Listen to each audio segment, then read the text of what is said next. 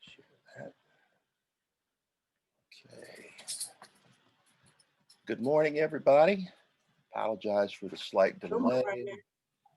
I had a little internet problem.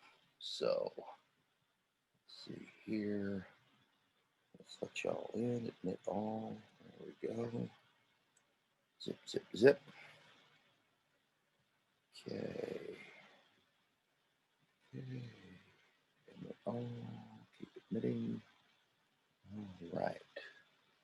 All right. Now.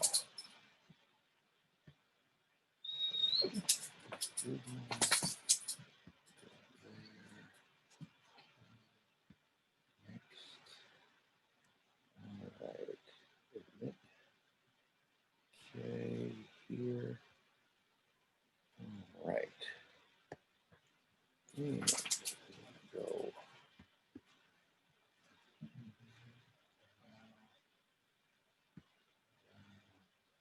Okay. Morning, Mr. Converse. Morning, everyone. Morning. Good to see everybody. Morning. Good to see everybody. All right. Now. Good morning. Morning, morning, morning. Okay. What's that? Okay.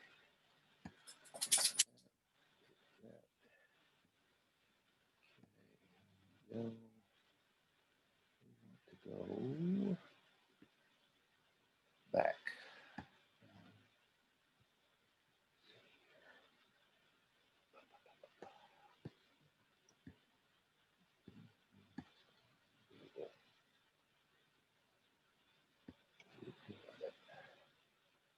Okay. Let's admit all. Go. Okay. That. That. All right.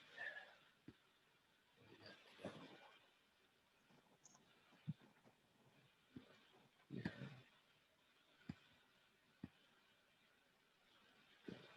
Here we go. All right. More courses.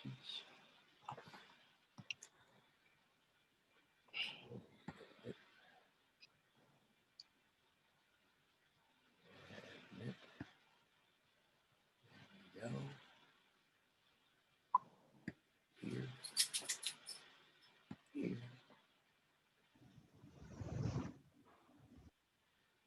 Here.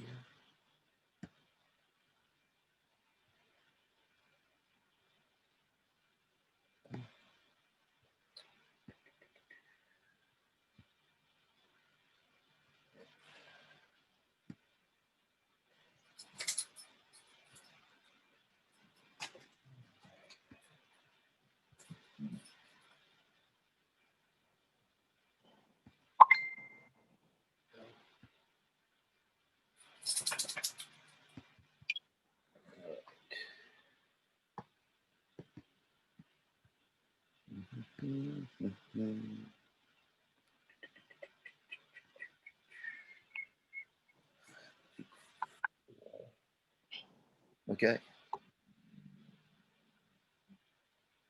15, 16, 17, 18, 19, 20, 21. So they need to get through 15, 16, and 17. So let's do that. All right. Admit. All right.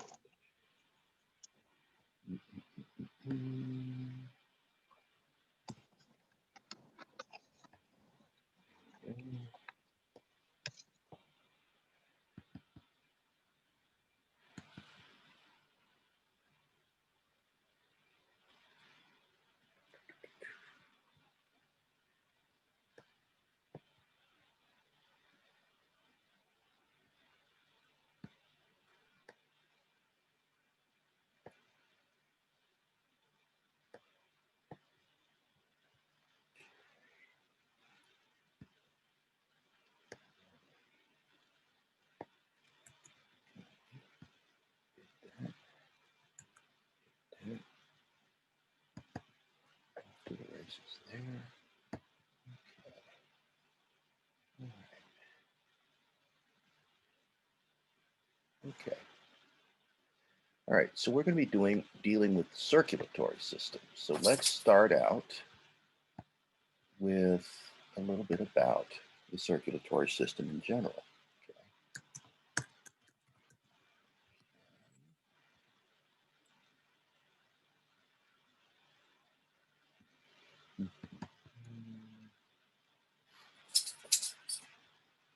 Yeah, there we go. Here.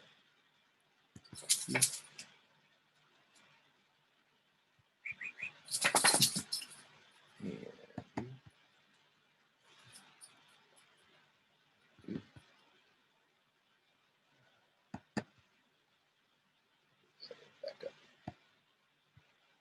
Back up.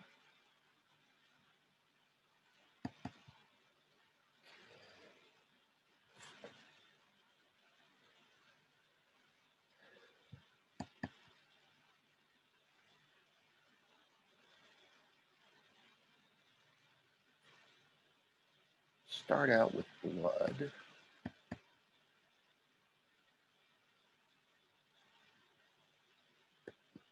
System.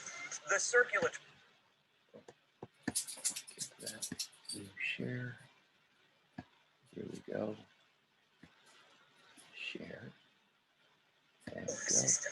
The circulatory system is responsible for more jobs than you know, and it does them by using only two hardworking divisions, the cardiovascular system and the lymphatic system.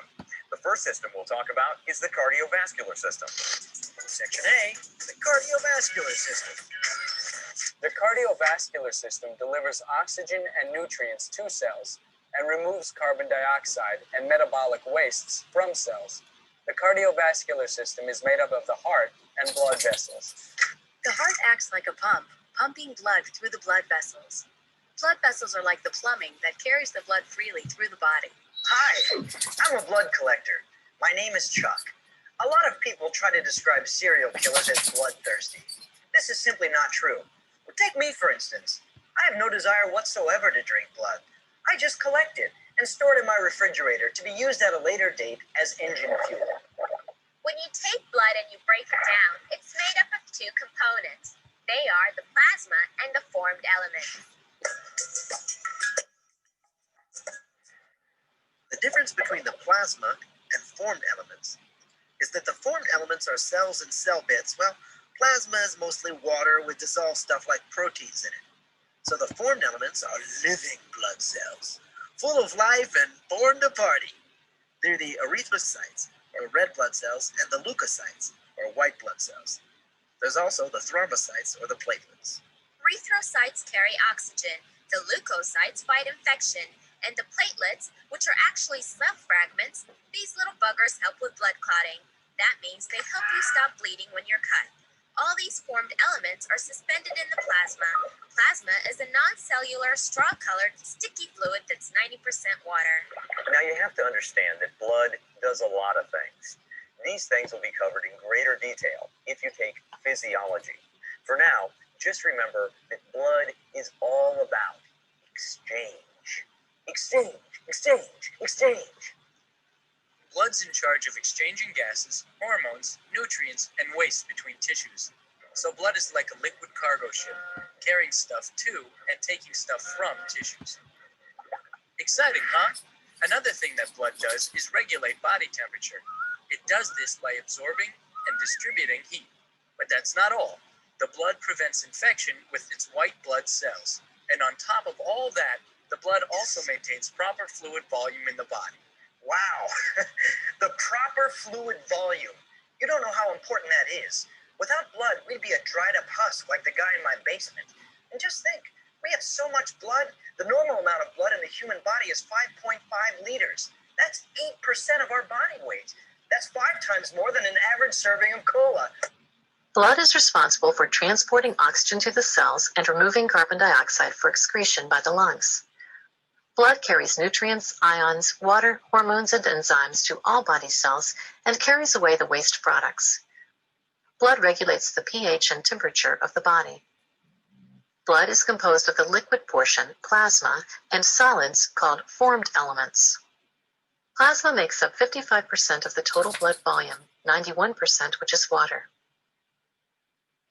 Plasma proteins are albumin to maintain osmotic pressure and water balance, globulin antibodies to help the immune system, and fibrinogen, an essential component for blood clotting.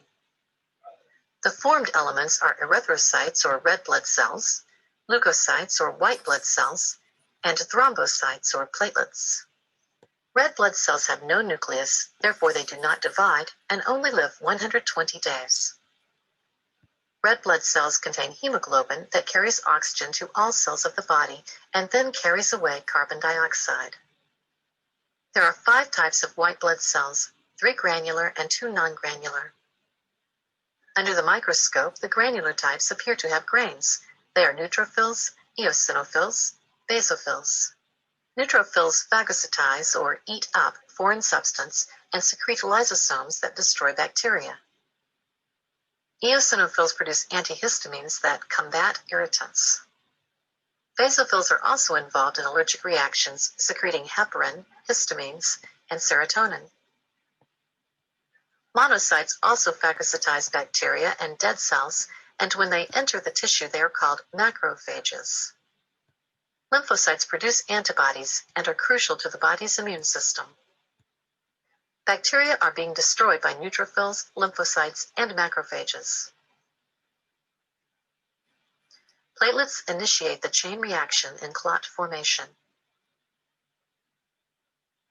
The hematologic system is responsible for many functions, including the transport of oxygen and nutrients to, and the removal of carbon dioxide and waste products from the peripheral tissue.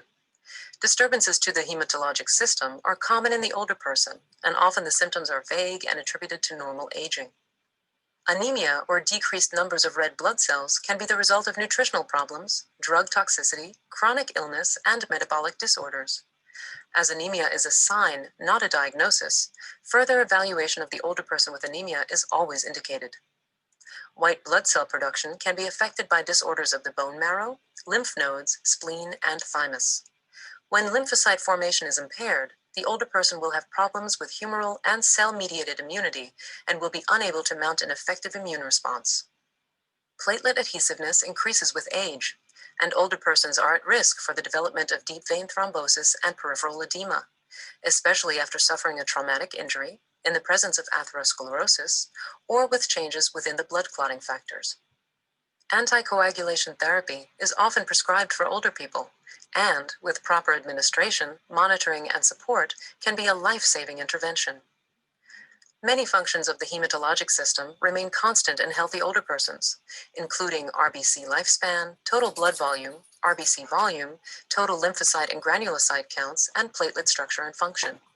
Average hemoglobin and hematocrit values decrease slightly with age, but remain within normal limits. Type 2 hypersensitivities involve interactions of antibodies and surface antigens of cells, followed by complement-assisted lysis of these cells.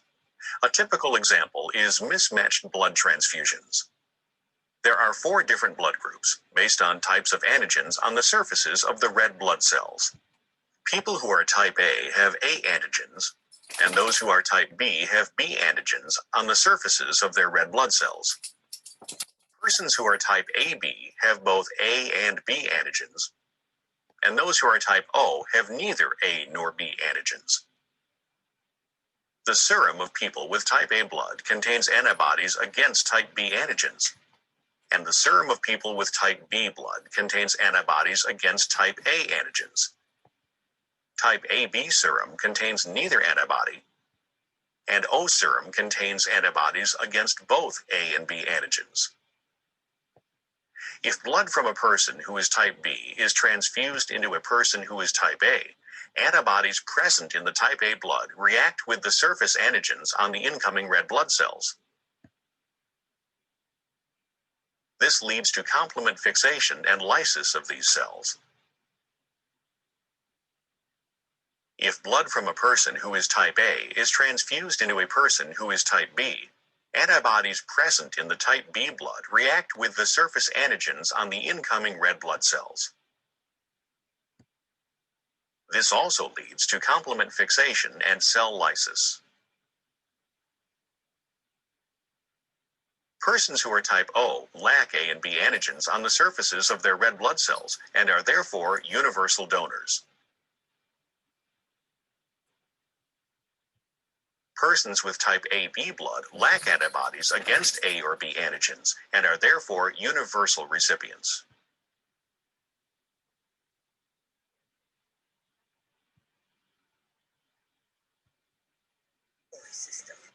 Okay, so let's talk a little bit about the circulatory system in general, okay? We have to remember that the circulatory system is actually an answer to a problem in evolution, okay? A long time ago, when life first appeared on the planet, everything on the planet was pretty uniform in terms of its makeup, right? Everything had about the same temperature, about the same pH, about the same salt concentration, and about the same availability of nutrients. And what that meant was that you didn't really have to have much variation in your characteristics in order to survive. But what happened was that the earth began to change. And with that change, life on planet Earth had two choices, right? It could either adapt to those changes or it could get wiped out. So what happened is that we began to see different types of organisms evolve as a response to those changes in the environment. We went from single-celled organisms like bacteria, which were some of the first life forms on the planet, to organisms that were multicellular, that had what are called tissues, okay?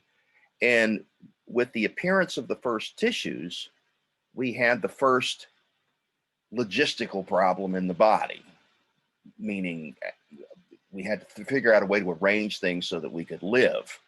And that was that the tissues that were far away from where the food came in and were far away from where the oxygen was had to have a delivery system to get it there. And that's what began the evolution of the circulatory system, which is made up of the heart, the blood, and the blood vessels in which they travel. Okay, so that's the reason that we have a circulatory system, is to distribute nutrients and oxygen and hormones and immune proteins and immune cells throughout the body to the tissues that need it in order to survive.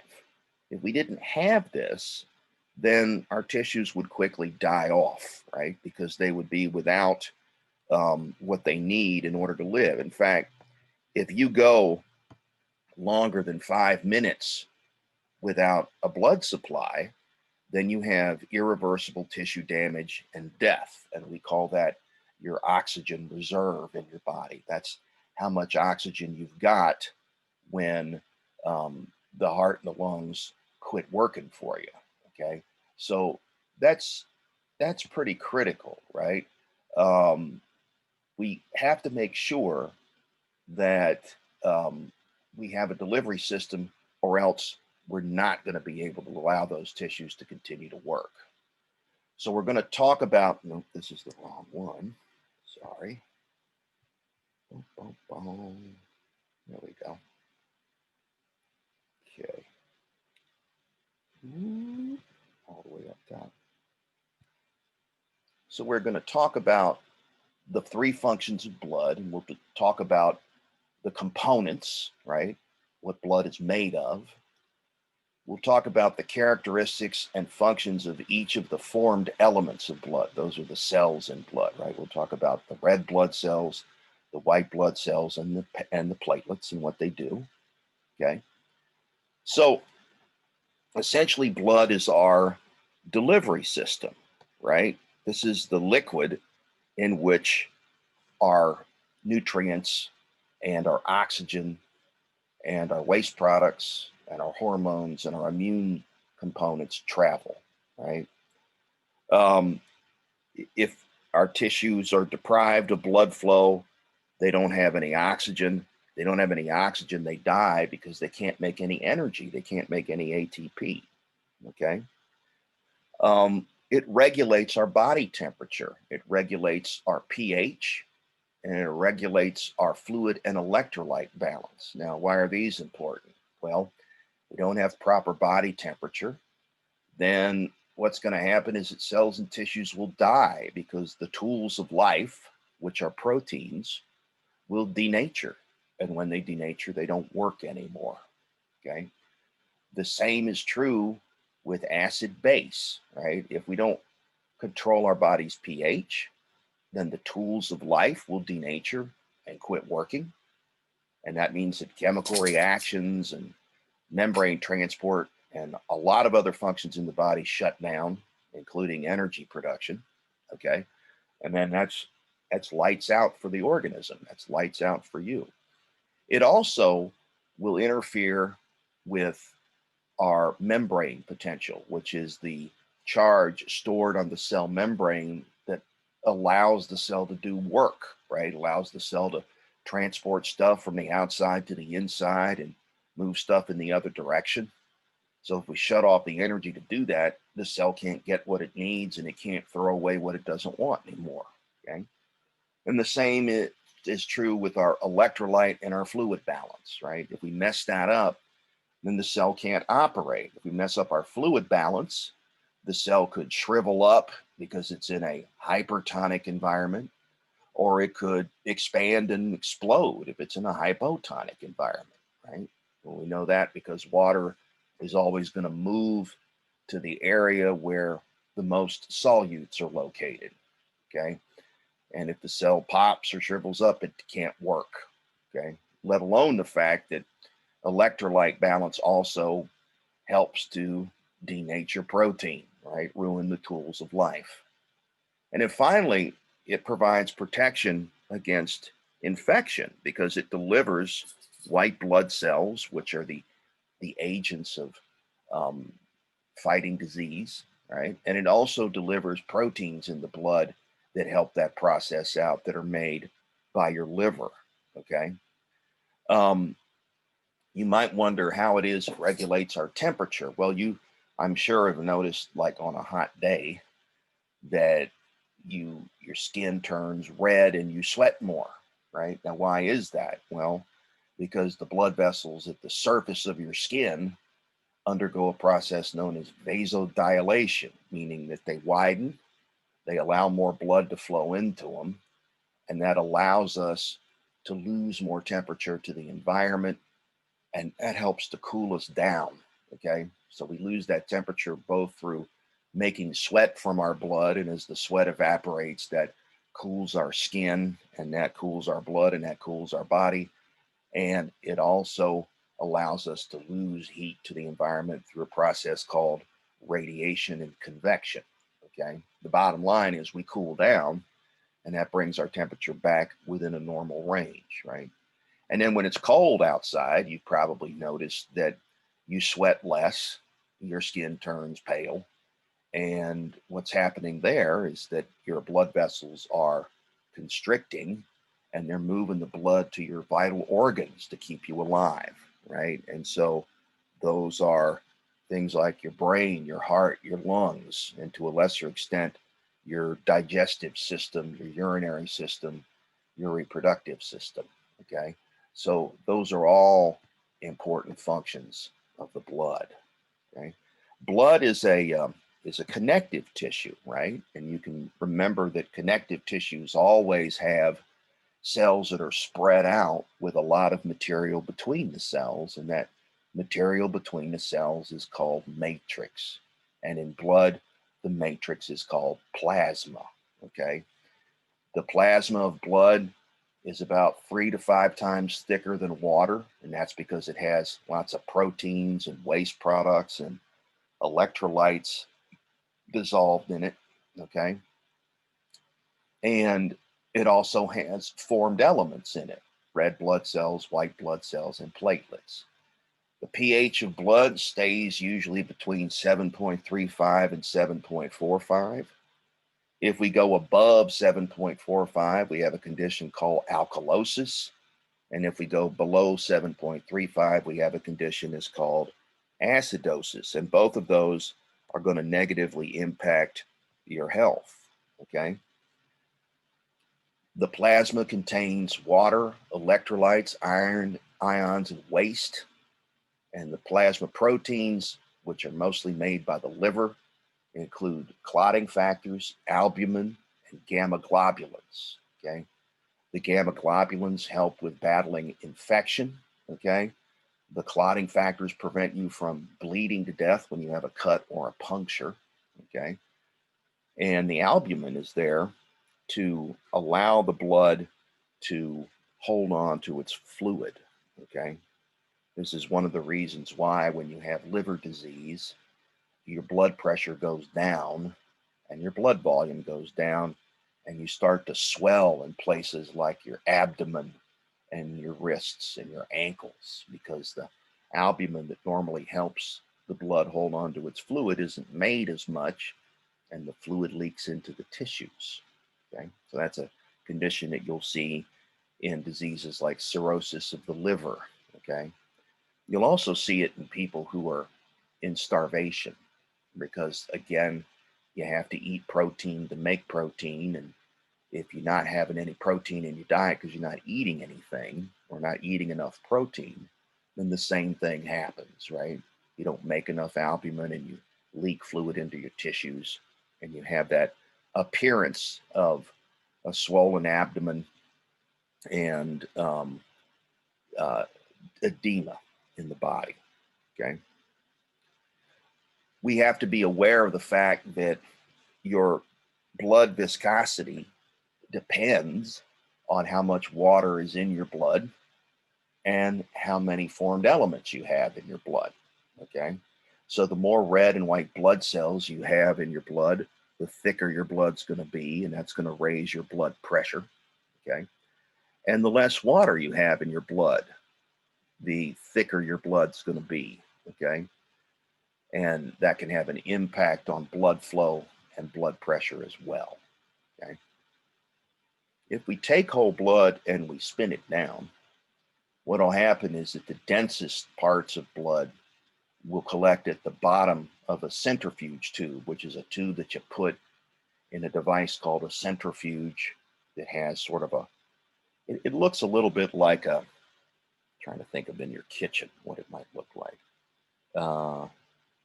It's kind of shaped like maybe a bread maker or a toaster. Okay. But what it is, a centrifuge has a,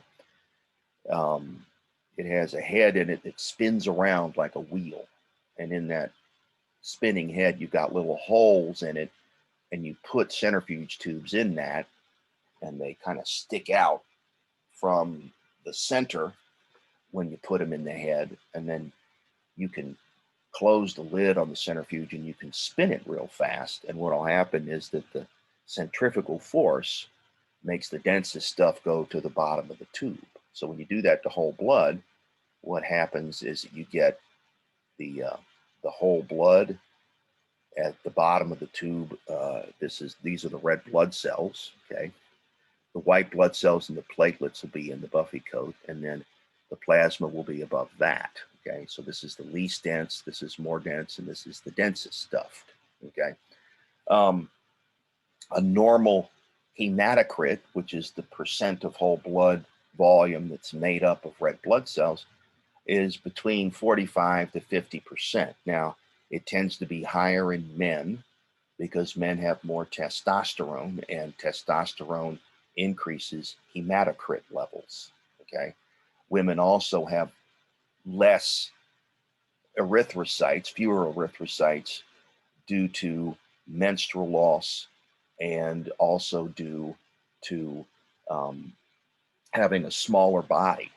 Okay, with a smaller body, you don't need as many erythrocytes to deliver oxygen and remove CO2, because again, you don't have as much distance to travel and as many tissues to maintain. Okay.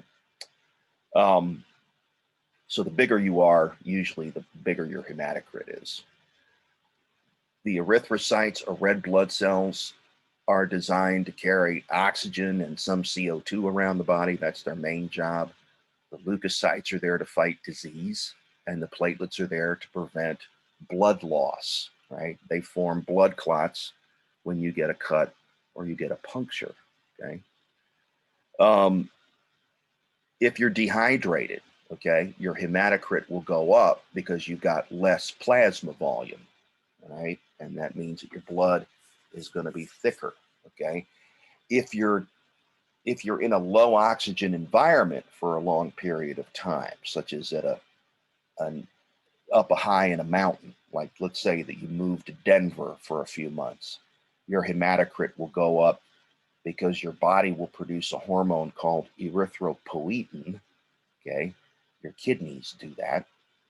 And the erythropoietin will make your red bone marrow, which is where we make blood, go into overdrive, and you'll make more red blood cells so that you can carry more oxygen around the body, okay? And that's a condition called secondary polycythemia, okay? Secondary because it's caused by the change in your environment, okay? Where does blood come from? It comes from your red bone marrow. Now, where is your red bone marrow? It's mostly in your axial skeleton. Where is your axial skeleton? Well, that's your skull, your vertebral column, your ribs, okay, and your pectoral and your pelvic girdles, all right, which would be your coxal bones, your hip bones, your scapula, your clavicle, okay. You also have some red bone marrow in the proximal ends of your femur and your humerus. So when you donate red marrow, one of the things that they typically do is take a great big needle, wide needle, and they stick it in your hip, and they withdraw the red marrow from there, and then they pay you between $1,500 and $2,000, okay, because it's valuable stuff. However, I'll clue you in, it's very painful, okay? So you might want to think twice before you do that. The red and the white blood cells are all made in the red bone marrow. Some of the white cells move to an organ called the thymus, which is behind your sternum and in front of your heart in the middle of your chest. And that's where T cells, that we're going to learn a lot more about shortly, are educated to become immunocompetent, meaning that they're able to recognize invaders and to avoid attacking healthy cells, okay? And then once those T cells have finished that process, they move out of the thymus and into other organs like your lymph nodes and your tonsils and the wall of your small and large intestine and your stomach. Basically, they deploy throughout the body where the body's likely to be exposed to pathogens, things that make you sick, okay? Pathogens include living and non-living disease-causing entities. That's what a pathogen is.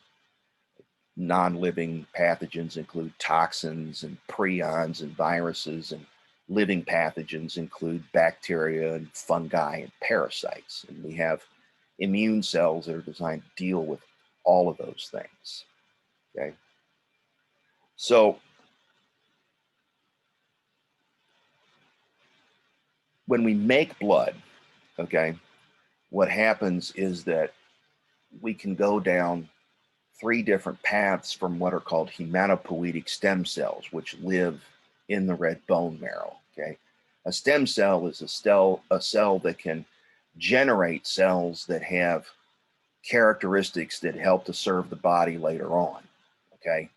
So basically, a stem cell is in an early stage of development, and then it undergoes a process called differentiation so that it can change in a way that helps the body do its work, okay? So the 3 pathways include erythropoiesis, leukopoiesis, and thrombopoiesis, okay? So what happens in erythropoiesis is it becomes a red blood cell, okay? In leukopoiesis, it becomes a white blood cell, and in thrombopoiesis, it becomes a platelet, okay? if we want to look at the different pathways, okay, we can see erythropoiesis here, right? The stem cell develops into a pro-erythroblast, which then develops eventually into a reticulocyte, all right, after it spits out its nucleus, and then it becomes a red blood cell, okay? This is happening in the red bone marrow every day, 24/7, all right? It takes about 2 weeks for this to finish, okay?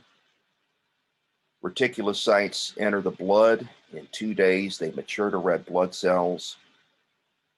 As the myeloid stem cell transforms, ribosomes get made, hemoglobin gets made, iron accumulates, the nucleus gets spit out, reticulocyte ribosomes break down and become mature erythrocytes. And so we can use the reticulocyte count to indicate the rate at which you're making blood, which is going to be influenced by the amount of erythropoietin that your kidneys are making, okay? It can also be changed if you're losing a lot of blood, okay, due to things like hemorrhage or to certain diseases. The reticulocyte count can go up because the body wants to maintain a certain number of functioning erythrocytes in the blood. Notice that a red blood cell does not have any organelles, right? It's basically a membrane sac full of hemoglobin and an enzyme called carbonic anhydrase and a protein that's on the inside of the red blood cell membrane called spectrin, okay? And that's so that it does its job as best as possible, right? By having tons of hemoglobin inside it, the red blood cell uses all of its insides to carry oxygen, which is its job, okay? That also is why it has this unusual shape with this thick rim and this narrow middle. There's more surface area for the oxygen to diffuse into the red blood cell or diffuse out of it. So it's perfect for its job, okay? If there was space in there taken up by a nucleus and other cell organelles, that would be less oxygen carrying capacity, right? So no nuclei in red blood cells and no nuclei in platelets either, right? Platelets are basically fragments of cells called megakaryocytes, which also develop from hematopoietic stem cells. Just draw a line here, okay? And we'll call this MKC, megakaryocyte. Karyo, Karyo just means nucleus. So megakaryocyte has a big nucleus. And the megakaryocyte gives off the platelets. Okay.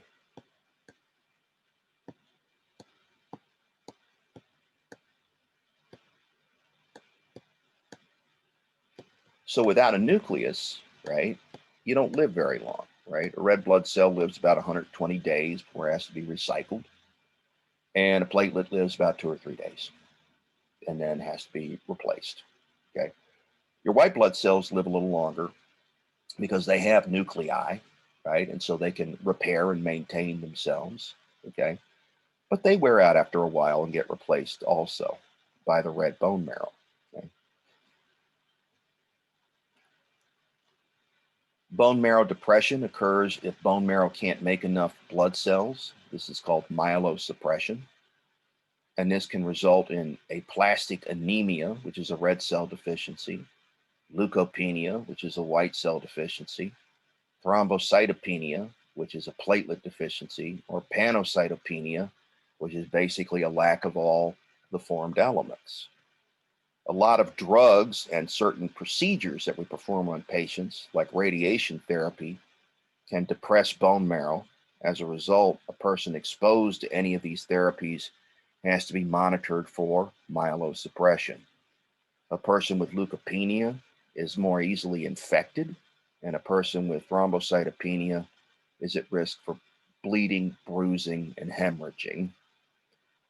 Some drugs stimulate the bone marrow and relieve the symptoms of myelosuppression, such as erythropoietin, okay?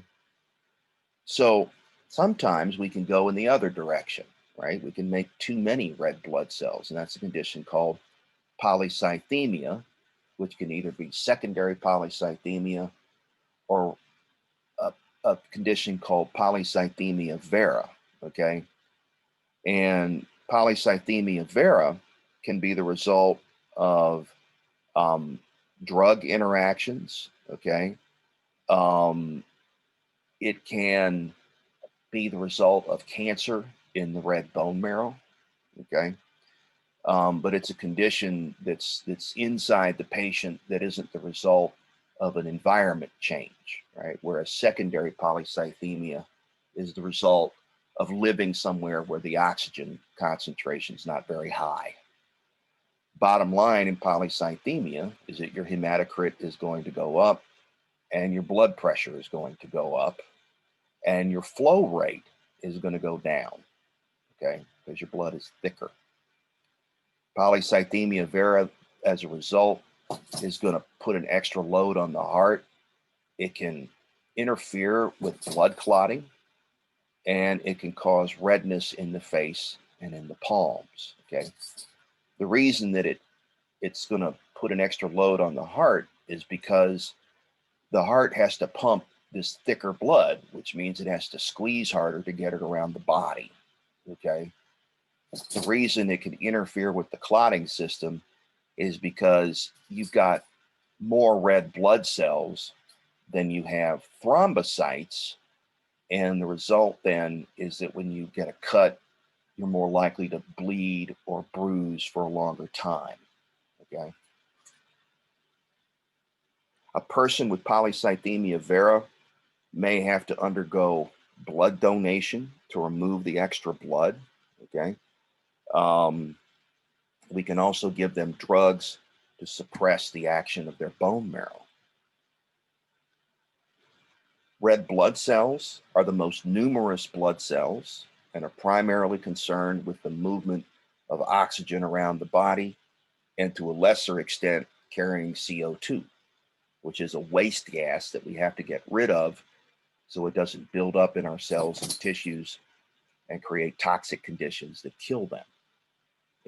Carbon dioxide is the result of a process called metabolism, right? Where the cell takes in fuel, and then as it breaks chemical bonds in that fuel, it captures that energy and uses it to make ATP. And when we're all done stripping out all the energy from stuff like fatty acids and glucose and in some cases amino acids, then we're left with the carbon atoms, and they ended up getting hooked to a couple of oxygens, and that's the end of the process in terms of getting energy out, right? And then we have to get rid of that. So in the blood, some of it's carried in the red blood cells, bound to a protein called hemoglobin, but most of it's actually carried in the plasma in a form called bicarbonate. And in that form, it helps to buffer the blood so it can keep its pH within a normal range, okay? And it also means we can carry more of it in the blood because when it's as bicarbonate, it dissolves more easily in the plasma, whereas the carbon dioxide doesn't dissolve as easily, okay? The red blood cells come from the reticulocytes immediately, right? That's the stage that precedes the production of the red blood cell. The greater the bone marrow activity, the higher the number of reticulocytes that get added to the circulation. Decreased oxygen and cell death occur in conditions such as sickle cell anemia. Red blood cells don't bend as easily, and that blocks vessels, and then blood gets cut off to everything downstream, okay?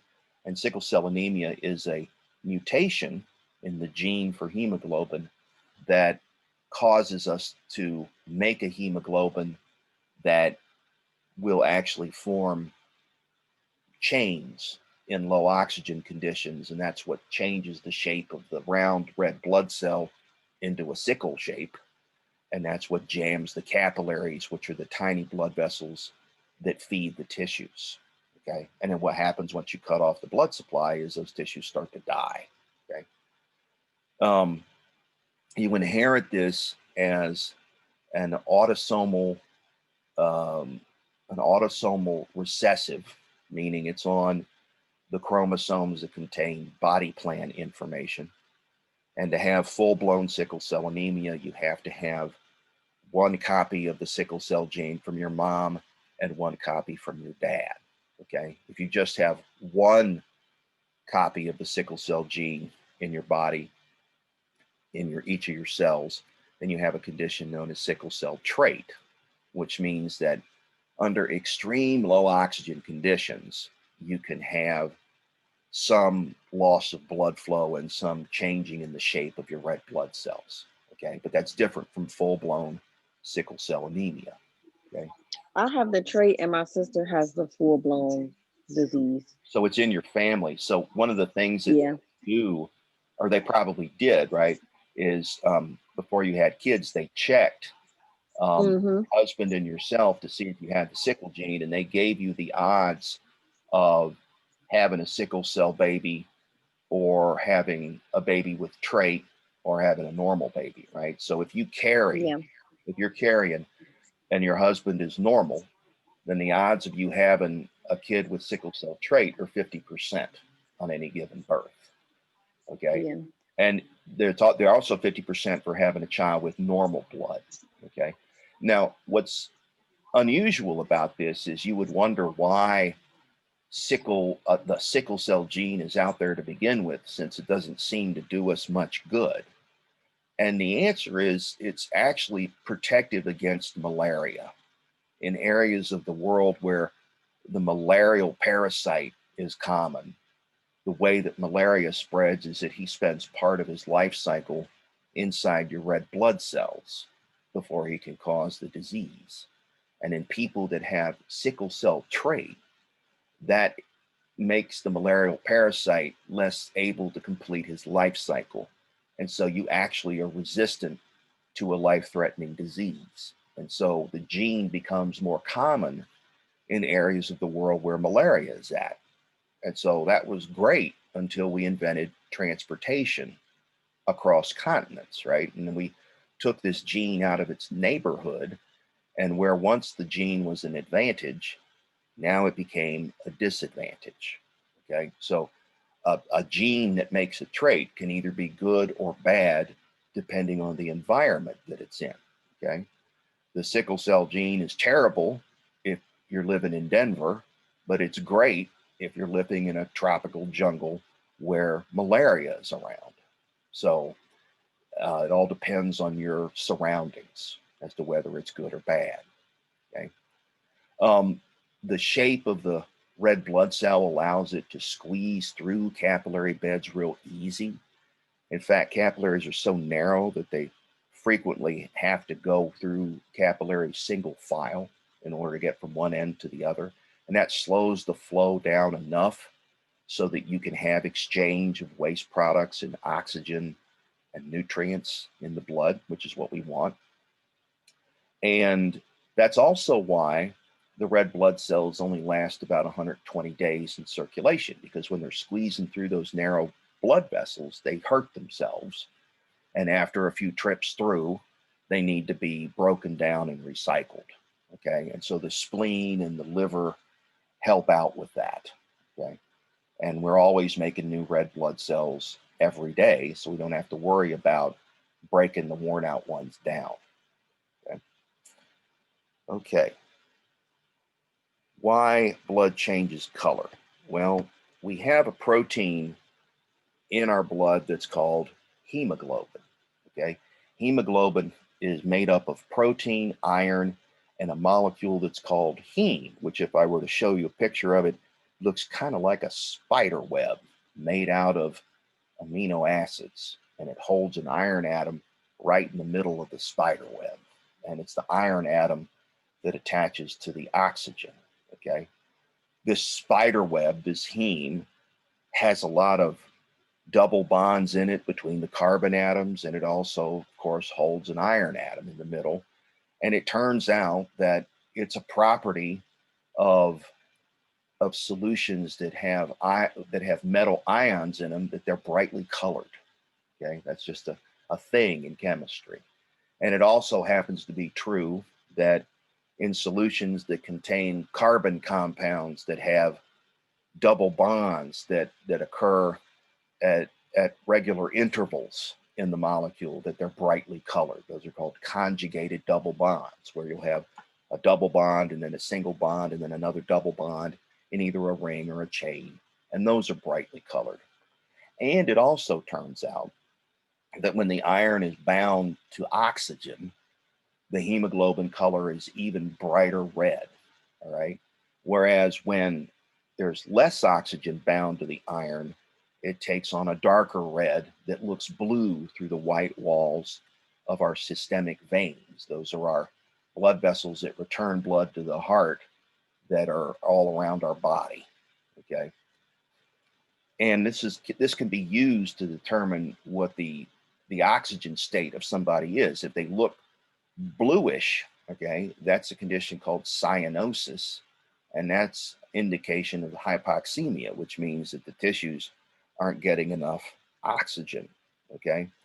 Now, an important point here is that every winter when it's cold, and it's going to get cold this week, I hear, it's going to snow on Wednesday, you'll hear a story or two around the country of someone who has used a kerosene heater and has fallen asleep in a poorly ventilated area and they die.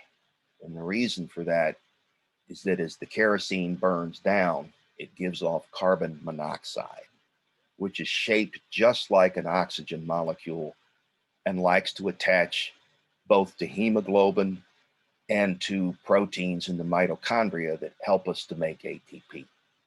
And that's what causes you to die. The carbon monoxide attaches so tightly to the hemoglobin and to those mitochondrial proteins that it doesn't want to let go.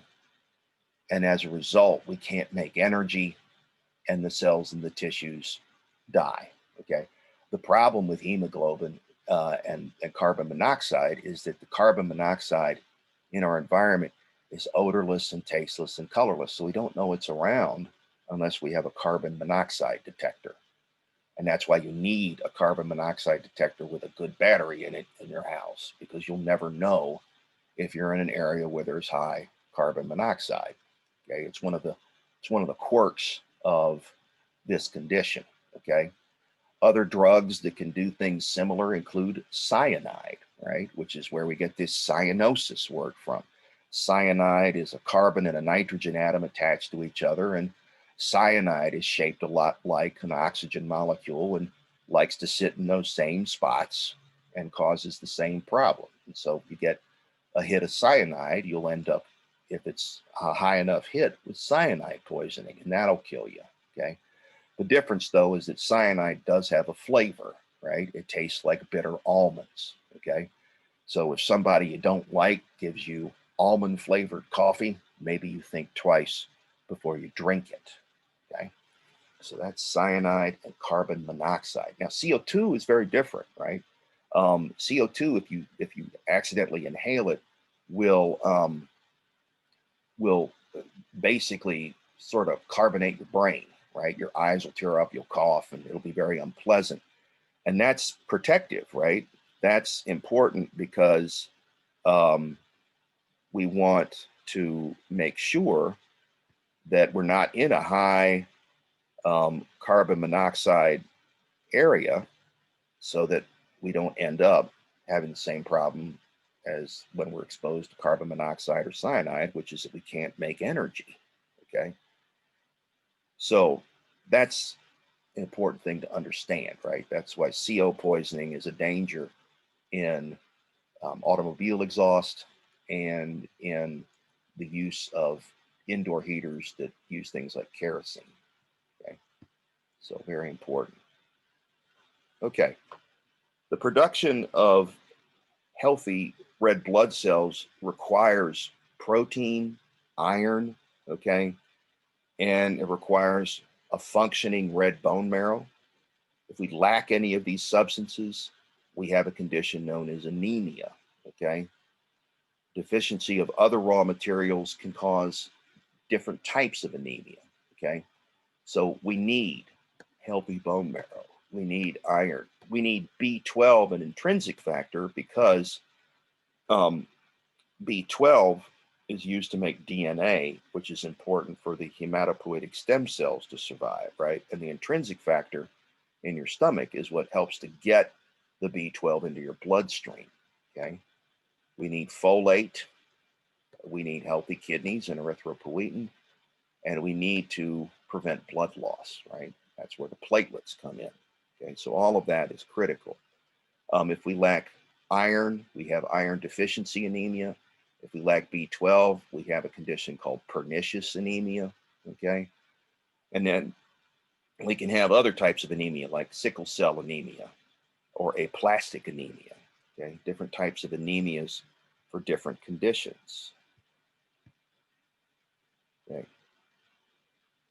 So how do we regulate red blood cell production? Well, the kidneys can pick up low oxygen levels in the blood and make erythropoietin. And the erythropoietin in the blood stimulates the red marrow to make more red blood cells, and that's going to jack up your hematocrit, but that's also going to increase the oxygen carrying capacity of the blood, okay?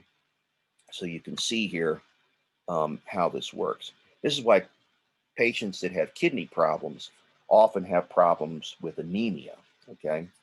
Lung disease is another problem, right? If you have lung disease, you can end up with polycythemia because you have a tougher time getting oxygen from the air into your blood, right? And as a response, your bone marrow will make more erythropoietin, and that'll jack up your hematocrit, okay?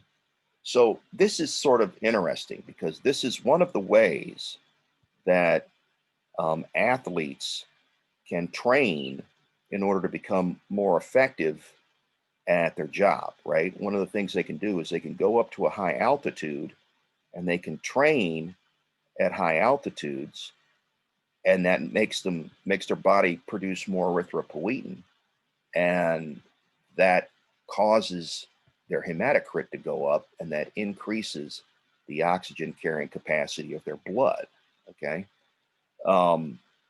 So that's the body's way of adjusting, okay?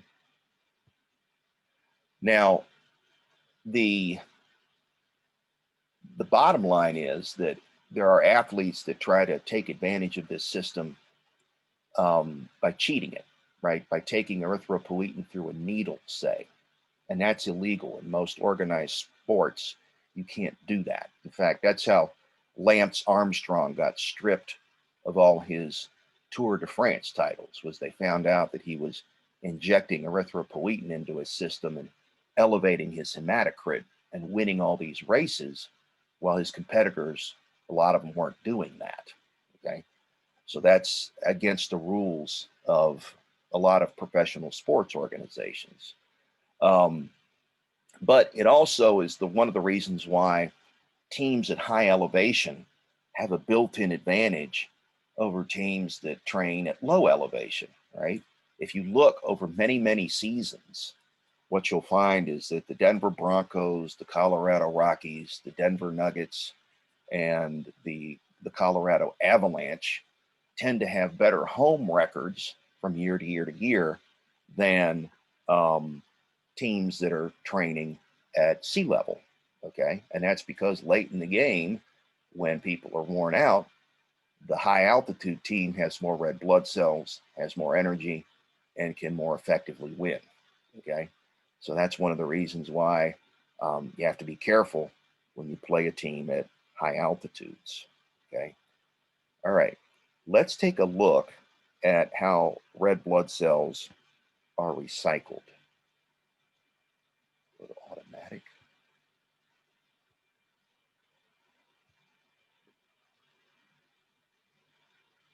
When old red blood cells rupture, the released hemoglobin is ingested by macrophages. The globin chains of hemoglobin are broken down to individual amino acids that are metabolized or used to build new proteins. Iron is released from the heme of hemoglobin. The remaining structure is converted to biliverdin, which is then converted into bilirubin. Iron is transported by transferrin in the blood to various tissues for storage, or to red bone marrow for making new hemoglobin. Free bilirubin is transported by albumin in the blood to the liver. Liver cells make conjugated bilirubin, which is excreted as part of the bile into the small intestine. Intestinal bacteria convert bilirubin into bilirubin derivatives, which contribute to the color of feces. Some of the bilirubin derivatives are absorbed into the blood and excreted from the kidneys in the urine. So our normal red cell lives about 120 days before we have to destroy it. As they get broken down, their parts get recycled. The hemoglobin's broken down into globin and heme. The globin gets recycled. It's a protein, so we tear it up, make the amino acids, get used in other proteins. The heme is broken down and the iron gets recycled. The other byproduct of heme is the bilirubin, and we lose that in our urine, in our feces, and it also ends up in our bile. Too much red blood cell destruction, known as hemolysis, can result in high levels of bilirubin in the blood, and this can cause jaundice, which is also a condition that you see in people that have liver damage. So in people who are jaundiced, what will happen is that their skin and the whites of their eyes will appear yellow, and they'll have intense itching, and that's called pruritus, okay? And so that's a hallmark that you look for people with liver damage, or in some cases, in newborns, you can have something called obstructive jaundice, where you're blocking circulation through the liver. And what's happening is you're breaking down red blood cells and building up the bilirubin, but the liver's not helping you recycle it. So the same thing happens, is you end up with this yellow cast to the skin and to the whites of the eyes, okay? In the bile, the bilirubin looks green, okay? And that's a form of the molecule called biliverdin, okay? Verdum is Spanish for green. And then some of the bile is going to end up in our feces, and that bacteria in the colon turn it into stercobilins, which is brown, okay? And so that's why feces has its brown color, okay? Hemolytic jaundice comes from rapid breakdown of red cells, resulting in hyperbilirubinemia and the jaundice, right? While obstructive jaundice is a normal rate of red blood cell breakdown, but diminished excretion of bilirubin and bile, and you get the same appearance, okay? Hyperbilirubinemia, which causes jaundice, develops if there's too much bilirubin. This happens not only in hemolysis, but also in hepatobiliary disorders, which is a problem in the production of bile, right? There might be a damaged liver, or there might be a block in the circulation of the bile. A gallstone in the bile duct can cause jaundice because that prevents the bile from getting into the small intestine. Same idea, right? You plug the pipe and everything backs up. How could we relieve that, right? How can we open the bile duct back up? And that's a process known as lithotripsy, where we can use sound waves to crack the stone so that the flow of bile is restored, okay? Gallstones they're tough stuff, right? In fact, you can cremate a body, and the gallstones will still be there. That's how tough they are. Right? Okay, anemia, right? This is insufficient numbers of red blood cells for a variety of reasons, right? Red blood cell production can fail if conditions necessary to make them are missing, okay?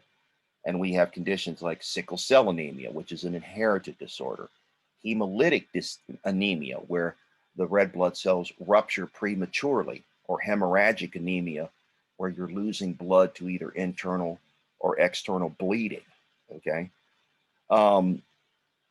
Healthy bone marrow, normal genes, and functioning kidneys are important for red cell production. There can sometimes be hemolysis in the newborn, all right, because her liver is not quite fully developed yet. Okay, so it's not ready to recycle the bilirubin, and so it backs up in the tissues. Okay, this is a little bit on sickle cell anemia.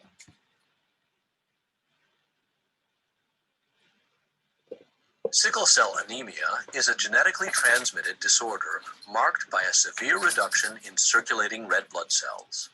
Red blood cells are produced in the red marrow of bones such as the vertebrae, ribs, and body of the sternum. Red blood cells are filled with hemoglobin that enables them to carry oxygen from the lungs to all of the body tissues. In sickle cell anemia, red blood cells contain an abnormal form of hemoglobin. As the red blood cell deoxygenates, the hemoglobin forms crosslinks with other hemoglobin molecules and long crystals develop. Crystals continue to form as oxygen is released and the red cells assume a sickle shape.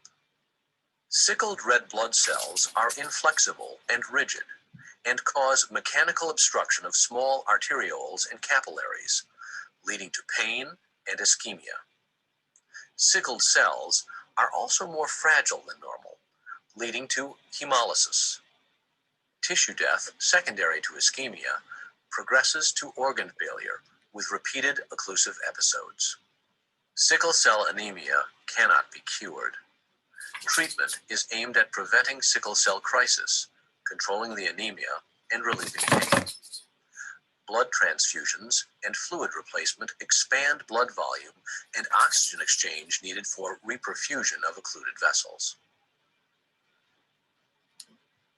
So to look at the different types of anemia, take a look at figure 15.7 on page 292 in your text, and it'll run down the different types, right? Pernicious anemia, sickle cell anemia, hemorrhagic anemia, hemolytic anemia, why they occur, right? Bottom line is they all drop your crit, okay? And when you drop your crit, you drop the ability of oxygen transport in the body to be effective, and that's going to cut down on your energy production, okay? Okay. White blood cells are designed to protect against disease, okay? They are barriers against infection. They promote inflammation, okay? Some of them are phagocytic, and these include neutrophils, eosinophils, and monocytes. And these phagocytic cells can travel in the blood, but also leave the blood and go to the area where the infection is located, all right? White blood cells are important in protecting the body against pathogens and removing dead tissue and cellular debris by phagocytosis. They also destroy cancer cells. And I know this will be a shock to a lot of you guys, but everybody in this class gets cancer 2 or 3 times a day. But the reason that we're not all suffering from cancer is because we have an immune system that picks off those cancer cells before they spread. And that's why people that have a suppressed immune system are more likely to get cancer. Okay? Leukocytosis is excess white cell production and is a normal response to infection and inflammation, but it's an abnormal condition that can also be produced by white blood cell cancer known as leukemia, okay? And in leukemia, what happens is that you have a high white count, but you're more susceptible to infection because the white blood cells made in leukemia don't work right, okay? Leukopenia is a deficiency in white cells and usually caused by myelosuppression, such as in chemo or radiation therapy.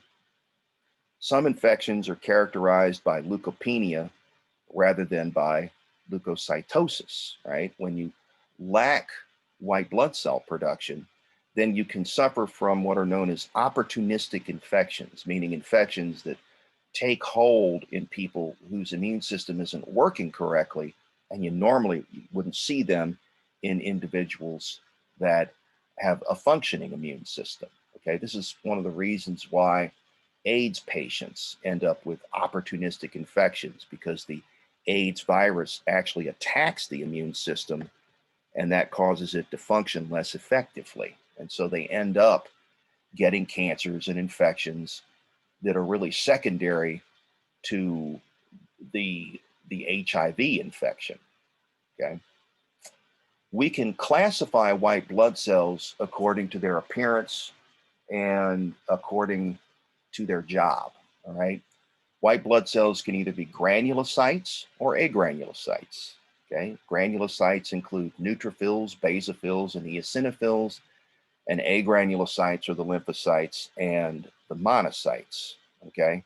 So, what's the big deal about granulocyte and agranulocyte? Well, a granulocyte, as you'll see shortly, has little tiny colored spots in its cytoplasm when you stain it with something called right stain, which is what we stain blood smears with when we look at them under the microscope. Okay. Neutrophils have pink spots, basophils have purple to blue spots, and eosinophils have red spots. Okay. The lymphocytes and the monocytes don't stain with those. Okay. So where do these names come from? Well, the right stain contains a red dye called eosin, and it contains a basic dye called methylene blue. All right.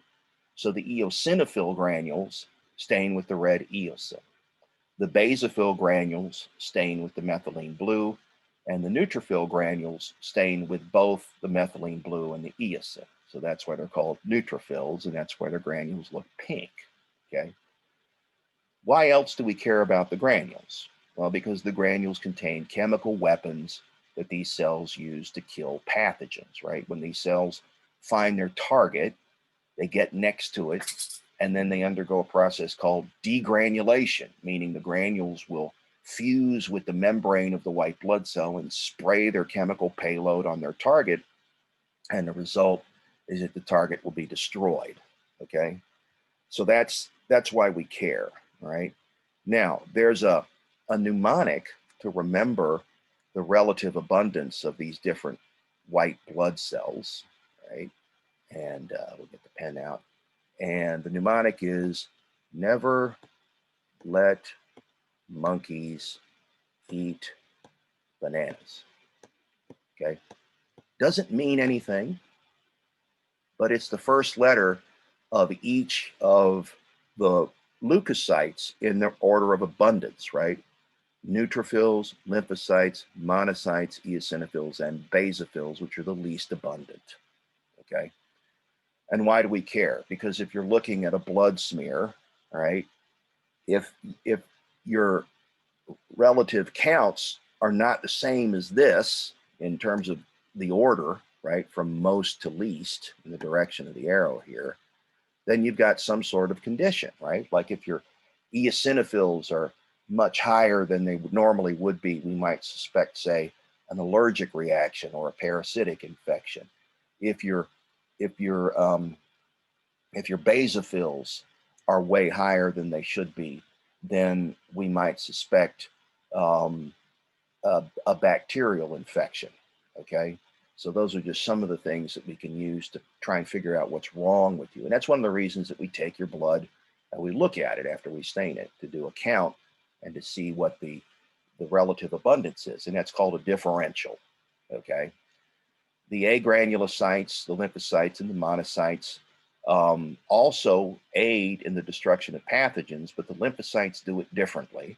Okay, the lymphocytes either show up at the infected cells and kill them in person, or they make something called antibodies, which are proteins that travel in the blood and in the body tissue fluid, and then attach to the pathogen, and that marks it for destruction.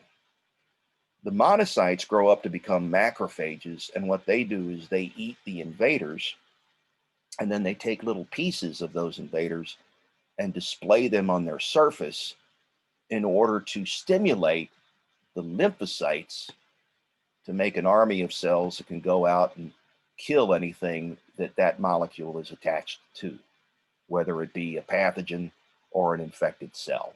Okay, so that's kind of the overview of how the immune system works, which we'll get into in more detail a little bit later on.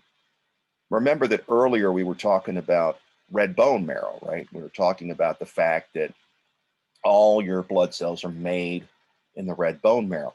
The hematopoietic stem cell is the ancestor of all of your other formed elements, but it splits into what's called the myeloid and the lymphoid line, okay? The lymphoid line is going to form the lymphocytes only, right? The myeloid line is going to form everything else, okay? So that's pretty easy to remember. And in the myeloid line, we've got erythropoiesis, where we make red cells, thrombopoiesis, where we make platelets, and then leukopoiesis, where we make the granulocytes and we make the monocytes that become macrophages. And see how they look different? See the eosinophil with the red grains, and the basophil has the blue, and then the neutrophil has the pink. And the shape of the nucleus helps as well when you're trying to identify these, okay?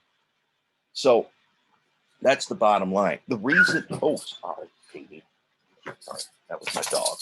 The reason these changes happen is because they encounter chemicals called colony stimulating factors that cause these cells to differentiate in a certain way, okay? Meaning change their characteristics so that they grow up to become a cell that helps the adult organism, right?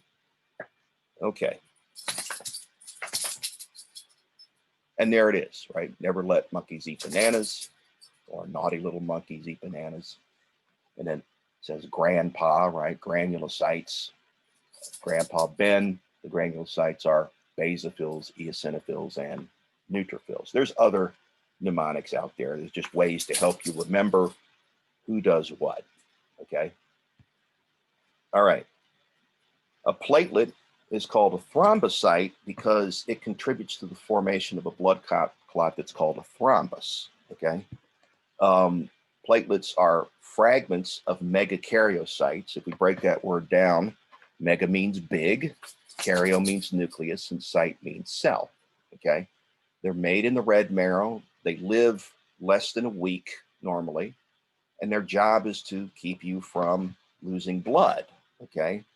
Thrombocytopenia is a lack of platelets, and thrombocytosis is too many platelets, okay? And both of those interfere with blood clotting, okay? A patient might be advised to stop taking NSAIDs, non-steroidal anti-inflammatory drugs, 2 weeks before surgery, because these interfere with the formation of platelets, right? And if you bleed excessively during surgery, there's the likelihood that the surgery may not be successful, okay? So that's an important little sidebar for individuals that are going to interact with patients at the bedside, such as the nurses and the doctors, right? A complete blood count gives information about blood composition and shows the percentage of different types of white cells.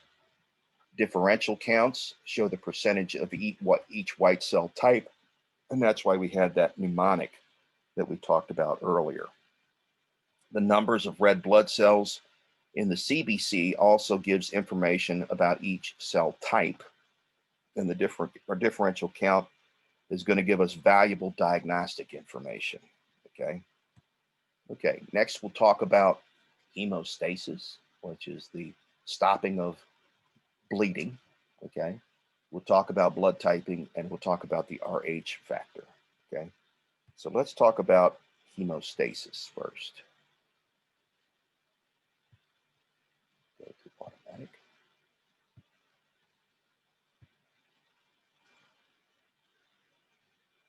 Hi everyone.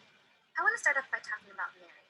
Mary likes to play soccer, and she was at one of her games, and she was running really fast. She scored a goal, and then she tripped and fell and scraped her knee. And then she started to bleed. Now, normally our bodies want to make sure that our blood, which it flows through our blood vessels, stays in our body. But if we have an injury that allows blood to leak out of the blood vessel and out of our body, we want to make sure we can stop that. And we do that through a process called hemostasis. And it's through hemostasis that we create this clot. And this clot allows the bleeding to stop. It stabilizes the injury in the blood vessel, and it gives the blood vessel time to heal. Now let's take a look at exactly what's going on in Mary's knee and exactly how we make this clot. So here we have a blood vessel, and in our blood vessel, we have our blood. In our blood, we have many different types of cells. One of the most important ones is our red blood cell that carries oxygen all over to all our tissues in our body. And in this blood vessel, we make sure that blood is flowing smoothly in one direction.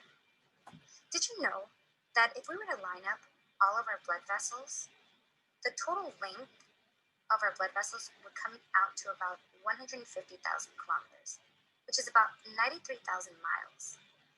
This is the same distance as if you were to travel around the Earth a little bit less than 4 times.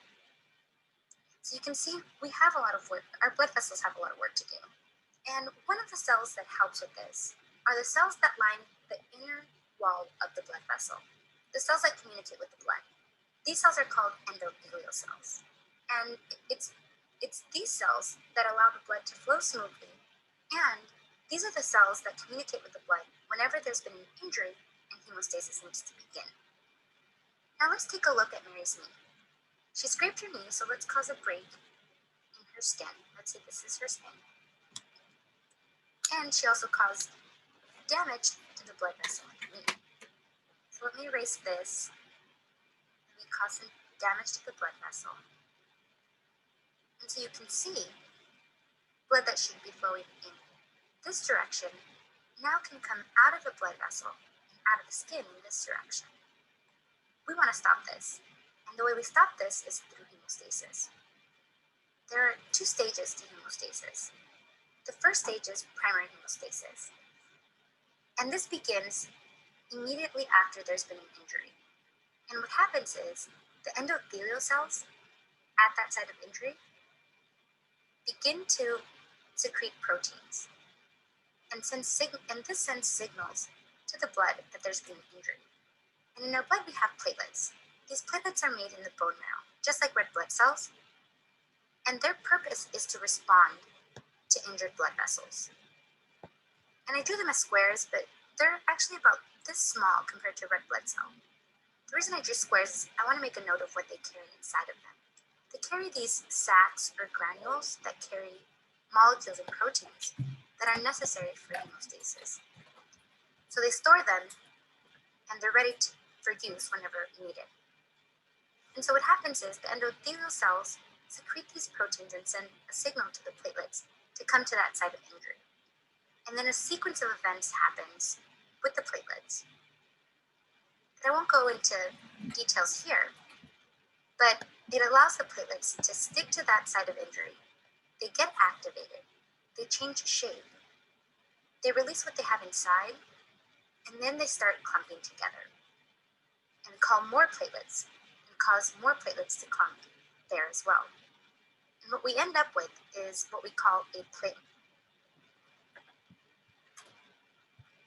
plug. And this is the first step of stopping any bleeding. But this is still kind of weak, and we need to make this stronger. And that's where secondary hemostasis comes into play. In secondary hemostasis, we make this platelet plug stronger with a protein called fibrin. And what fibrin does is it lays over and links up on top of this platelet plug and makes it tighter and sturdier. It's like tying a knot. In order to prevent it from getting loose, you double knot it or triple knot it.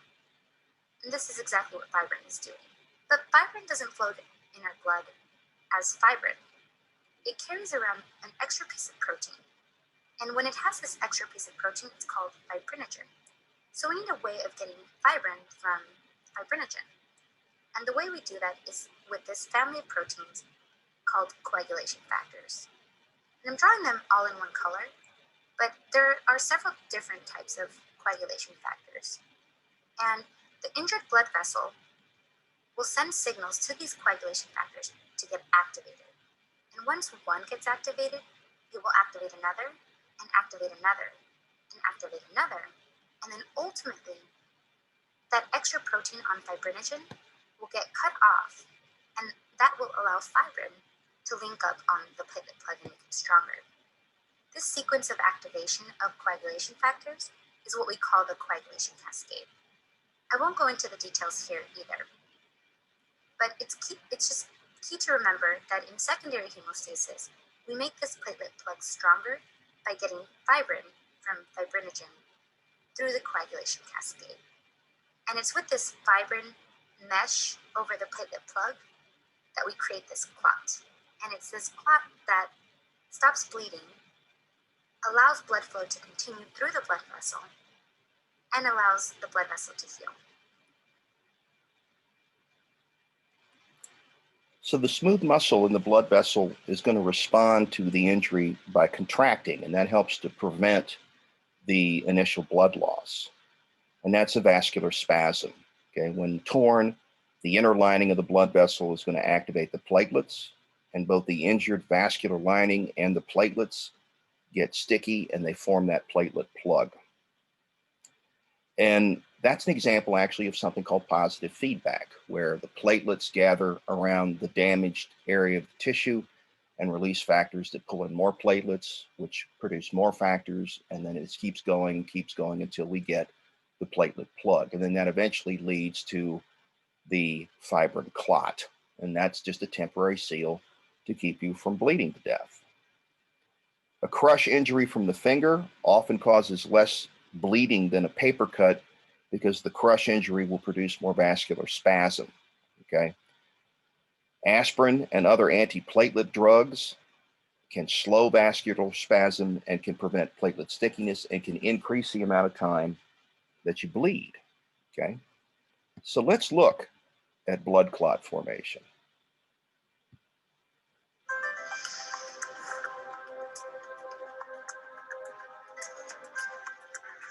At the site of vessel injury, the first platelets arrive to start sealing the wound. Simultaneously, the coagulation cascade with its various coagulation factors is activated. This involves two pathways, the extrinsic and the intrinsic pathway. Extrinsic activation begins with now exposed molecules of the vessel wall, such as tissue factor, which forms a complex with factor 7.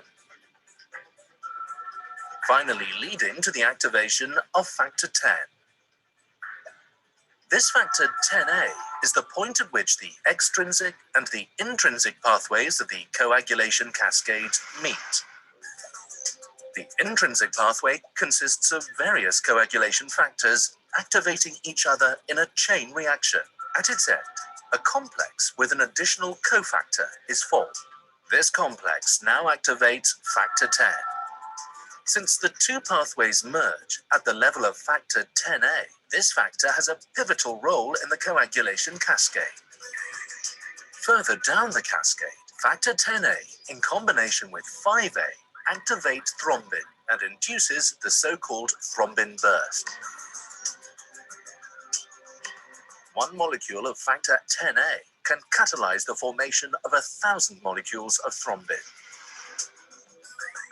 These large amounts of thrombin cause the further activation of platelets and the enhanced formation of fibrin. Fibrin then forms strands, making up the mesh that stabilizes the platelet plug in an arterial clot and holds together the red blood cells in a venous clot. It can be concluded that the central role of factor 10A in the coagulation cascade makes it a viable target for therapeutic intervention in pathologically altered blood coagulation.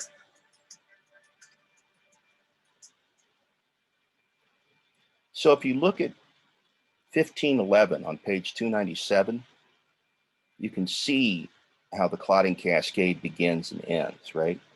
Take-home message from the video is that blood will clot when blood flow slows, and blood will also clot when there's an injury. The injured vascular wall and the activated platelets are going to stimulate the coagulation factors and generate the fibrin clot. which retracts and squeezes water out of the clot and pulls the edges of the injured vessel together, and that helps healing. And we have to understand, right, that anticoagulants are designed to interfere with this, okay? Coumadin interferes with the uptake of vitamin K in the liver, and so we don't make as much prothrombin, and heparin is an antithrombin agent, all right? Both of those are given to people, for instance, that have heart attacks. When you have a heart attack, your blood flow slows because your heart quits pumping for a time, right? And the likelihood of generating blood clots is very high. So what we do is we give you these anticoagulants in order to avoid that happening, all right? Cut down on the clots, because if the clots travel, they can jam in the capillary beds and cut off blood flow, and then those tissues can die, okay? Okay, there are natural mechanisms that prevent clot formation. The endothelium is lined with molecules that prevent the platelets from sticking. And there's also the secretion of heparin, okay? And we don't want clots forming just all over the place, right? We want them forming only when we have injury or when we have slow flow, okay? A thrombosis is the process of generating the blood clot. And if that happens too frequently, you'll actually remove clotting factors from the blood. And when you have a real injury, you'll bleed more easily. Okay, so that's a condition called disseminated intravascular coagulation. Sometimes people have a condition in which they start making blood clots all over the place, not because of injury, okay? And the result is the clotting factors get used up, and then when they have a real injury, like a cut or a puncture, they bleed and bleed and bleed, okay? After the clot's done its job, it needs to be dissolved. Tissue plasminogen activator is made by the injured tissue. Plasma dissolves the clot. When we administer this as a drug, tissue plasminogen activator is a clot buster, and it can prevent tissue damage that a clot can cause in a heart attack or a stroke. This is true only if the heart attack or the stroke was caused by a clot. If the cause was a hemorrhage, then this will increase the bleeding. Now, this brings up a very interesting point, okay? As we get older, we're more likely to generate blood clots for several reasons, okay? Number one, our blood flow slows down, right? Our heart is weaker, our blood vessels are stiffer, and our flow is reduced. As a result, we're more likely to make a clot. In addition, the delicate blood vessels are weaker and more likely to rupture, okay? So we walk a very fine line when we try to deal with heart attack and stroke in the elderly, because if we use clot busters and anticoagulants, we avoid the risk of blocking a capillary bed and killing tissue in the heart or in the brain, right? But on the flip side, if we blow a capillary bed and we're using the clot busters and the anticoagulants, we're more likely to extensively bleed, and the damage can be much worse. Okay, so when you're treating the elderly, it's a very fine line between avoiding clots and avoiding excessive internal bleeding. Okay, anticoagulants prevent the formation of a blood clot.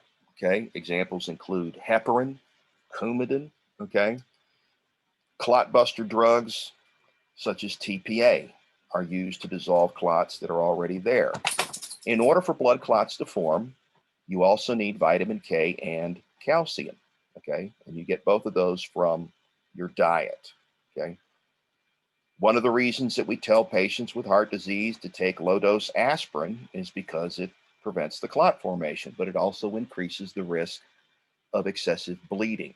Okay, now this is also one of the reasons why, if you have pets at home or small children and you use decon, you need to keep the decon out of the reach of the children or the pets, because the decon contains warfarin, which is an anticoagulant. The way decon works is that the rat or the mouse eats the decon.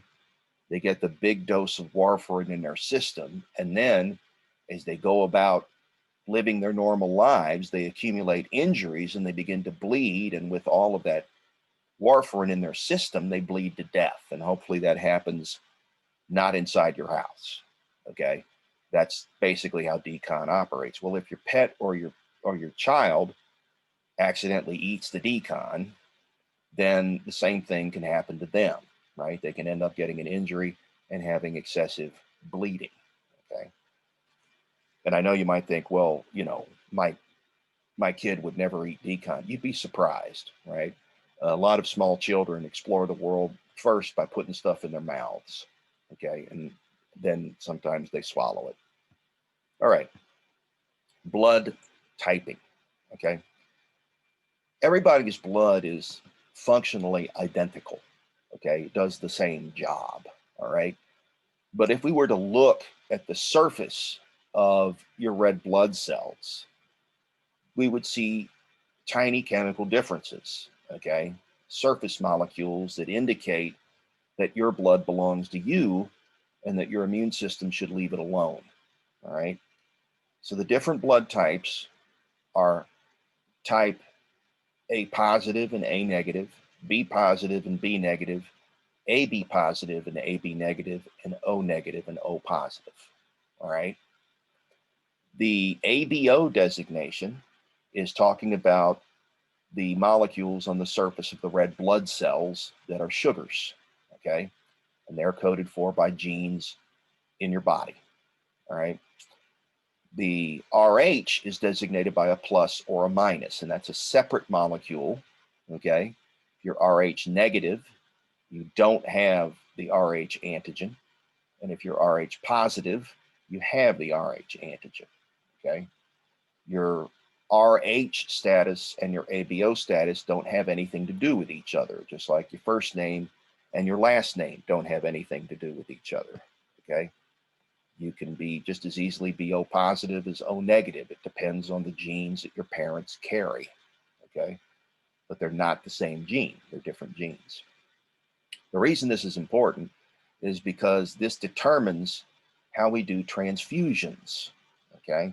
In the event that you need blood during surgery, we have to give you blood compatible with your own blood so that you don't attack and destroy it, cause it to hemolyze, and then release the hemoglobin from that donor blood into your bloodstream, all in the plasma, and then block those capillary beds. That would kill you, okay?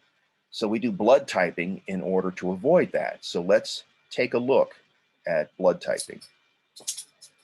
Type 2 hypersensitivities involve interactions of antibodies and surface antigens of cells, followed by complement-assisted lysis of these cells. A typical example is mismatched blood transfusions. There are 4 different blood groups based on types of antigens on the surfaces of the red blood cells. People who are type A have A antigens, and those who are type B have B antigens on the surfaces of their red blood cells. Persons who are type AB have both A and B antigens, and those who are type O have neither A nor B antigens. The serum of people with type A blood contains antibodies against type B antigens, and the serum of people with type B blood contains antibodies against type A antigens. Type AB serum contains neither antibody, and O serum contains antibodies against both A and B antigens. If blood from a person who is type B is transfused into a person who is type A, antibodies present in the type A blood react with the surface antigens on the incoming red blood cells. This leads to complement fixation and lysis of these cells. If blood from a person who is type A is transfused into a person who is type B, antibodies present in the type B blood react with the surface antigens on the incoming red blood cells. This also leads to complement fixation and cell lysis. Persons who are type O lack A and B antigens on the surfaces of their red blood cells and are therefore universal donors. Persons with type AB blood lack antibodies against A or B antigens and are therefore universal recipients. So the bottom line with blood typing is that we need to identify your ABO group and your RH group in order to avoid what's called a transfusion reaction, where the donor blood gets destroyed and the released hemoglobin ends up killing you by cutting off blood flow. Okay, so how does this work? Well, if you check table 15.3 on page 300, all right, you can see the compatibilities. The bottom line is that we have to have a match between the donor antigens and the recipient antibodies. All right, so an individual who is type O will have both the A and the B antibody. So the only blood that they can receive is type O. If they are given A or B or AB blood, their antibodies will destroy that incoming blood and that patient will die. All right. If you're a type A patient, you can receive either type A blood or type O blood. All right. Now, it makes sense why they can get type A blood. That's their own type. But why does type O work? Well, type O works because there is no antibody against O. All right. And that's why people that have type O blood are called universal donors. They can give to anybody. Somebody who is type B can accept either type B or type O blood. Okay. And then somebody who's AB can accept any of the ABO types. They can take A, they can take B, they can take O, because they don't have the A or the B antibody, and there is no antibody against the O. All right. So they're called universal recipients. So they're the luckiest people, right? Because they can take it all. And you might think, well, gee, poor type O. Type O can only get O blood. So are the people with type O in a bad way if they need blood? And it turns out no. Okay. It turns out that the most common blood type in the United States anyway is type O. Okay. So there's always plenty of type O blood around, enough to take care of you. Okay. You also might wonder why we don't worry about the donor antibodies when we give somebody blood. And the reason for that is frequently when somebody donates blood, we remove the plasma, which is where the antibodies would be, and we resuspend the blood in what we call physiological saline. And that means that the antibody concentration of the donor blood is so low that we don't have to worry about it. Okay. So that's ABO. Okay. The next component we want to talk about is the RH antigen. Okay. The RH is a protein on the surface of the red blood cells that is different than the ABO sugars. Okay, the ABOs are carbohydrates, the RH factor is a protein. Okay, and they don't have anything to do with each other.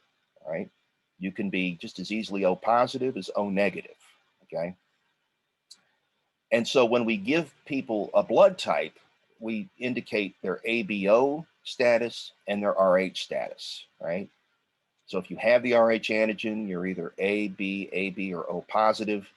When you don't have the RH antigen, you're AB, or O negative, right? So somebody who's AB positive, for instance, will have the A antigen, the B antigen, and the RH antigen, right? Somebody who is O negative won't have any of those antigens, okay? RH negative persons don't have antibody against RH in their blood. That only happens if they are exposed to it at some point. So that's a difference here.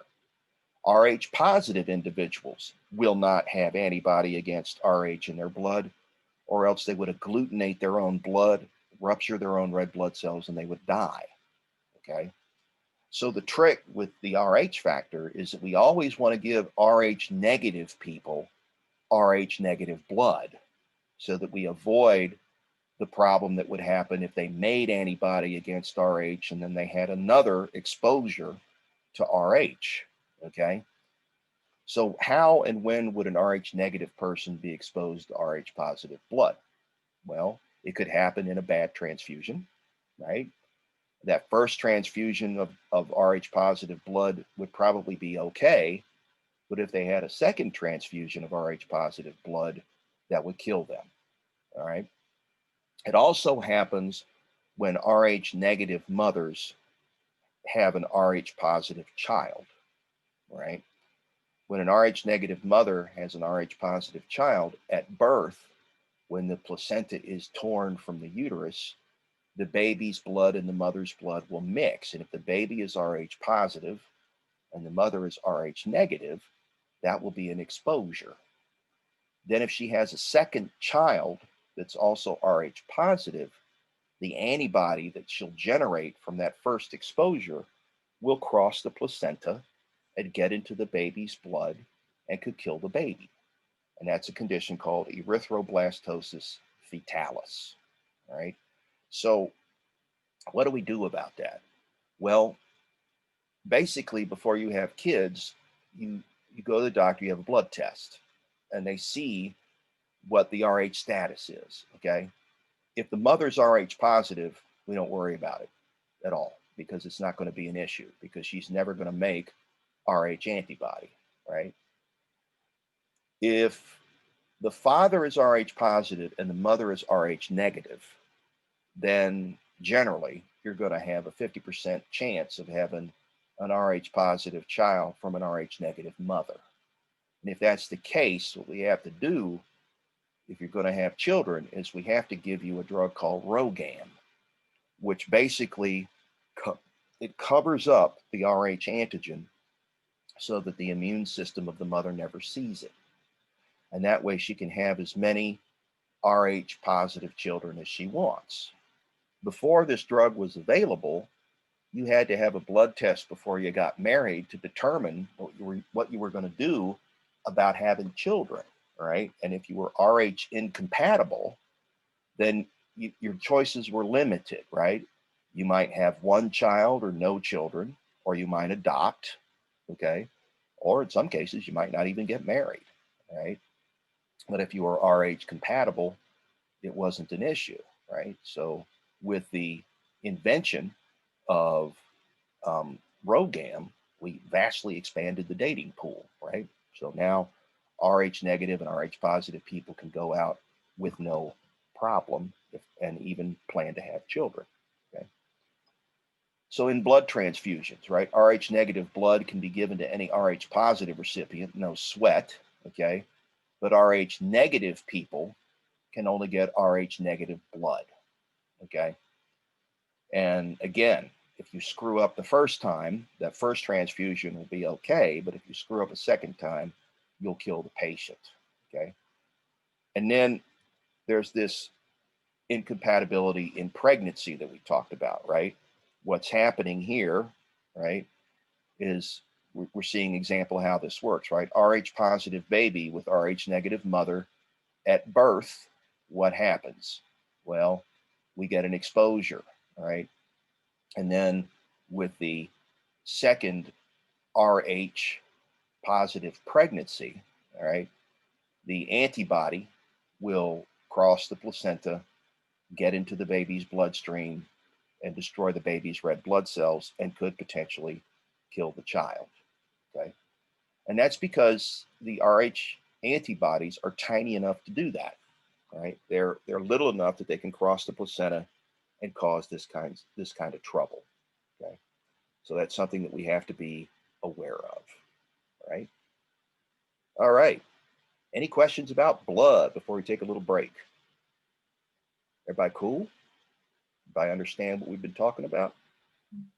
Yes. Questions? Cool. Right. Okay. Yes. Do I hear a question? No. No? Okay.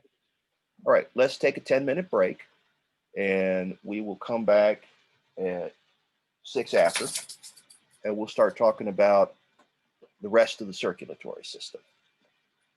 Okay.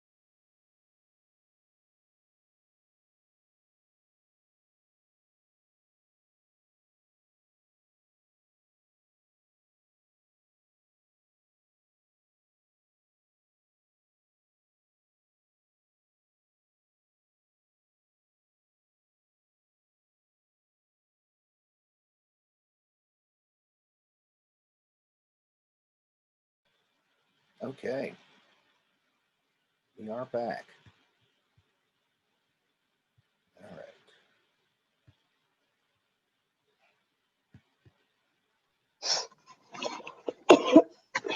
Thing we want to look at is heart and blood vessels. Okay, so let's go here and talk about the heart. So here.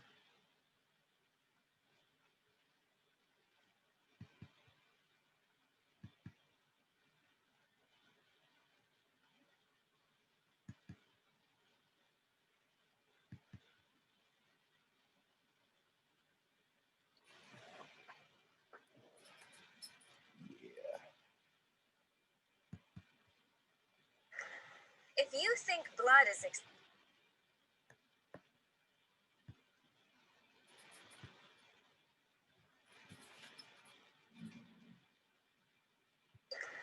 If you think blood is exciting, wait till you get the skinny on the human heart.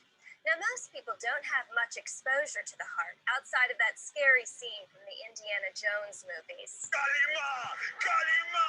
But there's so much more to the human heart. The heart is a muscular organ that pumps blood throughout the body.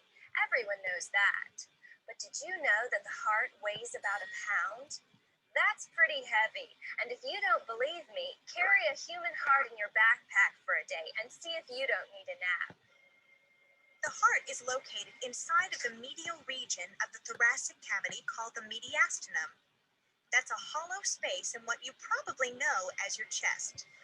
It is anterior to, or in front of, the vertebral column, or backbone. The heart is also posterior to, or behind, the sternum. The heart is laterally surrounded by the lungs. That means there's a lung on each side, and most of the heart is located just below and to the left of the center of the sternum, or the mid-sternal line. What we call the base of the heart is actually the top, but it's called the base because it's the wider, flatter region. So, remember, when you're talking about the base of the heart, you're talking about the top. The great vessels, which we'll talk about later, branch directly out of the top of the heart. The bean-shaped portion of the heart in its lower left corner is called the apex of the heart. The apex rests on the diaphragm, a muscular structure we'll give you the details on later. The place where the apex of the heart contacts the chest wall is called the point of maximal intensity, which sounds like a bad summer blockbuster. One heart, one dream. No one else. 8 million bullets. Point of maximum intensity. If it costs this much to make, it's bound to be good. Coming this summer to a theater near you. The point of maximal intensity, or PMI, is the part of your chest where you can directly feel your heartbeat. Try it. The PMI is between your 5th and 6th ribs, just below your left nipple.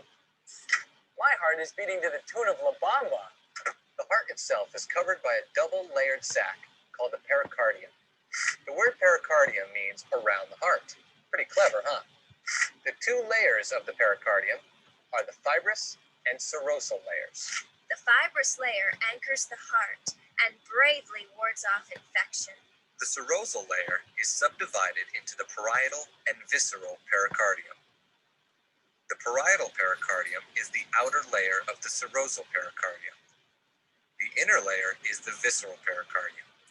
Both of these layers help out the heart by reducing friction as the heart moves. They do this by secreting a gooey, lubricating fluid known as the pericardial fluid. The actual heart wall is also multi-layered. There are 3 layers. These layers are known as the epicardium, the myocardium, and the endocardium. The epicardium is the outermost layer of the heart wall. In fact, it's actually the same thing as the visceral pericardium. But don't tell the epicardium that. It might get angry. Just remember, epi means upon, and upon should make you think outer. The myocardium is the thick middle layer of the heart and is made up of cardiac muscle tissue. This layer is full of blood vessels, lymph vessels, and excitement. It's the part of the heart wall that actually contracts. The myocardium makes up the bulk of the heart wall, and its cells are stacked together in neat spiral formations that make it stronger for maximum pumping power. Now, myo actually means muscle. So, whenever you hear the word myo, think of muscle. Or, if you prefer, think of middle. And finally, the endocardium is the innermost layer of the heart wall. That's not so hard to remember because endo sounds like inner. The endocardium is a thin white lining.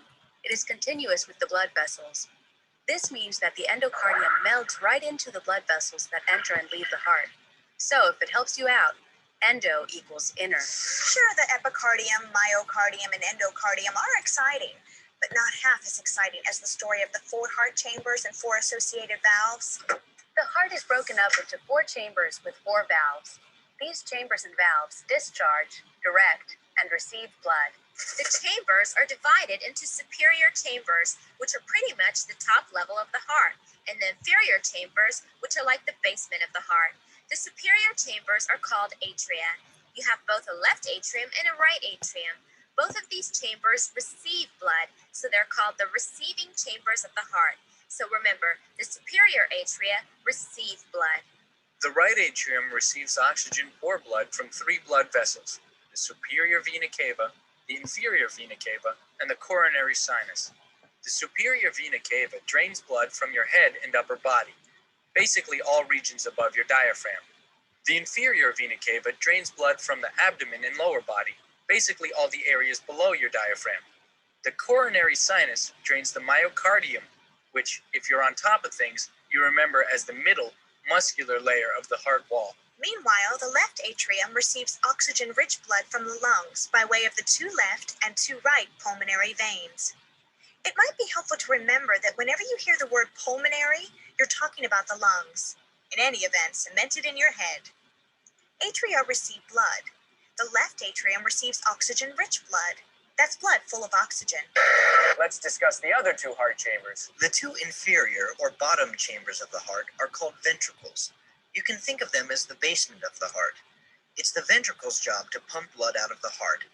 It might help to remember that the ventricles are like vents because they let blood out of the heart. The walls of the ventricles are thicker and contract more forcefully than the walls of the atria because of their pump-intensive job. So the atria never pump blood out of the heart. The lazy good-for-nothings just receive it. But the ventricles work hard to pump blood. In fact, the wall of the left ventricle is the thickest wall in the heart because it has to pump the hardest. That's because the left ventricle has to pump the blood into an artery called the aorta, which we'll get to later. This pump begins to propel the blood to the entire rest of the body.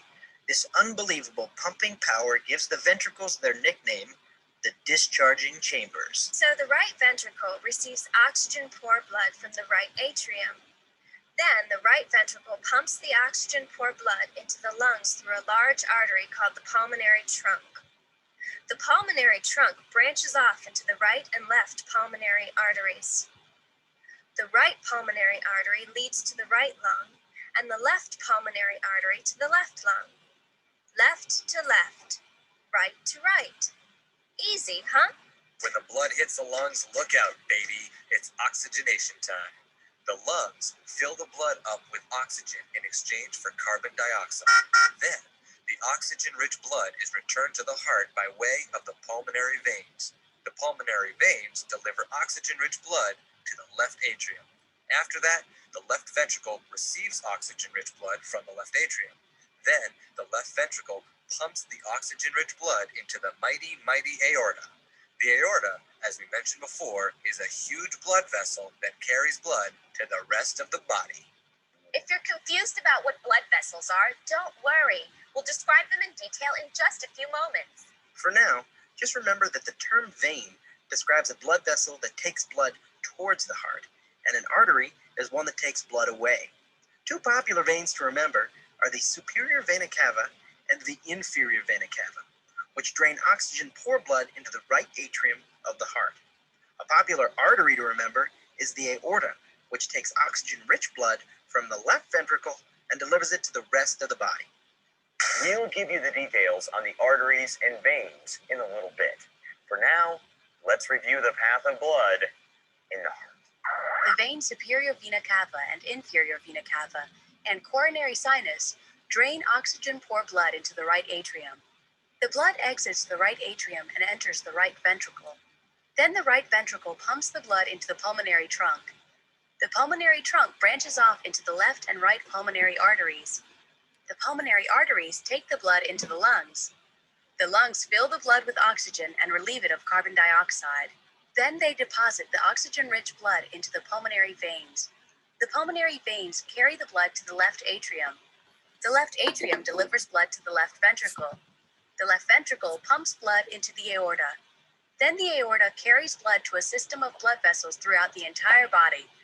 Then the process repeats again and again until the end of time, or the end of you, whichever comes first. Well, that's pretty much it for the heart chambers. Now let's talk about the valves. Basically, heart valves are like hatches or trapdoors within the heart chambers. It's their job to make sure blood flows one way. The valves do this by closing to prevent backflow. So when the blood flows from one chamber to another, valves open up and then close behind the blood so the blood doesn't flow back into the area it just left.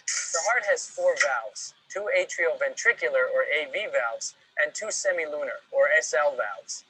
The 2 AV valves are located in between the atrial and ventricular chambers. They are the tricuspid AV valve and the bicuspid or mitral AV valve. Like we said, these valves help prevent backflow of blood into the atria. The tricuspid valve is like a door made up of 3 flexible flaps. That's where the prefix tri comes from. The tricuspid valve prevents backflow from the right ventricle into the right atrium. So after blood flows from the right atrium into the right ventricle, it's the tricuspid valve that keeps it from backtracking. The bicuspid valve is like a door made up of 2 flexible flaps. This valve prevents backflow from the left ventricle into the left atrium. So when blood enters the left ventricle, the bicuspid valve prevents it from accidentally backing up into the left atrium. The 2 other important heart valves are the 2 semilunar valves. These valves are made up of 3 flaps.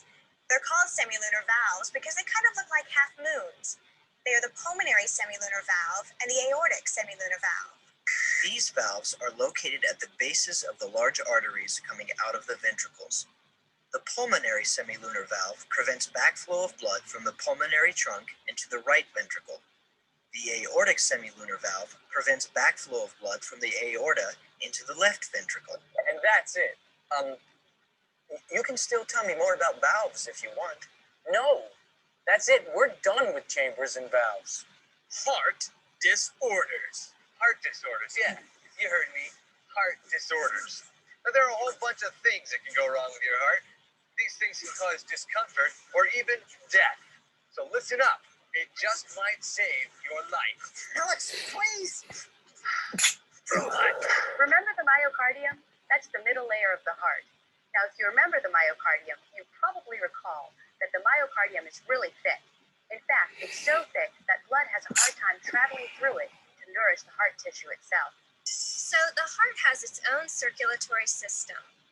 This involves blood vessels that bring blood to and drain blood from the heart tissue itself. So coronary arteries bring blood to the tissue of the heart, and coronary veins drain blood from that tissue. They provide the functional blood supply for the heart. But unfortunately, most diseases related to the heart impact this coronary circulatory system. An example of a disease that affects the circulatory system inside the heart is angina pectoris. Angina pectoris is often called choked chest, which suggests that it's not very pleasant. Choked chest can result from spasms that block the coronary arteries and cut off blood supply to the myocardium. This causes intense chest pain and pressure. Another example of a serious heart disorder that affects the coronary circulatory system is the myocardial infarction. Myocardial infarction is just a fancy word for heart attack. Myocardial infarction, or heart attack, is caused by the death of cardiac muscle cells. This is usually the result of prolonged blockage in the vessels of the coronary circulatory system. This leads to inadequate blood flow and oxygen delivery to cardiac muscles. Eventually, if the cardiac muscles are deprived of oxygen for long enough, the cardiac muscle tissue is damaged. This damaged muscle is replaced with scar tissue that impedes the pumping of blood. There are certain conditions that deal with blood being pumped in and out of the heart that are a little less serious, but still nothing to scoff at. These conditions are known as tachycardia and bradycardia. See, if you're at rest and not shooting bottle rockets off a bridge and running from the law, your heart beats about 75 times a minute. This average is called the heart rate. People with tachycardia or bradycardia have abnormal heart rates. People with tachycardia suffer from heart rates that are far above normal, usually greater than 100 beats a minute. If tachycardia persists for a long period of time, the heart will beat erratically and eventually stop functioning. On the other side of the coin, people with bradycardia have heart rates that are abnormally slow, usually under 60 beats a minute. But don't get paranoid about the beating of your heart and think you have tachycardia if your heart's beating fast. You see, during exercise, the heart rate always increases to give the body, especially the skeletal muscles, more oxygen. So the faster you walk, jump, wrestle, or run, the faster your heart's going to beat. Now that we've covered some abnormal heart behavior, let's talk a little bit more about the normal workings of the heart. The heart, when it's healthy, produces discrete sounds. My heart makes a yodeling sound. No, that's the two Swiss girls in your stomach. The sounds the heart makes are commonly referred to as lub and dub, which, contrary to popular belief, is not the name of a popular 1920s vaudeville duo. Hey there, Dub. Why are you throwing that clock up and down? Hey, because I want to see time fly. Put it down. You broke it. That's okay, love. It's your clock. Good night, folks. The sounds lub and dub really are technical terms, and they can be used to help us determine different heart functions. You see, the sounds have to do with valves. You remember valves? They're the little doors that prevent the backflow of blood. The first sound, lub, is the sound of the AV valves closing after blood has moved from the right atrium to the right ventricle and the left atrium to the left ventricle. The term dub describes the second sound. This is the sound of the semilunar valves closing. If you've ever heard anyone use the phrase heart murmur, they're usually describing an abnormal whooshing sound that occurs when heart valves aren't functioning properly. So remember, lub dub, good, whoosh, bad. Yodeling, not possible. When the heart goes about its business, lubbing and dubbing all day long, it pumps out a certain volume of blood, which is measured in milliliters. The volume of blood that the heart pumps out per beat is called the stroke volume. A healthy adult heart will have a stroke volume of 70 milliliters per beat. The total volume of blood expelled over 1 minute is called the cardiac output. To find the cardiac output, multiply the heart rate by the stroke volume. So let's find the cardiac output for a healthy human being. Like we said, average stroke volume is 70 milliliters per beat, and the average heart beats 75 times per minute. So multiply those two together to find the cardiac output. That's 70 milliliters times 75 beats per minute. So the average cardiac output for a healthy human is 5,250 milliliters per minute. That's the average. Of course, during exercise or intense moments like saving lives, cardiac output will increase so that the body gets more oxygen. The circulatory system is responsible for more jobs than you know, and it does them by using only two hardworking. Okay.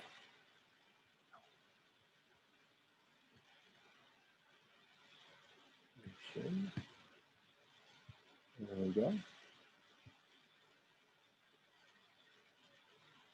All right.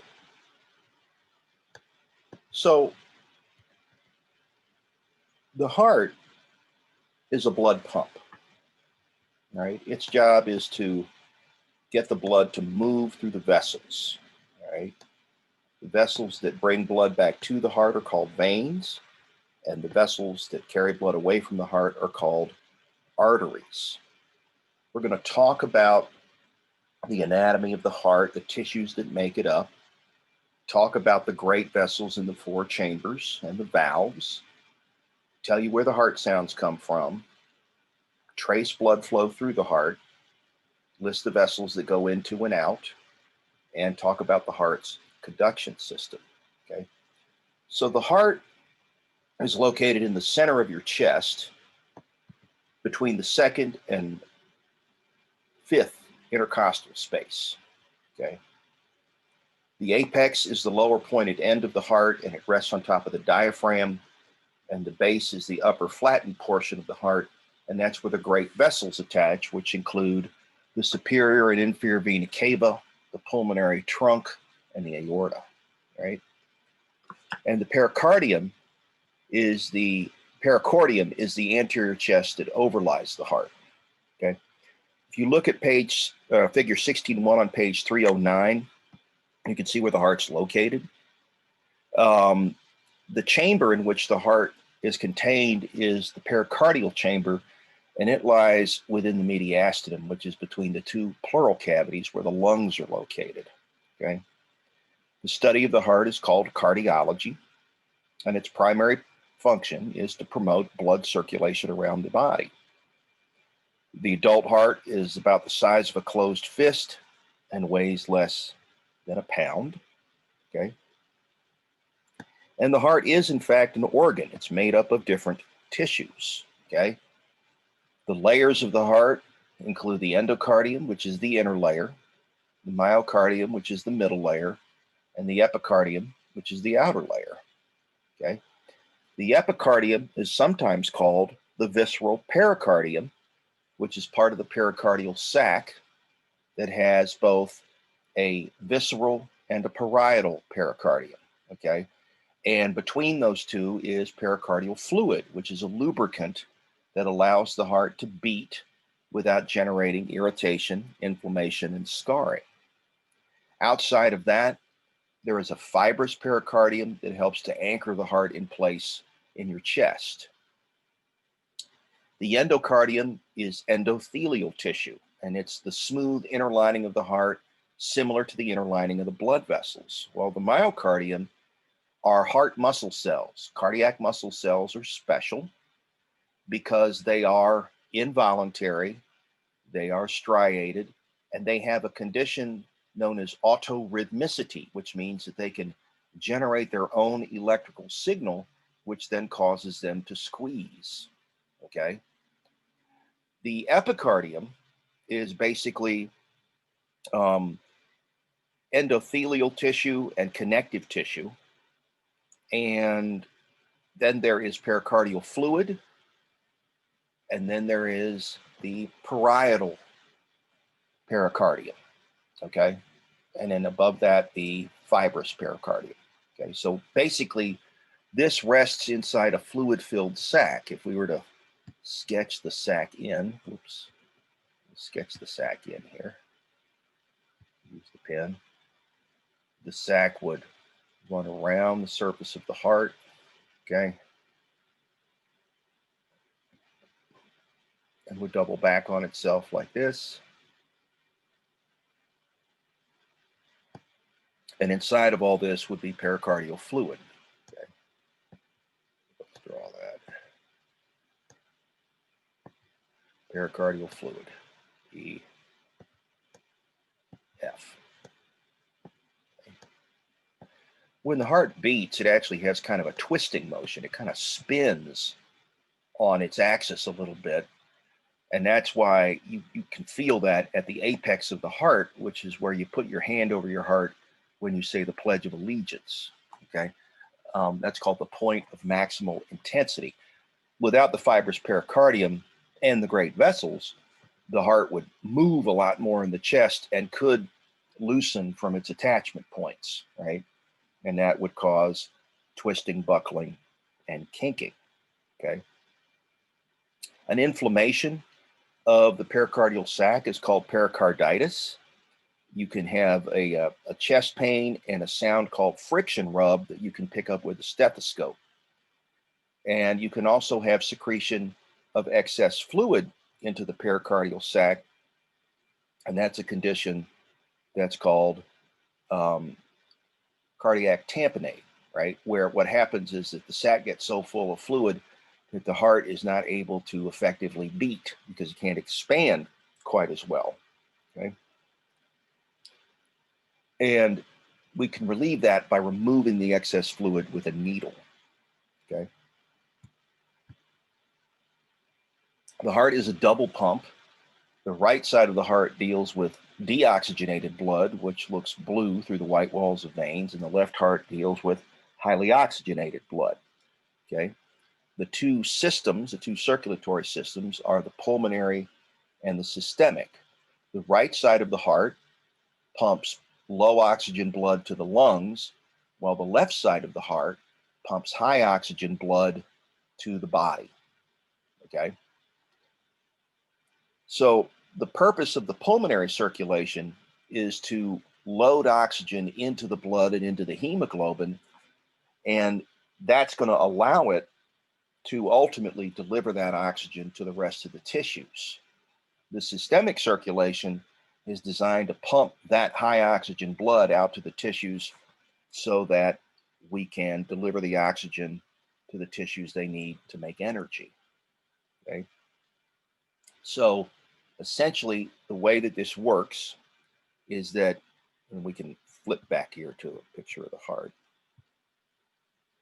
is that blood comes into the heart from, and let's pick the right colors here. Pen color blue.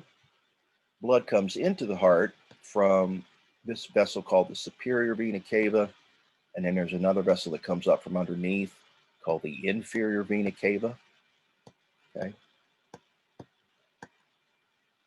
And they dump into this upper chamber of the heart known as the right atrium, right here. And also there is a blood vessel on the back of the heart that actually drains blood from the heart itself into the right atrium, and it's called the coronary sinus. Okay, so that low oxygen blood goes into that chamber, and then it gets pushed from that chamber into the right ventricle, which then pushes that blood into the pulmonary trunk, and then that goes out to the lungs. Okay, that goes out to the lungs. In the lungs, the blood picks up oxygen and changes from a dark to a bright red, and then that's going to return to the left atrium of the heart. Let's use red here. Through the pulmonary veins, which aren't quite shown here, but we'll see a picture of them in a minute. And they come in from either side, the right and the left lung, and they empty into the left atrium. The blood then goes from there to the left ventricle, and then it goes from the left ventricle to the aorta, which takes it out to the body, right? To the body. And we'll see this in more detail in a few animations that are coming up. But I just want to give you the general gist, right? And then once the blood goes out to the body, the oxygen from the blood in the arteries and in the capillaries goes into the tissues. The CO2 from the tissues goes into the blood. The blood changes color from a bright red to a dark red, and then it comes back to the heart, as shown here. Okay, so that's the pathway. Okay, pulmonary and systemic. The chambers include the right and left atrium, which are the two upper chambers of the heart, and the right and left ventricle, which are the two lower chambers. The atria are real teeny because all they have to do is receive blood. The right atrium receives blood from the body and the heart itself, and the left atrium receives blood from the lungs. Okay, so they're working with gravity, so they don't have to be real muscular, and they actually have little flaps on their outside called auricles that kind of expand like a balloon as the blood flows in. And then the right ventricle receives blood from the right atrium, the left ventricle receives blood from the left atrium, and then they squeeze. The right ventricle is going to send blood into the pulmonary trunk, which is going to lead to the pulmonary arteries. Okay. And the left ventricle is going to send blood into the aorta. Okay, so left ventricle goes into the aorta, and the right ventricle goes into the pulmonary trunk and pulmonary arteries. And then the pulmonary arteries are going to go to the lungs.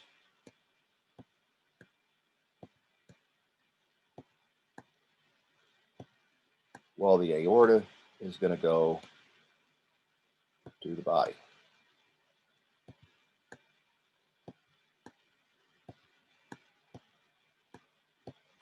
Okay.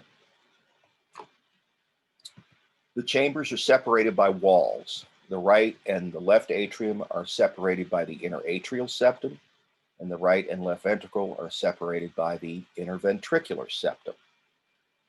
And the atria and the ventricles are separated by the atrioventricular septum. What is the septum made out of? It's made out of muscle tissue. There's endothelial tissue lining the inner lining, okay?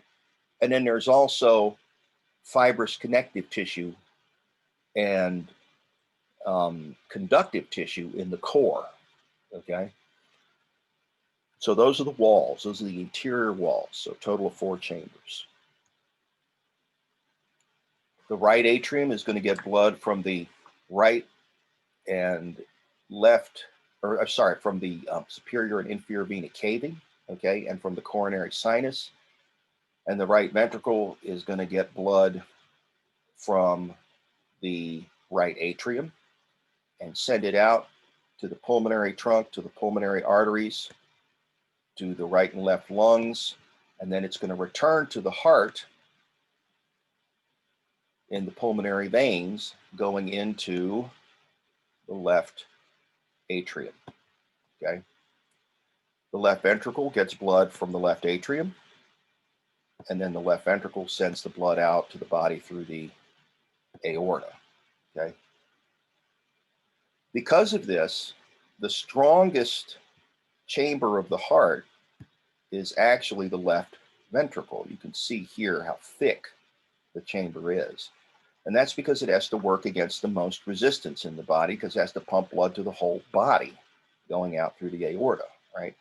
The other 3 chambers are kind of weak because they either don't have to, they're either working with gravity or they're not having to send the blood a very far distance, right? The atria aren't very muscular because they're working with gravity to send blood from the top to the bottom of the heart. The right ventricle isn't terribly muscular because it only has to send blood to the lungs, which are right next door, right? Left lung and right lung, okay?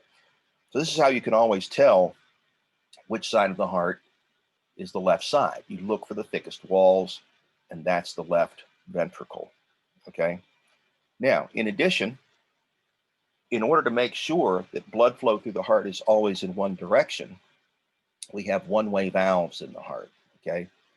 And let's, what we got red here? Okay, yeah, we can do this. So this valve here, that is the tricuspid valve, okay? Tricuspid. And it only lets blood flow from the atria into the ventricle. It is an AV valve, okay? And then on the other side, and let's go to blue here for contrast, this is the bicuspid or mitral valve, okay? Bicuspid, bicuspid. Tri and bi just mean the number of flaps, right? 3 flaps for the tricuspid, 2 for the bicuspid. And then we have between the left ventricle and the aorta, the aortic semilunar valve.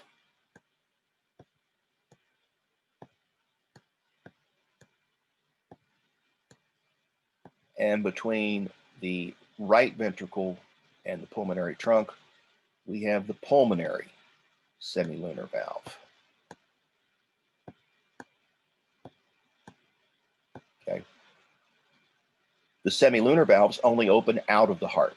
The atrioventricular valves only open into the ventricles. And so what happens when the pressure is higher in the atria than the ventricles, these valves will open and the blood will go from the top to the bottom of the heart.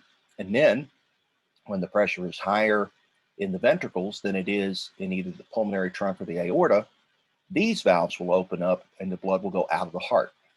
Okay, so it's all pressure changes, and those pressure changes are the result of the heart chambers squeezing and also the volume of blood in those chambers changing, right? As the heart chambers squeeze, the pressure goes up. As the volume in the chamber goes up, the pressure goes up, okay? So that's what dictates the one-way movement of blood, right? If these valves didn't work, and sometimes they can get damaged and not work as well, and the blood leaks back in the other direction, and the heart has to work harder to pump the blood around the body, and that puts a strain on the heart, and that can cause it sometimes to fail. Okay, so the tricuspid between the right atrium and the right ventricle, the bicuspid between the left atrium and the left ventricle, and they're attached to the ventricle walls by what are called chordae tendineae, or heartstrings. You can see them down here. Let's use the laser pointer here. You can see them down here. There they are, chordae tendineae. And they ensure that the valves only open in one direction, unless, of course, they're damaged, right? Or the valves get deposits on them. And those are things that can happen, okay? And if those things happen, sometimes we can repair or replace the valves, okay? So that's another thing that we can do. And we can get valves from other human hearts. We can get valves from pig hearts, okay, that have been engineered so that our immune system accepts them, all right?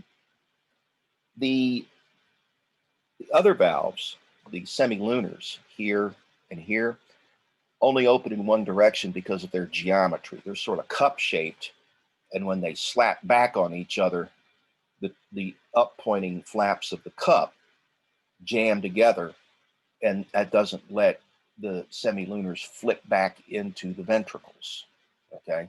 So they're not stabilized by chordae tendineae, they're stabilized by their shape, okay? And those can get damaged and have to be replaced too, okay?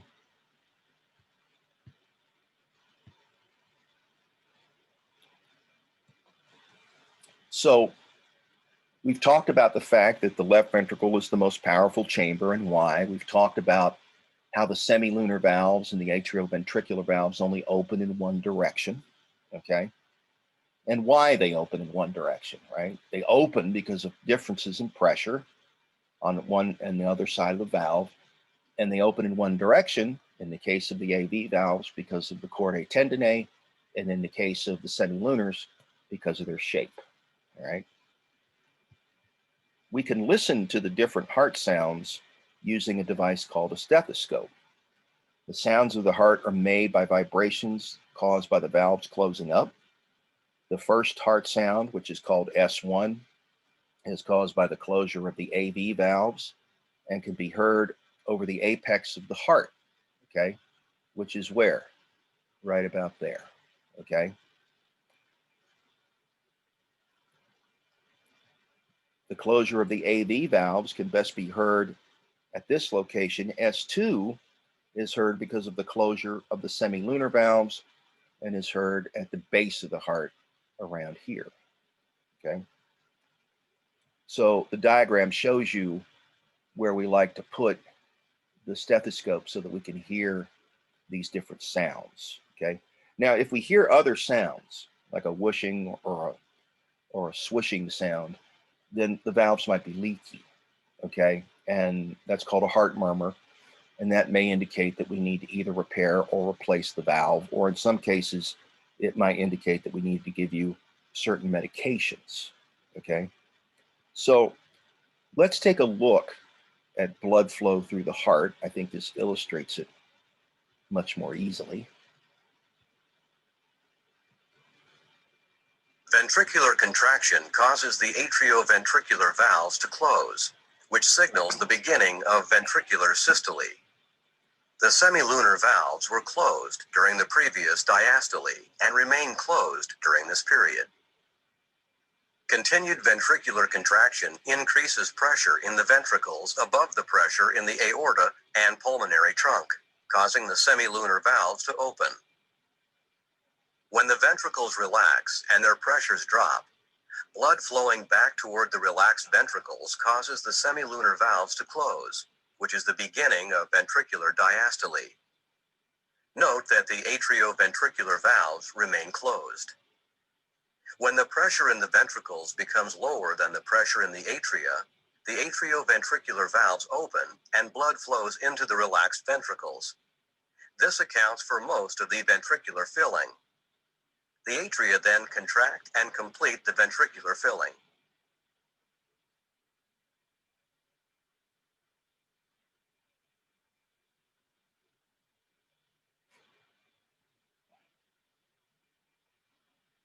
So that's something very important to understand, right? Which is that both sides of the heart pump in unison, okay? The upper chambers, the two atria, squeeze at the same time, which is when the ventricles, the lower two chambers, are relaxing. And then the two ventricles squeeze at the same time, and that closes the AV valves and eventually opens the semilunar valves, and out goes the blood, right? So it's squeeze up here, then squeeze down here, okay? Always pushing out the same amount of blood on each side of the heart. Same amount of blood leaves the right side of the heart as leaves the left side of the heart. If that didn't happen, then blood would accumulate either in the lungs or in the body, and that would cause swelling and accumulation of fluid, okay?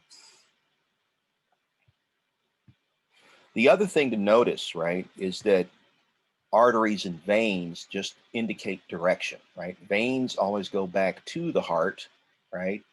There's some veins, these are systemic veins. These are pulmonary veins, right? Notice they're different colors because they carry, in the case of pulmonary veins, oxygenated blood, and systemic veins, deoxygenated blood, right? Arteries carry blood away from the heart. Systemic arteries are red, and pulmonary arteries are blue, all right? So don't get confused with color when you're talking about arteries and veins. Arteries and veins refer to direction, okay? So in the pulmonary circulation, the arteries are red. I'm sorry, in pulmonary circulation, the arteries are blue and the veins are red. And in systemic circulation, the arteries are red and the veins are blue. Okay? All right, moving on.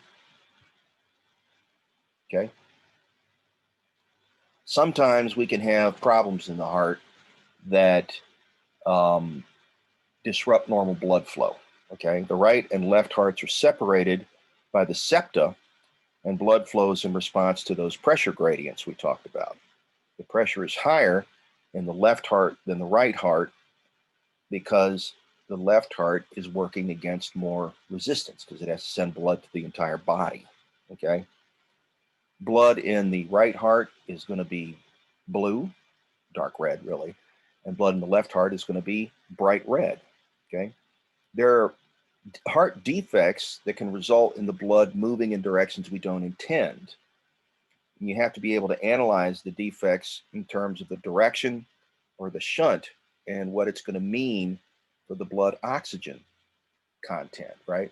A right to left shunt is going to send blood from the right heart to the left heart, and a left to right shunt is going to send blood from the left heart to the right heart, okay?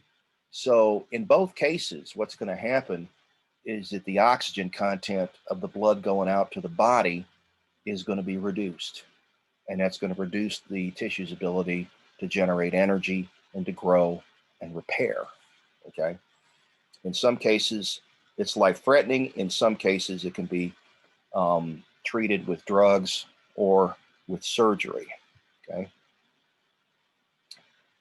The blood that constantly flows through the heart doesn't nourish the myocardium.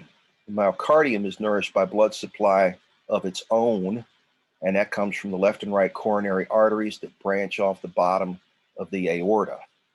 The left coronary artery has two branches, which are the circumflex artery and the left anterior descending artery. These are primary sources of blood supply for the left ventricle. If these vessels get blocked, a surgical procedure can reroute the blood around it, and this is called a coronary artery bypass graft. Other procedures, including angioplasty and stenting, can be used to treat the coronary artery blockage as well. So the way this works, right, is that when the ventricles squeeze, blood goes into the aorta. When the ventricles relax, the blood kind of shoots back towards the heart but can't get back in. Instead, it goes into the right and the left coronary artery, okay? What will happen then is that the right coronary artery will carry blood around ultimately to the right side and the back of the heart. The left coronary artery will carry blood to the front of the heart and also around to the back through the circumflex artery. You can see the back of the heart here, okay? And then all of that blood will be drained into the coronary sinus, which is going to dump into the right atrium, okay? So this is called the coronary circulation. It's called coronary because coronary means crown, and the crown of the heart is where the circulation begins. An important point is that if we have a block in either of the coronary arteries, we can damage the heart muscle to the point where it dies and can't be replaced, okay? And this is called a myocardial infarction. And the only way to fix this is to remove the blockage, okay? And that's done through a procedure called angioplasty, where we can insert a balloon into the block and blow up the balloon using something called a stent, and that restores flow.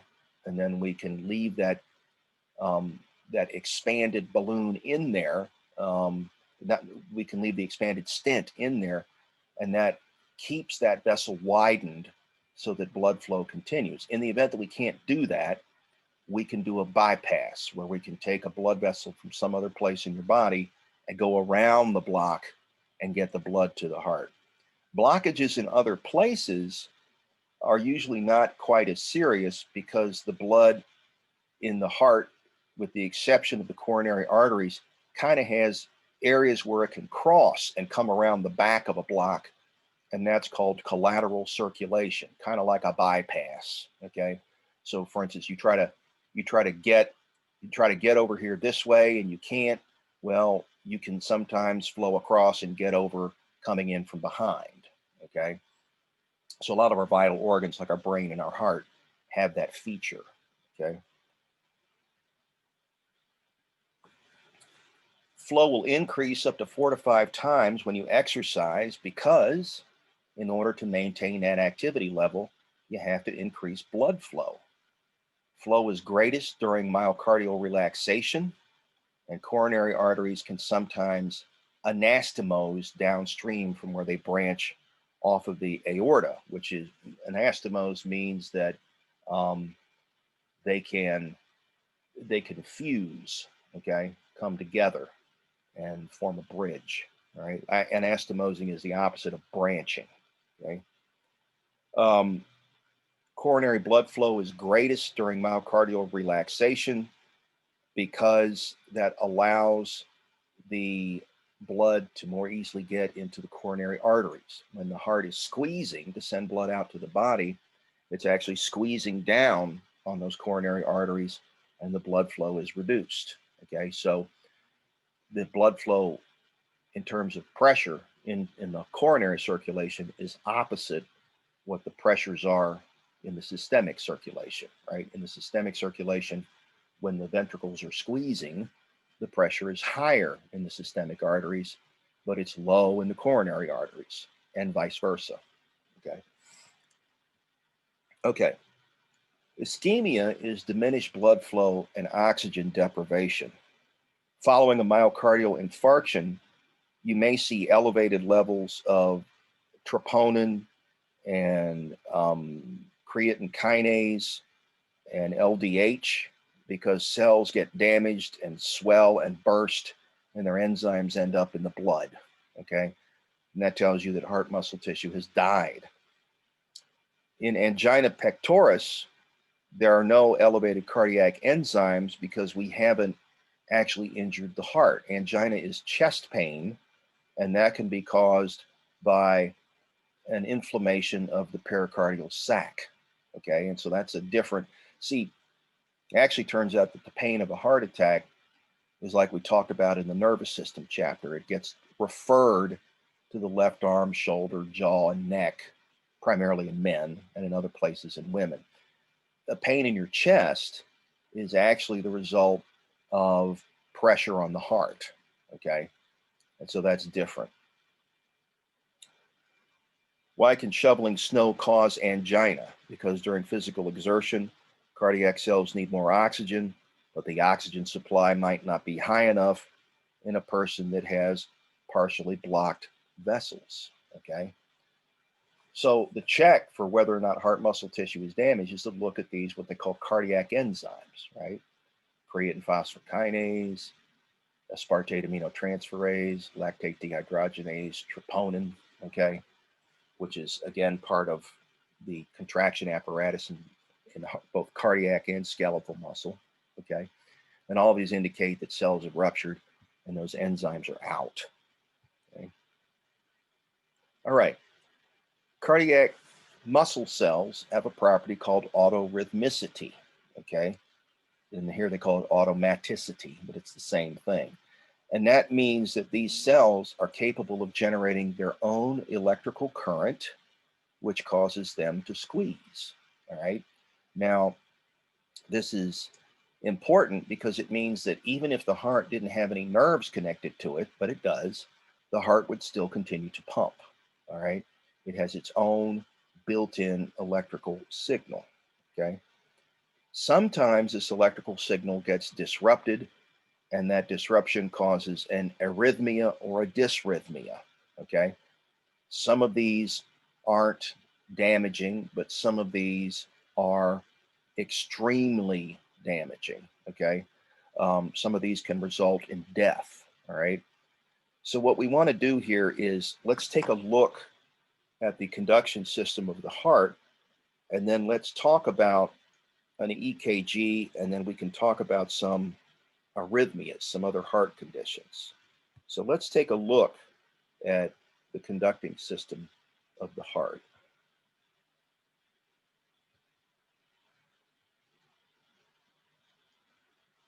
Action potentials originate in the sinoatrial node and travel across the wall of the atrium from the sinoatrial node to the atrioventricular node.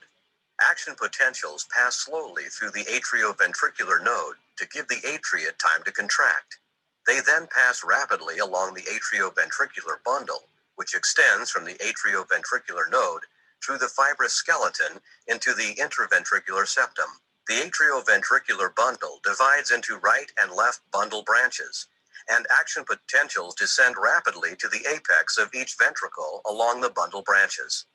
Action potentials are carried by the Purkinje fibers from the bundle branches to the ventricular walls. The rapid conduction from the atrioventricular bundle to the ends of the Purkinje fibers allows the ventricular muscle cells to contract in unison, providing a strong contraction. So essentially what happens, and let's do green for this. Let's do laser pointer, is that the signal starts here. The signal moves across the atria, and then it pauses here. And then it moves rapidly down to the apex and then rolls up here along the ventricular walls. And as that signal, which is a depolarization, takes place, that's followed by a squeeze, all right? So the way to remember this is to kind of think of a chant, right? Depolarize, squeeze, repolarize, relax, depolarize, squeeze, repolarize, relax. First for the atria, then for the ventricles, over and over until you die, okay? And that's the rhythm of the heart, right? Squeeze is also called systole, and relax is also called diastole, right? So we could rewrite the chant as depolarize, systole, repolarize, diastole, depolarize, systole, repolarize, diastole, first for the atria, then for the ventricles, over and over until you die, okay? We can measure this electrical activity using a procedure called an ECG, an electrocardiogram, okay? That records the electrical signals of the cardiac impulse in one heartbeat.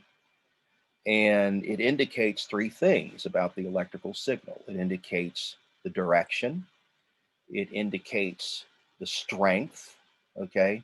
And it indicates the speed of the electrical signal, all right? The shorter the wave, the weaker the signal, okay? The spikier the wave, the faster the signal. And depending on the direction of the wave, we're changing the direction of the signal, all right? So what do each of these parts of the EKG indicate? Well, let's use blue here. Change the color to blue here. The P wave indicates atrial depolarization, And then this region here indicates atrial systole, where the two chambers, the upper chambers, are squeezing. All right.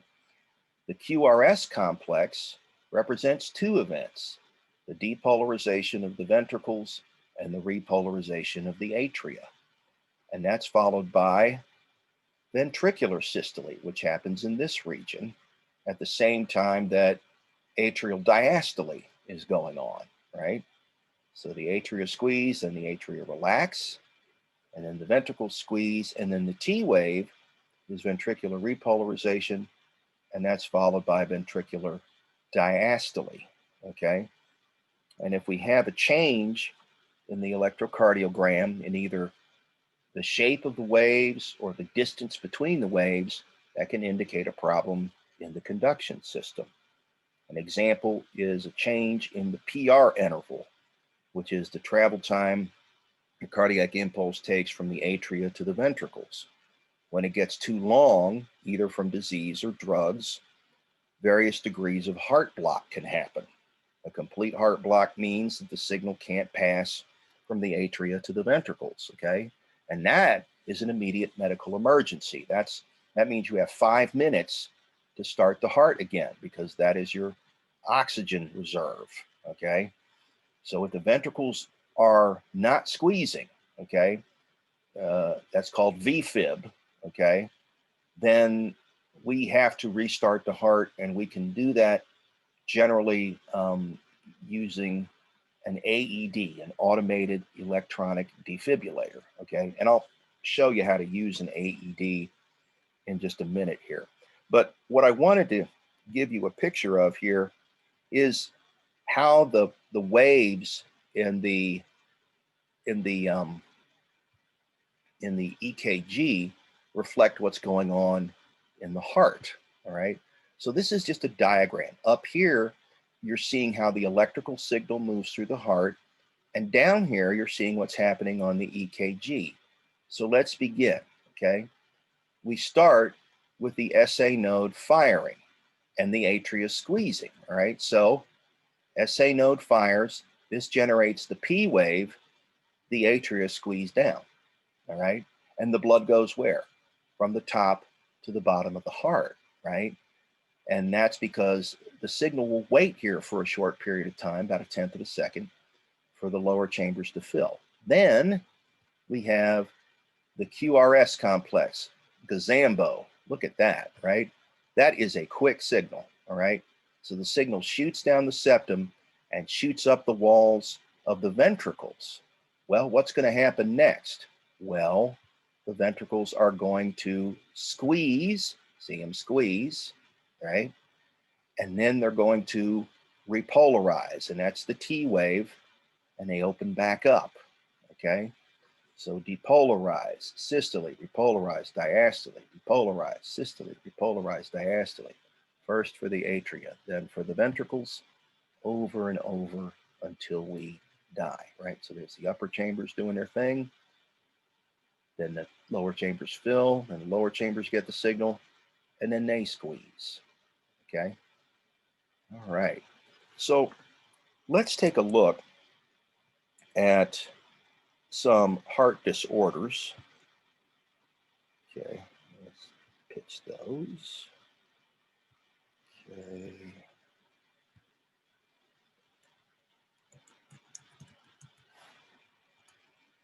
And we'll look at things like myocardial infarction and asystole and some of that stuff.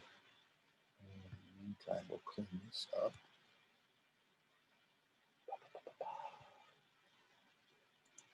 Get rid of that. Out of here. Right now. We got this. We got that. And what do we want? Ready?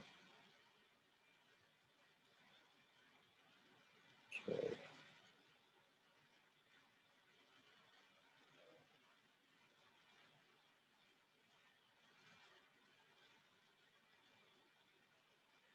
Cardiac cycle. Let's do heart.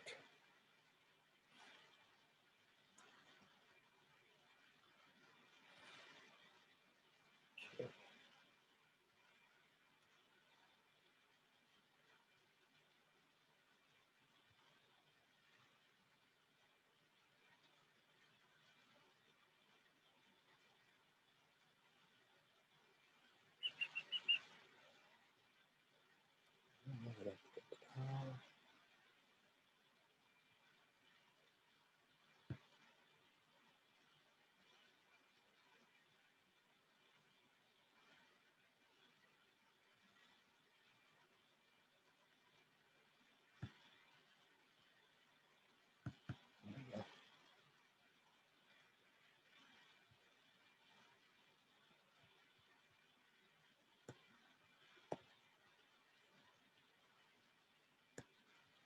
Cardiac compromise is a blank.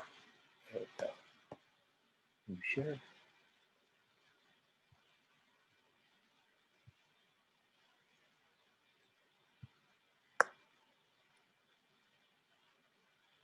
Cardiac compromise is a blanket term that refers to many kinds of problems with the heart. Just as there are many problems, there are a wide variety of signs and symptoms associated with these heart problems. As an EMT, it is much safer to treat all patients as though they are having a heart problem, rather than diagnose the specific disorder. With that in mind, let's take a closer look at 5 of the most common heart conditions. Coronary artery disease. Coronary artery disease occurs when the coronary arteries are narrowed or blocked, reducing the amount of oxygen delivered to the heart. 2 conditions, atherosclerosis and arteriosclerosis, commonly cause the narrowing or blockage of arteries. Atherosclerosis is a buildup of fatty deposits on the inner walls of arteries. This buildup causes a narrowing of the inner vessel diameter, restricting blood flow. Fats and other particles combine to form plaque. Arteriosclerosis is a stiffening or hardening of the artery wall, resulting from calcium deposits. Often called hardening of the arteries, this condition causes the loss of elasticity, changing blood flow and increasing blood pressure. These conditions can facilitate rough surfaces, making them vulnerable to blockages. A large thrombus can cause an occlusion, or it may break loose to become an embolism and form blockages elsewhere. When blockage occurs, tissues may die, and in certain cases, this can be fatal. Acute myocardial infarction. Acute myocardial infarction occurs when a portion of the myocardium, heart muscle, dies as a result of oxygen starvation. The dead area can no longer pump. This can lead to cardiac arrest, shock, pulmonary edema, or congestive heart failure. In some cases, heart attack patients suffer cardiac rupture as the dead tissue area of the heart muscle bursts open. Medications called thrombolytics dissolve clots that block coronary arteries. Other patients receive an angioplasty, a balloon device, to open the arteries. Aneurysms. Weak spots that dilate are known as aneurysms. When a weakened artery bursts, rapid internal bleeding occurs, and tissues beyond the rupture can be damaged. A rupture of an artery within the brain can result in a severe stroke. If a major artery ruptures, death from shock can occur. Arrhythmia. A malfunction of the heart's electrical system will generally result in an arrhythmia. Electrical disturbances within the heart result in arrhythmias, including bradycardia, abnormally slow, less than 60 beats per minute, tachycardia, greater than 100 beats per minute, or rhythms that are present when there is no pulse, including ventricular fibrillation, ventricular tachycardia, pulseless electrical activity, and asystole. Congestive heart failure, CHF. Congestive heart failure, CHF, is a condition of excessive fluid buildup in the lungs and other organs because of inadequate pumping of the heart or a failure of the lungs to function properly. Congestive heart failure can be caused by diseased heart valves, hypertension, or some form of obstructive pulmonary disease. The symptoms of CHF may include tachycardia, shortness of breath, elevated blood pressure, cyanosis, profuse sweating, cool and clammy skin, pulmonary edema, pedal edema, or the coughing up of frothy white or pink sputum. Late signs include engorged pulsating neck veins or enlarged liver and spleen with abdominal distension. Okay. Hold on that. And check something real quick.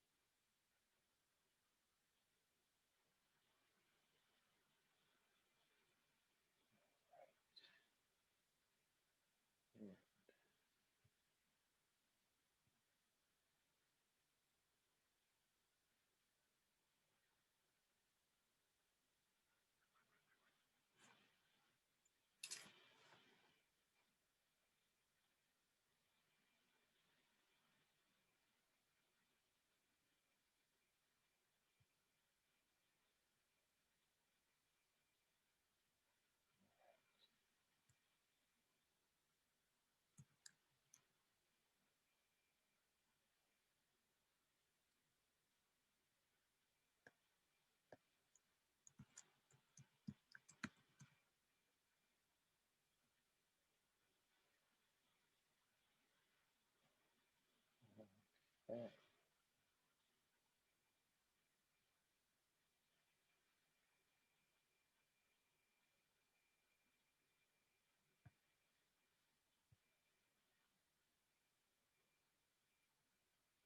All right, let's do a dissection. Okay.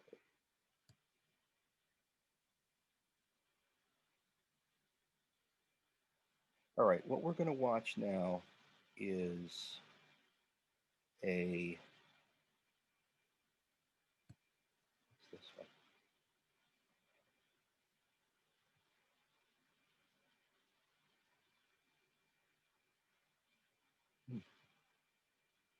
This is a little trip through the heart.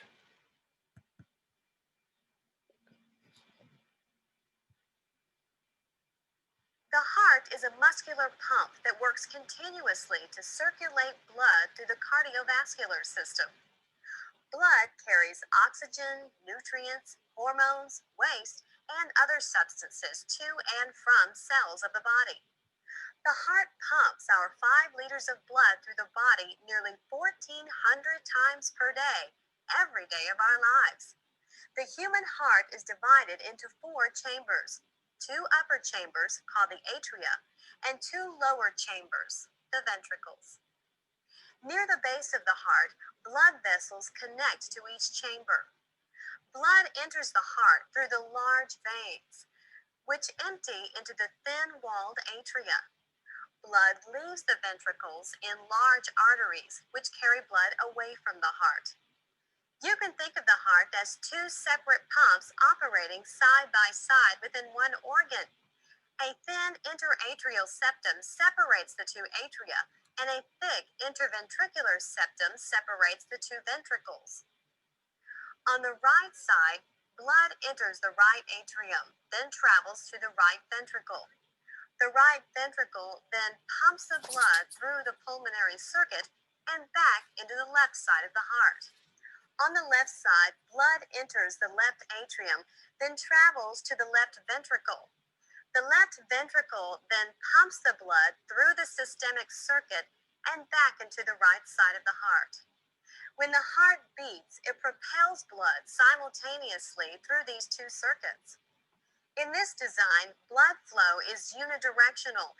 That is, it flows in one direction only, first through one circuit, then through the next, and back again to the first. The next thing we're going to look at is a heart dissection. Okay, this is a pig heart, but it's a good example of heart anatomy, and it's something that we normally do if we have a lab that's associated with the course. So let's take a look. Okay, today we're going to go over the anatomy of a pig heart. The first thing we want to do is orient ourselves externally. So the top part of the pig heart would be in you like this. The top part of the pig heart is going to be referred to as the base. This is where a lot of blood vessels tend to enter and exit. The bottom part of the pig heart, where it actually comes to a point, is going to be referred to as the apex. And you can see this blood vessel right here going down around the heart, giving off many branches. This is going to be the coronary artery. This is the main artery that's going to feed the heart. In fact, this is one of the first arteries that actually come off the aorta, which is the main blood vessel coming off the heart. Now let's go ahead and open up the heart and take a look at the internal anatomy. Now this heart has been bisected in two, and we can see various chambers here. Here's a chamber, this is a chamber here, and there's different ways to cut the heart. But on each half of the heart, we can see all of the chambers. Now, what we want to do, because it's easy to get lost here, is we want to take a look. We want to orient ourselves. And the way we're going to do that is we're going to look for something we're familiar with. And most people are familiar with the left ventricle because it's the biggest, thickest, most muscular chamber in the heart. And it's easy to find. And it's big and muscular because it's going to pump blood to the entire body. So just looking around here, I can see all this very, very thick muscle here. And that is the thickest chamber. So the chamber is the actual space here. And this is the wall of the heart right here. This is the walls of the chamber. So since this is so thick, I know that this is going to be my left ventricle. And then I just start from there and I work my way out. So I know a valve leading to the left ventricle is going to be the bicuspid valve. And sure enough, that's going to be the bicuspid valve right here. And we can see these string-like structures coming off the valve. They're actually part of the valve. These are called chordae tendineae. And they are attached to muscles here in the wall called papillary muscles. And these muscles actually contract and pull that valve open. Now, we go further up here. This is the bicuspid valve. We know the bicuspid valve separates the left ventricle from the left atrium. So this structure up here, this space here, is going to be the left atrium. Now, if I move over here, I see another muscular structure. Not quite as muscular as the left atrium, but very muscular. This is going to be another ventricle, and this is going to be called the right ventricle. Now again, the right ventricle is going to have a valve leading to it. Now this is the right ventricle, and if we superimpose the heart, if I close it back up, you can see that this is also the right ventricle. I simply cut right through the right ventricle. The same thing goes for this left ventricle. This is also the left ventricle over here. So this is the right ventricle, this is the right ventricle, and again, we can see a valve in that right ventricle. So this material right here is going to be a valve. And again, it's got chordae tendineae, it's got papillary muscles. That's going to be a valve. And I know the valve leading to the right ventricle is going to be called the tricuspid valve. Now above this tricuspid valve, and it's hard to see here, but I can put my probe in it, above that is going to be another chamber, another space. This is going to be called the right atrium. In fact, if I put my probe in here, this right atrium is actually continuous with this big, looks like an ear. And because it looks like an ear, they actually call it an auricle. So this is just an extension of the right atrium. It's called an auricle. Now, since we've gone over all four chambers, now we've got to talk about blood vessels. And let's just think about this simply. There are going to be four major blood vessels that we're going to have to talk about and name. And one is either going to enter or leave each chamber.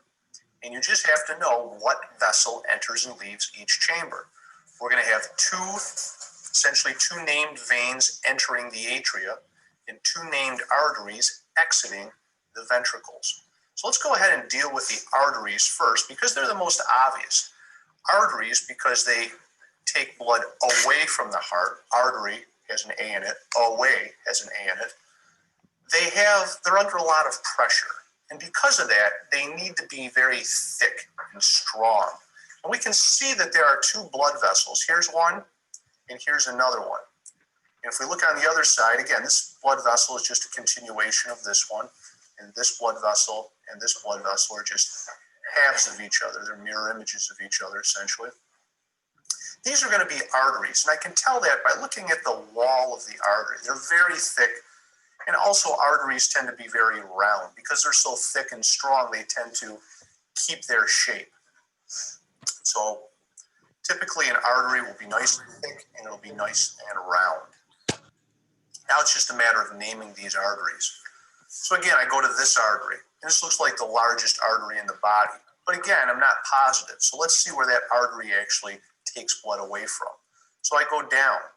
And again, this is the left ventricle right here. And I can see the left ventricle is leading right to this blood vessel. And what blood vessel comes off the left ventricle? But the aorta, the largest blood vessel in the body. And I can see this tissue right here. This is another valve. And there's actually a valve here separating the left ventricle from the aorta. And this is going to be the aortic semilunar valve. That valve right there. You can see a little piece of it over here. There it is. Now the blood vessel beside it is also very large. So that's also an artery. And what I'm going to do is I'm going to follow this artery and see what chamber it goes to. I have my suspicions, but I want to confirm. So I'm going to take my probe, put it in here, and very gently, because I don't want to create a hole where there's not one, I'm going to push it around and see where this artery actually exits from. So I'm going to try to do this here. It's got a bit of a curve in it. There we go. And you can see the tip of my probe is actually inside the right ventricle. So this is going to be the pulmonary artery, which exits the right ventricle. Now I've got some more blood vessels that I got to deal with. And what I'm going to do is I'm actually going to close them up and close the heart up. And I'm going to look around for some very thin-walled holes. And sometimes they're tough to find. And if I go over here, you can see here's some holes here. Possibly. There's another hole right there. Let's see, maybe a little one down in through there. I'm going to open this up. And I'm going to see if I can actually make these a little bit bigger. I'm going to take my finger, kind of open this up a little bit. There I go. And I can see some large holes there. Now, the walls of these blood vessels tend to be very small, very thin. So that's an indication that they're probably veins. Also, look, when I let go, they sort of collapse.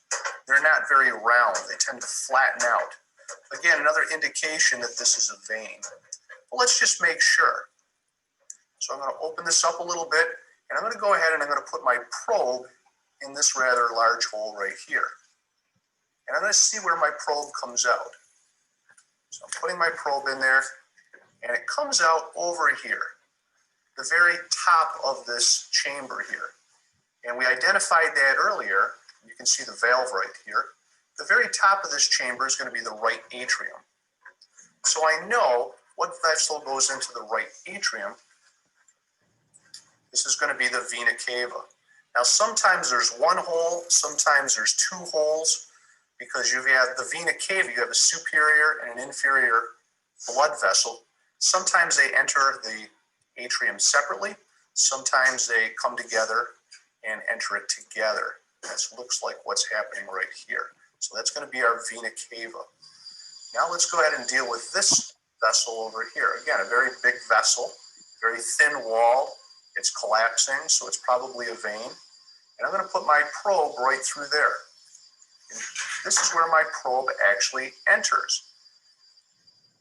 Very thick wall, so left ventricle. This is the left ventricle. Here's the valve. So this is the left atrium. What vessel enters the left atrium? That's going to be our pulmonary vein. That's going to be the pulmonary vein right there. Now above it again, I have two more blood vessels. They look like veins, but I'm not positive. What I'm going to do is I'm going to put my probe through that hole. And notice it comes out this rather large, thick-walled artery. So what this is a branch of the pulmonary artery. That's what I'm dealing with here and here are branches of the pulmonary artery. Now, one more thing I want to cover is you can see some small holes here and here, here, and here. Most likely, those holes are going to be branches of the coronary artery. And as a final structure in the heart, if we go back to the aorta, remember I talked earlier about the first blood vessel coming off the aorta. And that first blood vessel, if I look around here, I can see a small hole in here. And that small hole most likely leads to the coronary artery. And you can see my probe right there. It's moving a little bit, and it's very close to this coronary artery right here. So that's good evidence that this hole right here is going to lead to my coronary artery, which feeds the heart. And that's going to be it for the pig heart. Okay.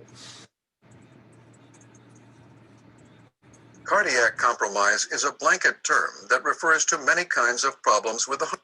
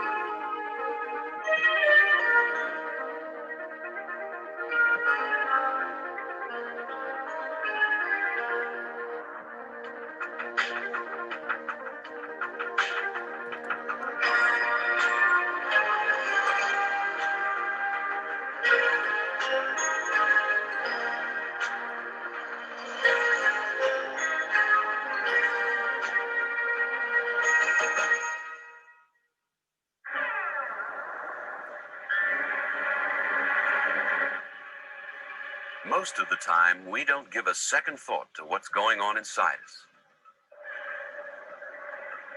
Even a familiar organ like the heart beats away unnoticed, except for occasional moments when it suddenly springs to our attention. The stress of driving, for example, can make us aware of our hearts.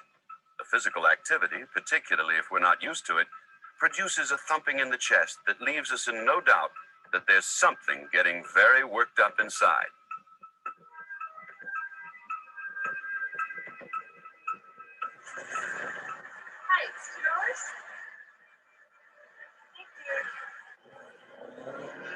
The heart is the source of power for the body's delivery system.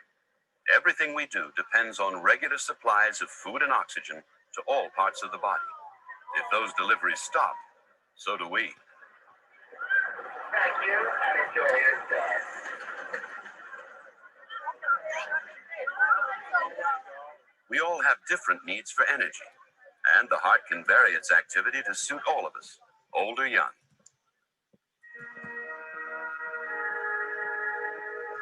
The heart is at the beginning and the end of the blood's journey around the body. It's part of a cycle that sends blood off to all our muscles and other organs and brings it back to be renewed and refreshed.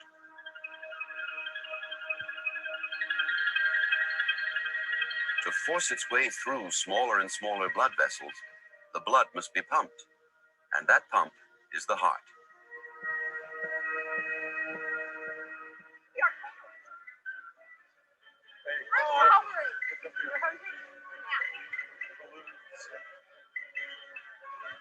During this family's day out at an amusement park, we'll see how many different activities depend on the heart and produce a reaction in it.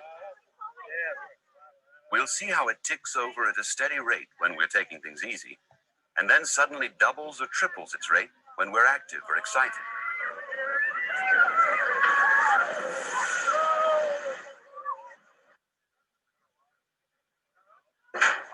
When man wants to move fluids, he builds pumps like these.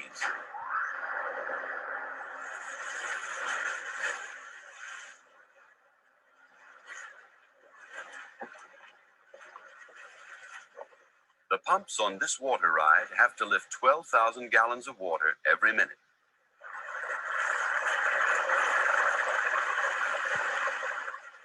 They raise the water through 400 feet before releasing it to cascade down, carrying with it several dozen people with nothing better to do. Man-made pumps need frequent maintenance for their moving parts.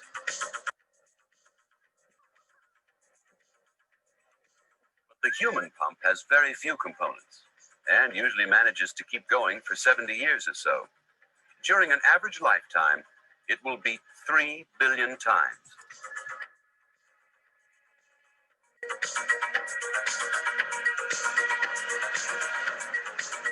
The pump controlling this ride has a steady output. For 12 hours a day, it pushes with the same force and at the same rate. But the human heart has to pump different amounts of blood at different times. The calm inertia of sleep might be followed by the hectic demands of a morning jog.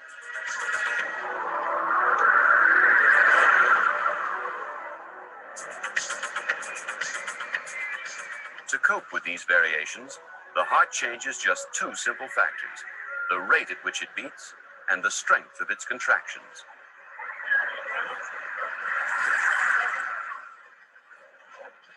If an engineer wanted to build a robot like the human body, he'd find that he had to build in two pumps.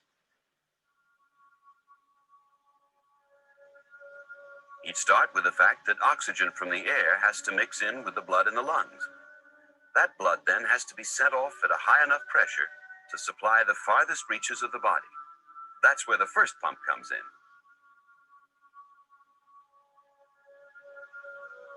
While the blood travels through the body, it gives up its oxygen and picks up the waste gas, carbon dioxide.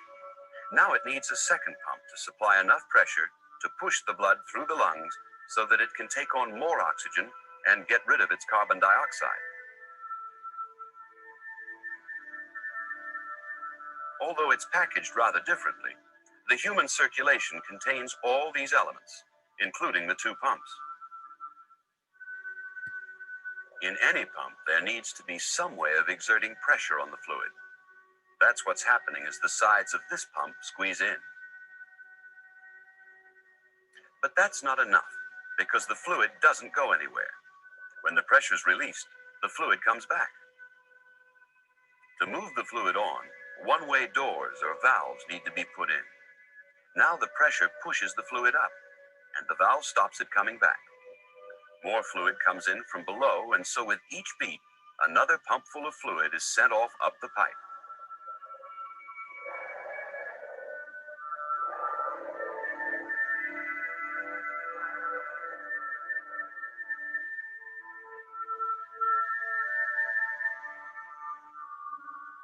In the human body, the two pumps nestle next to each other, forming one organ, the heart.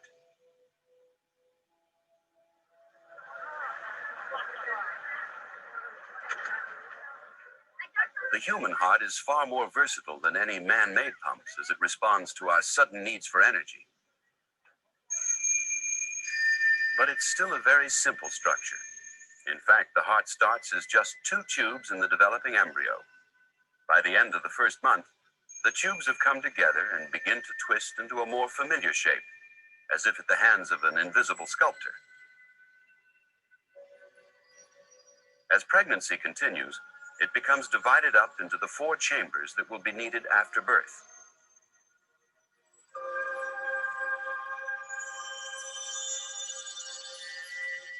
Within 6 or 7 weeks of conception, the cells that make up the fetal heart have started to beat.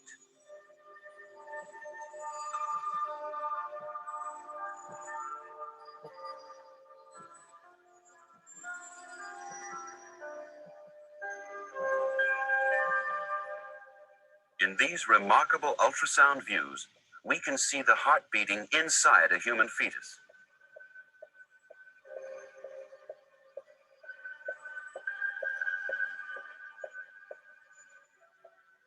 And in this view, we can even see inside the fetus's heart, as the valves open and close in the center of the screen.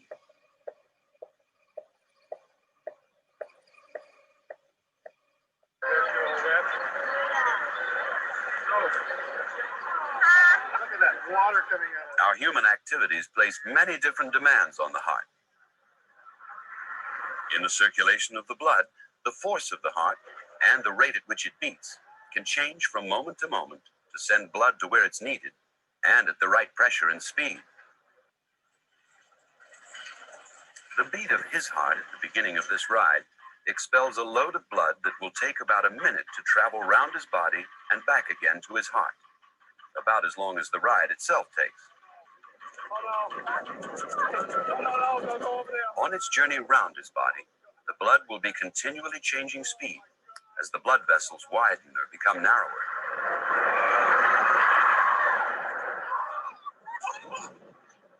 At times, the blood travels at crawling pace, in the capillaries, for example, where it has to offload its oxygen.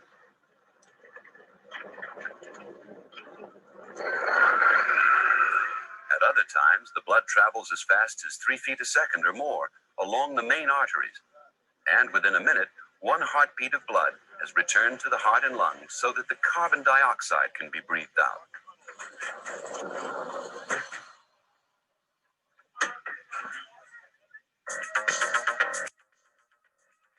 The heart has 4 chambers.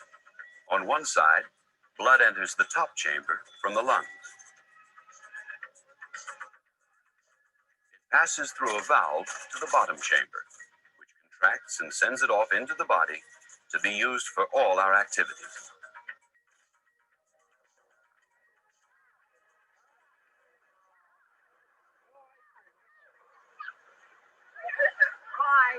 After the blood has been all round the body, it returns to the other side of the heart. Now it's bluer because it's lost its oxygen. It'll enter the top chamber, travel through the valve to the lower chamber, and that'll send it through another valve up to the lungs. There's a solid wall between the 2 halves, showing that the heart really is 2 pumps that beat as one.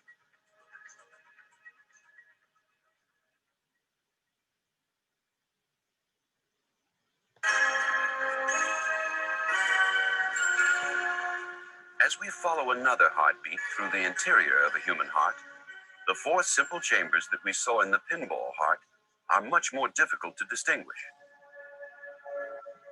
In fact, these sculptured walls are in the left atrium, the first chamber to receive the blood from the lungs. The columns of muscle are bundles of fibers that pull the walls of the chamber together so that they can push the blood towards a valve leading to the next chamber, the left ventricle.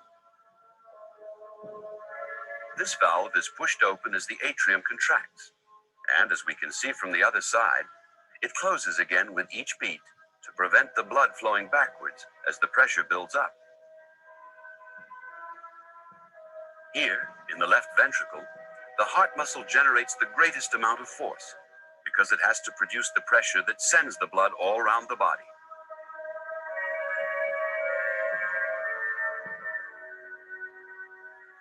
High-pressure blood shoots out of the heart through this valve, the aortic valve, leading to the widest blood vessel in the body.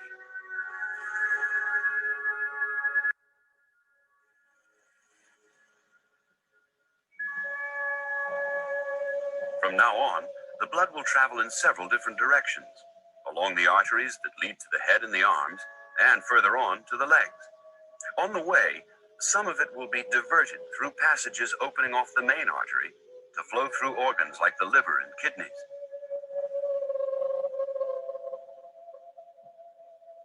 Eventually, the blood will get rid of its oxygen, pick up carbon dioxide, and head back for the right side of the heart, a little bluer than it was when it set out.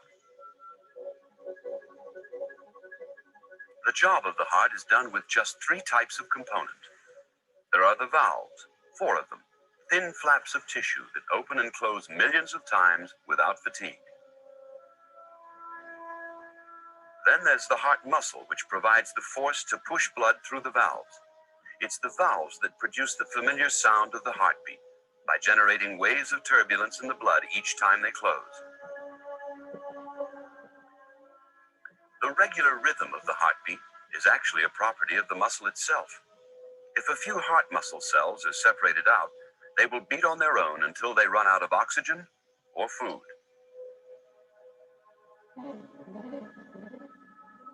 But in fact, the muscle cells don't all beat at once when they're in the heart. They need an external conductor to coordinate their timing. This is the third basic component, the pacemaker, a small node of tissue in the top of the heart.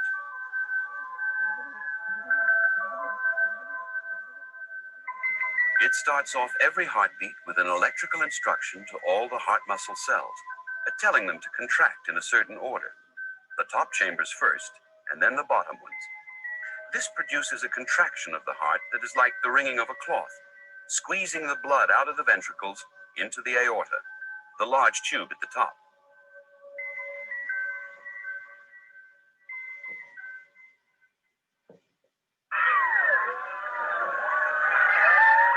It's the pacemaker that sets the heart rate. When life is ticking over at a gentle pace, the beat is as regular as clockwork, at about 65 to 70 times a minute.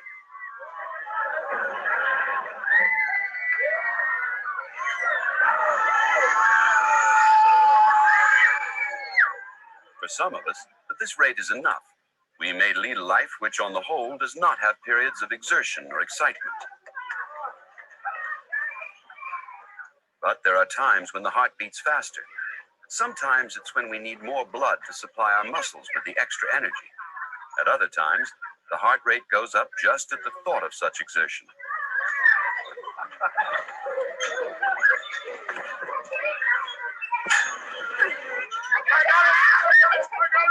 In fact, the body has the ability to prepare itself to escape any dangerous or stressful situation.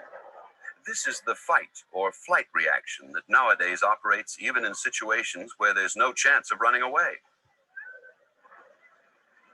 Look at this ride, for example, calculated to increase anybody's heart rate. Look at there! As they sit expectantly in their seat, they're not being at all energetic. And yet, in a moment, their hearts will beat as fast as an athlete's or weightlifter's at peak activity.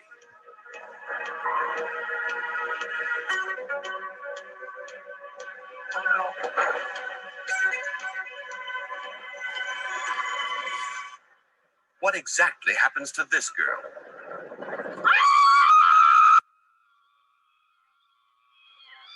The heart's increased activity starts with her eyes and brain. She knows what's going to happen, and her primitive instincts tell her it might be dangerous. The brain sends a nerve message to her adrenal glands, and they release the hormone, adrenaline, which increases the heart rate. There are also nerves running down from the brain to the heart, which act like a brake or an accelerator on the heart rate.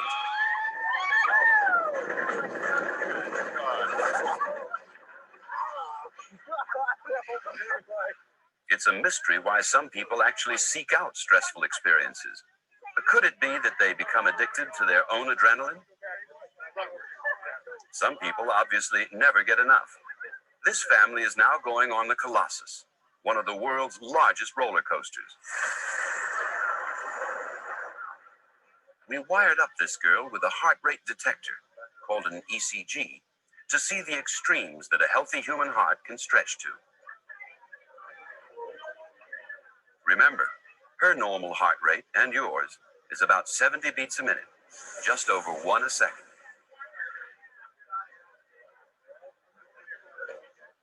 Already, just getting into the car puts her heart rate up to 90. Every two riders, tossing on you and your partner, and then push forward and back on that black pad safety bar. We were cleared for dispatch. Staying clear. Enjoy your ride on the clock.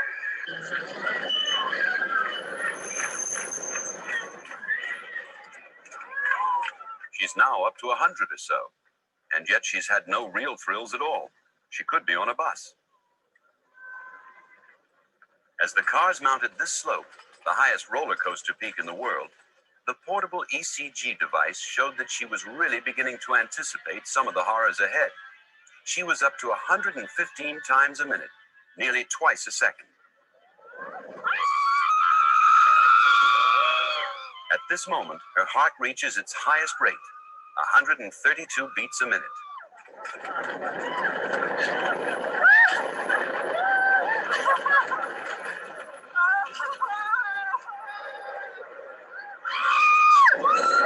It's a 60-mile-an-hour ride at its fastest, and 3 times the force of gravity at the bottom of the slopes.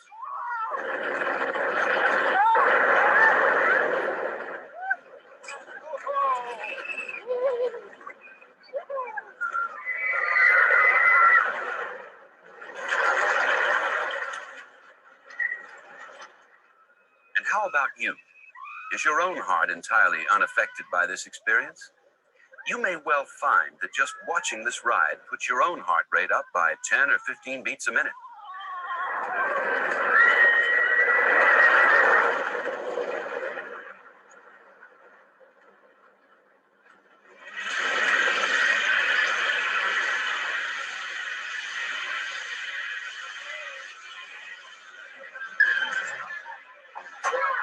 Welcome back.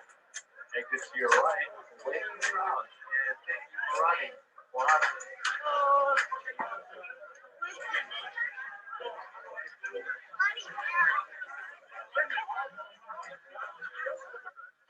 This increased heart activity may all seem pointless, but if she did need to run away from this terrifying experience, if it were a real hazard to her survival, her muscles would now have all the oxygen and fuel they'd need to power her escape.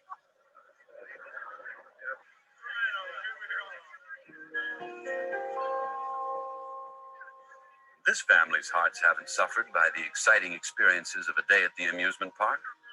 Most human hearts are more than capable of keeping pace with the needs of human activity, however extreme.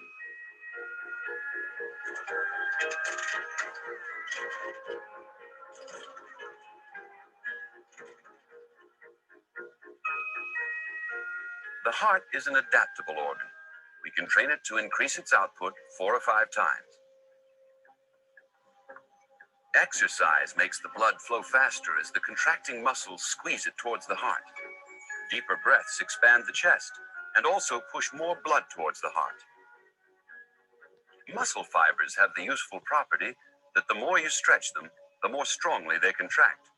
So, when more blood flows into the heart because we're exercising, the heart muscle contracts with greater force and pushes out more blood to supply the muscles. The heart of an athlete actually becomes bigger and stronger because of training.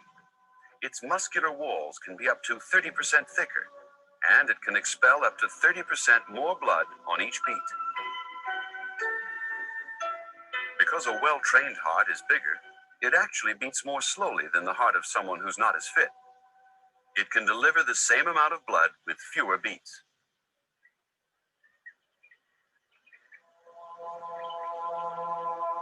While the heart is supplying the energy needs of the rest of the body, it also needs energy itself to keep going. When we're active, heart muscle can use up as much as 10% of the oxygenated blood that's pumped out with each heartbeat. And even when we're at rest, our heart muscle cells need access to a blood supply of their own to take on oxygen and glucose and give off carbon dioxide.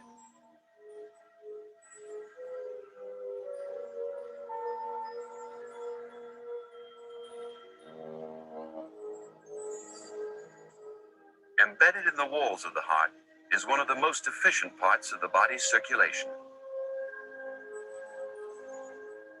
This is a cast of coronary arteries, the heart's own blood supply. They divide and redivide to bring blood to every heart cell. These are probably the most talked about arteries in the human body.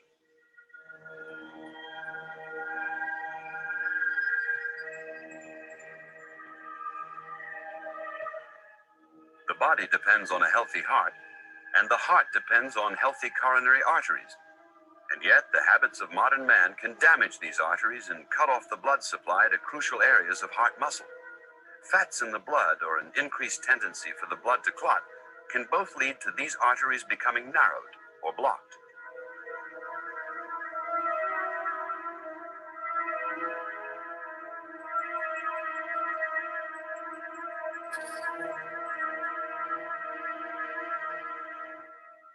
Here we can see the effect of a blockage in a blood vessel on the bottom half of the screen.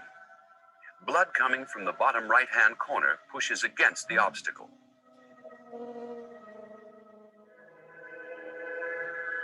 Before long, no blood can get through at all.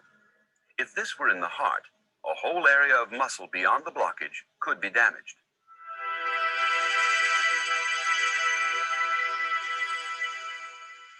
As the suffocated heart muscle cells tried to keep working, they would produce the pain of angina.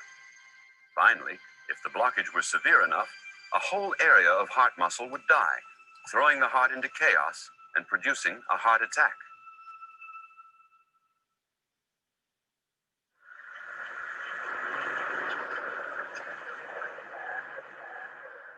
After a day at the amusement park, the intimate details of how the heart works are not likely to be in the forefront of anyone's mind.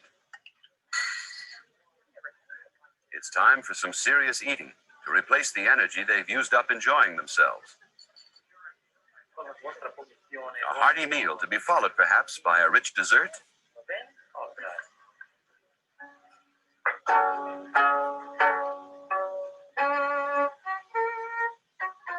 And yet perhaps we should think a little more about how we treat the body's pump. We don't help our arteries by filling our blood with fats or damaging their walls by smoking.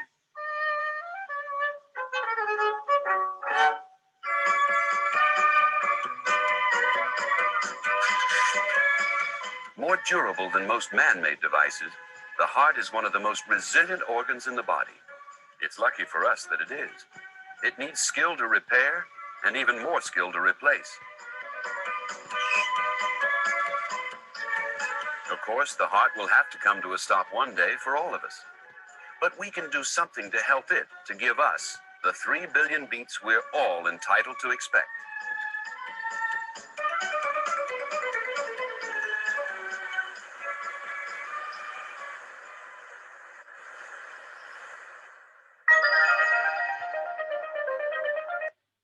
All right, let's take 10 minutes and then we're going to hit blood vessels and then we'll be done for the day. Okay.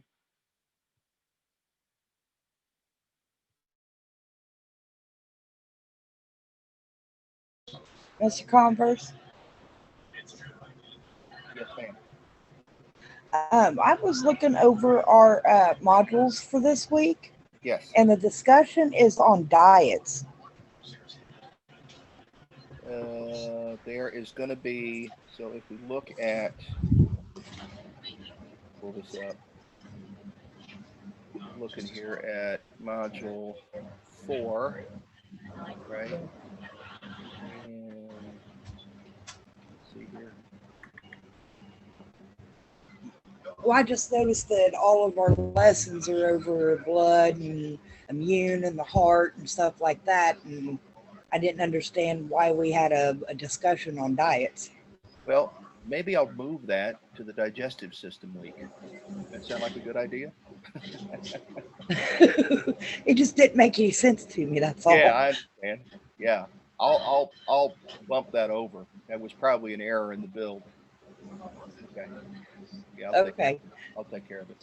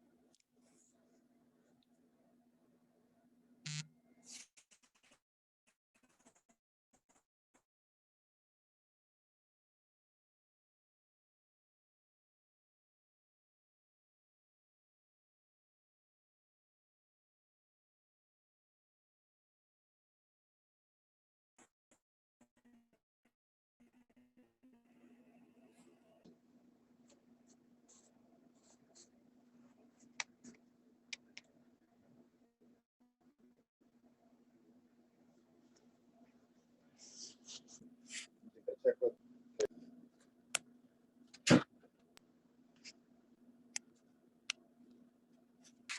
I could check the mailbox.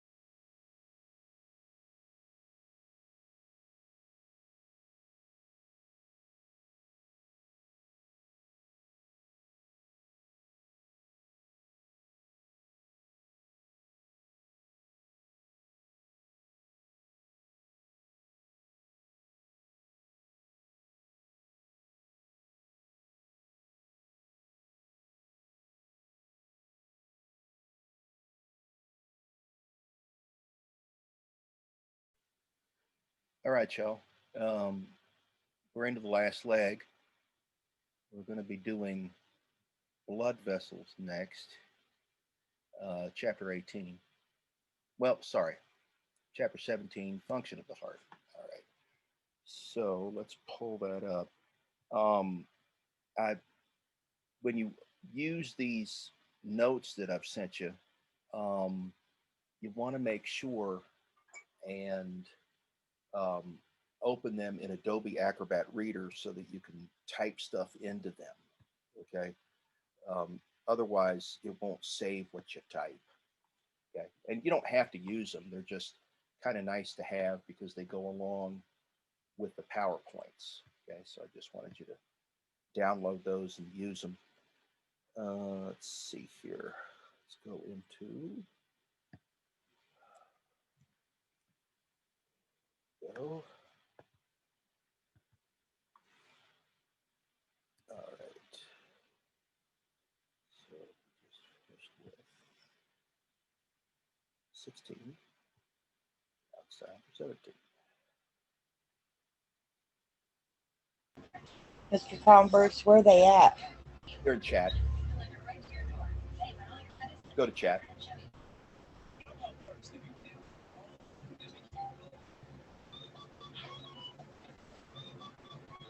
Okay, I'm in the chat. I don't see any. You probably need to scroll. But go to chat. You'll see 4 files. Chapter 15 mod PDF, 16 mod PDF, 17 mod, and 18 mod. Nope, the only thing that I have is where you said that you put them up, but I don't see anything else. Let's see here. Me to everyone. Let's see. Let's see.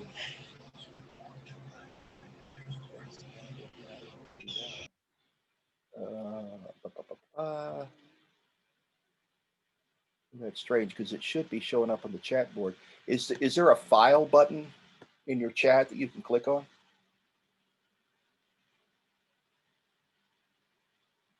No. No? Down at the bottom, you don't see one? That's weird. I don't. Okay. Let's see. Well, I will send them in your email too, so that you have them. But it should have shown up in your chat. Should have done that. I wonder if you said they need to be opened up on what? Need to be opened up in Adobe Acrobat Reader. Okay. Which is a free app that you get from adobe.com. Yeah. All right. So, all right. The heart, the heart, the heart. Okay. Bump over here. Here. New share. Here. Yeah, you could do that. That's kind of cool. Yeah. Let's try that. Let's share that. Okay. All right. So we've talked about how the heart's laid out. The next thing we want to discuss is how the heart works. So we'll talk about the cardiac cycle, talk about systole and diastole, although we've kind of already talked about that. We'll talk about how the heart is controlled by the autonomic nervous system, okay? And we'll explain how certain drugs affect the ability of the heart to pump blood. And we'll talk about changes in the heart rate and stroke volume and how they change cardiac output. And then we'll talk about some of the terms that are used to describe cardiac output and what it means. And then we'll talk about heart failure and the consequences. Okay. So again, to review, right, the cardiac cycle is shown here.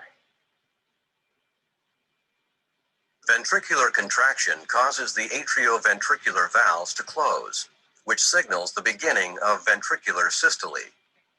The semilunar valves were closed during the previous diastole and remain closed during this period. Continued ventricular contraction increases pressure in the ventricles above the pressure in the aorta and pulmonary trunk, causing the semilunar valves to open. When the ventricles relax and their pressures drop, blood flowing back toward the relaxed ventricles causes the semilunar valves to close, which is the beginning of ventricular diastole. Note that the atrioventricular valves remain closed.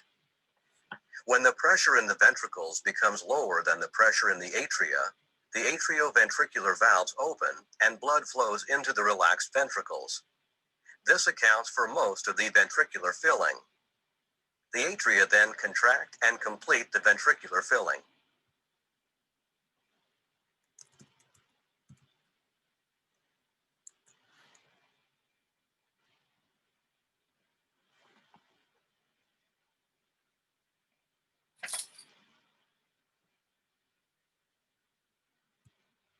So again, what's doing this is the changes in pressure, right?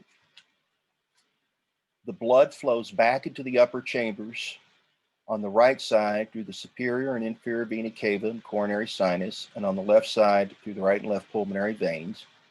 As that blood collects, the pressure builds up in the chamber and eventually becomes greater than in the ventricles. And so it opens those valves and the blood goes from the top to the bottom of the heart, okay? Then, and that's assisted with a little squeeze from the atria. It doesn't take much though. Then as the ventricles fill, the pressure begins to build in the lower chambers, and then the ventricles will squeeze, and that's going to shut both of the AV valves. So let's indicate that with a pen, right? So these will shut and these will shut, okay? And then as the pressure continues to build, we'll eventually open the semilunar valves and the blood will go out into the aorta or into the pulmonary trunk, right? From the pulmonary trunk, it's going to go to the lungs, and from the aorta, it's going to go to the entire body, okay? Remember that when the chambers are squeezing, we call that systole, and when the chambers are relaxing, we call that diastole, okay? Remember that systole always follows a depolarizing wave, and diastole always follows a repolarizing wave, all right? So depolarize is the squeeze, repolarize is to ease up. The autonomic nervous system can control the rate of the heartbeat and the force of contraction, and that happens in the parasympathetic division through the vagus nerve, and then that happens in the sympathetic division with sympathetic postganglionics, okay? Your resting heart rate is about 75 beats per minute, but when the sympathetic division is firing, we can go up to 100 or even 150, okay, depending. When the parasympathetic is at work, we bring the heart rate down to a resting 75. It differs a little bit from person to person, but it's about 75. If we were to cut the vagus nerve leads to the heart, we would actually cause the heart rate to speed up because the vagus nerve acts as a braking system, okay? Remember how the electrical signal goes, right? From the SA node across the atrial walls to the AV node, pausing to let the blood go from the top to the bottom of the heart. And then we go down the atrioventricular septum using the bundle of His and the right and left bundle branches, and then the Purkinje fibers bring us up the ventricular walls, okay? So the sympathetic leads hit the SA and the AV node and the myocardium, while the parasympathetic leads just hit the SA and the AV node, right? Parasympathetics will slow the rate, sympathetics will speed it, okay? The sympathetics fire when the demands of the body increase, such as in exercise. The firing is also part of the fight or flight response. Excess sympathetic activity is going to cause tachydysrhythmia, okay, meaning heart's beating too quick. Drugs or hormones that mimic the effect of the sympathetic nervous system are sometimes called sympathomimetics. When a person's in shock, sympathetics can fire in an attempt to compensate by raising blood pressure, okay? Because when you're in shock, your blood pressure will tend to drop, okay? In the resting state, the SA node is dominated by the vagus nerve, which produces a resting rate of about 75 beats a minute. If the vagus nerve is interrupted, the heart rate's going to go up. Intense vagal discharge can drop the heart rate and the speed of impulse conduction, and this causes bradydysrhythmias and can lead to heart block, right? And when we're talking about heart block, we're talking about no impulses to the lower chambers, and so no blood pumping to the body or to the lungs. A vagomimetic, like digoxin, slows the heart rate and the speed of impulse conduction. A vagolytic drug, like atropine, is going to increase the heart rate and the speed of impulse conduction. As a result, atropine can reverse the effects of vagal discharge. Okay? Now, the cardiac output is just the product of the heart rate and the stroke volume, and it represents the total amount of blood that the heart can kick out in 1 minute, and it's measured in milliliters per minute. Okay, so the heart rate is calculated in beats per minute, right? And the stroke volume is calculated in milliliters per beat. Okay, so the way that this works, if we draw it up, let's draw it up. Cardiac output, CO, okay, is going to equal the heart rate times the stroke volume. So HR times SV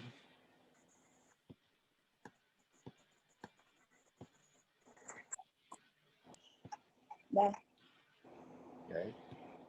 And so heart rate is beats per minute.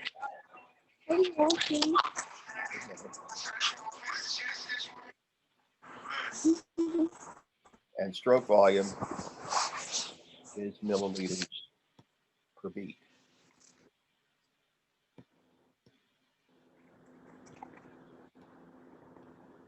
So when you multiply those together, right, the beats will cancel.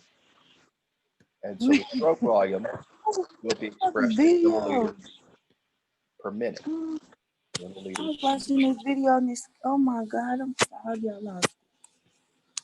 ml per minute. Okay.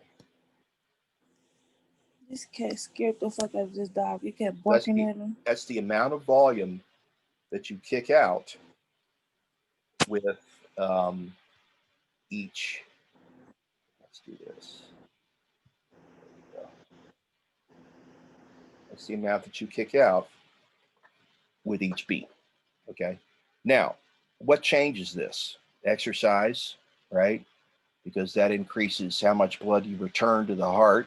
And that's called the preload. Okay. And in addition, you can also increase the cardiac output with sympathetic stimulation, because that increases the force of the contraction and the speed of the contraction. And that's also going to increase the amount of blood that's coming back to the heart.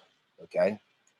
There's a rule that governs how the heart works called the Frank-Starling law of the heart that says that the more blood that goes into the heart, the more blood the heart's going to kick out. And that makes sense, because if that wasn't the case, then the heart would blow up, right? So essentially, when you throw more blood into the heart, you stretch the chambers so that they can squeeze harder because of their contractile protein, actin and myosin, right? Basically, what you're doing is you're making sure that the overlap of the actin and myosin is such that you can give a really hard squeeze and squeeze out more blood, okay? In addition, the rate is going to go up, right? You're going to have more beats per minute, and that means more blood delivery to the tissues, and that means that you can maintain your activity level, okay? The cardiac output in a healthy heart can increase 4 to 5 times, and we call that the cardiac reserve, right? That's the difference between your resting output and your exercise output, okay? Patients with heart disease have very little reserve, and so what happens when they exercise is that they get fatigued. And that's not a surprise, okay? The normal range of the adult resting heart rate is between 60 to 100 beats per minute, with an average rate of about 72. Factors that change this include your size, your age, your gender, your level of activity, the stimulation of autonomic nerves, hormones, disease, and certain medications. For instance, the older you are, the more rapid your heart is going to beat. Why? Because it's trying to compensate for the fact that your blood vessels are less elastic and probably narrower, okay? And so your blood pressure is going to go up. Your gender, men tend to have higher blood pressure than women for a couple of reasons. Number one, they're bigger. Number two, their crit tends to be higher, okay? Exercise, right? The greater your activity level, then the greater your heart rate, okay? Autonomic nerves, we already know what the effect of those are going to be. Stroke volume can change by changing the force of the contraction. That's called the contractility. The harder you squeeze, the more blood you send out. Heart rates can change in exercise. They'll go from a low rate to a high rate. Sympathetic stimulation, low to high. Caffeine, low to high. And recreational drugs like cocaine, low to high. Intense firing of the vagus nerve or vagomimetic drugs can decrease the heart rate, okay? Starling's law of the heart basically states that the more blood you throw into the heart, the more blood is going to come out, right? And that's because of the alignment of the actin and the myosin in the sarcomeres. Basically, they get overlap just enough so that they can make the maximum squeeze, because they can do the maximum cross bridging, okay? A greater volume of blood is going to increase the force of contraction and thus the stroke volume, but a smaller volume of blood is going to do the reverse. On a beat-to-beat basis, Starling law matches the venous return to the heart, which is the preload, to the output, which overcomes the afterload. Sympathetic discharge is just the effect of epinephrine on the SA and the AV node and the myocardium, right? Norepinephrine causes a positive ionotropic effect because it makes the heart muscle have more calcium available so that you can squeeze harder and more quickly, okay? So no stretch of the myocardium necessarily plays a part in this, right? So those are ionotropic effects, right? Changing the force of contraction without stretching the myocardium. Remember that when the calcium's out there in the cytoplasm, it's easier to make the cross bridges happen, right? And the result is that you can grip and pull more quickly, right? A high venous return results in a high cardiac output because of the stretch in the myocardium, and that causes the more power associated with the squeeze, right? A low venous return results in a lower cardiac output because you're not stretching the myocardium as much, right? And that's how Frank Starling does its work. The cardiac output can be increased 4 to 5 times over the resting output, and that's our cardiac reserve, right? A person with a diseased heart will have little cardiac reserve and become easily fatigued, okay? And the reason for that, remember, is that in a myocardial infarction, when the circulatory system to the heart, the coronary circulation gets blocked, heart muscle tissue dies and it doesn't get replaced by anything but scar tissue. And so the heart is weaker from that point on, right? Unfortunately, heart muscle tissue does not regenerate, okay? Some more terms we want to become familiar with include the end diastolic volume, which is how much the ventricle is stretched and is the basis of the Frank Starling law, and the preload, which is another name for the end diastolic volume, okay? That stretch in the ventricles makes a stronger contraction, That means more blood is going to come out. There are drugs that can do the same thing, okay? So the preload in the heart refers to the end diastolic volume, okay? The afterload on the heart is the pressure against which the heart has to pump, which is the pressure in the system, okay? And that can be increased by problems with the valves or deposits on the arteries, okay? All of that can mean that the heart has to work harder to get the blood around the body. If the pressure gets too high, all right, you can end up with a condition called congestive heart failure, which means that there's so much afterload on the heart that the heart can't open the doors to let the blood out anymore. And so now blood isn't flowing, okay? And that results in death relatively quickly if we don't do something about that. Okay? The ejection fraction is the percentage of blood volume that the ventricle pumps out. A normal fraction is 67%. Exercise will increase this, and heart failure will decrease this, okay? The stroke volume expresses this idea with the number of milliliters per beat, which is about 80. The ejection expresses the idea of the percentage, which is 67%. And if we multiply that by 80 milliliters, right, you're going to get, let's see, going to get about 56 to 60 milliliters ejected, right? Okay, so milliliters per beat, ejection is 67%, right? What does an ejection fraction of 35% indicate? It indicates that the heart is having a problem kicking out the blood, and that can be because of an increased afterload, okay? Either the heart is too weak or the afterload is too high, okay? Sorry about that. Okay. Bless you. Thank you. You're welcome. So that's the afterload, right? So this is one of the reasons why gaining bad weight is bad for your heart. If you gain a lot of body fat, your blood vessels get longer, all right? If your blood vessels get longer, the resistance in the system goes up. If the resistance in the system goes up, the afterload goes up. And if it goes up too high, then the heart may end up in congestive failure because even when it squeezes, it can't open those doors anymore, right?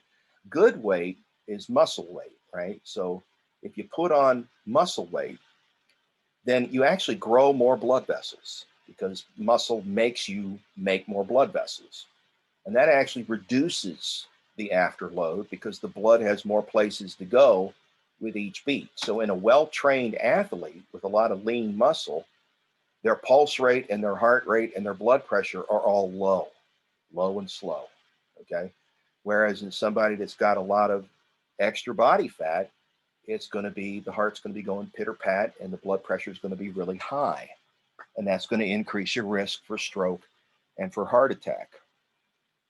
Sometimes we end up with a condition called right ventricular hypertrophy that accompanies lung disease like emphysema and asthma. Now, the reason for that is that when scar tissue accumulates in the lungs, what happens is that it's tougher for the right side of the heart to send the blood through the lungs. And so when that side of the heart has to work harder, it gets bigger. And you might think, oh, big heart, a good thing. Actually, it's not, because that can indicate that the heart may get to the point where it'll fail, okay?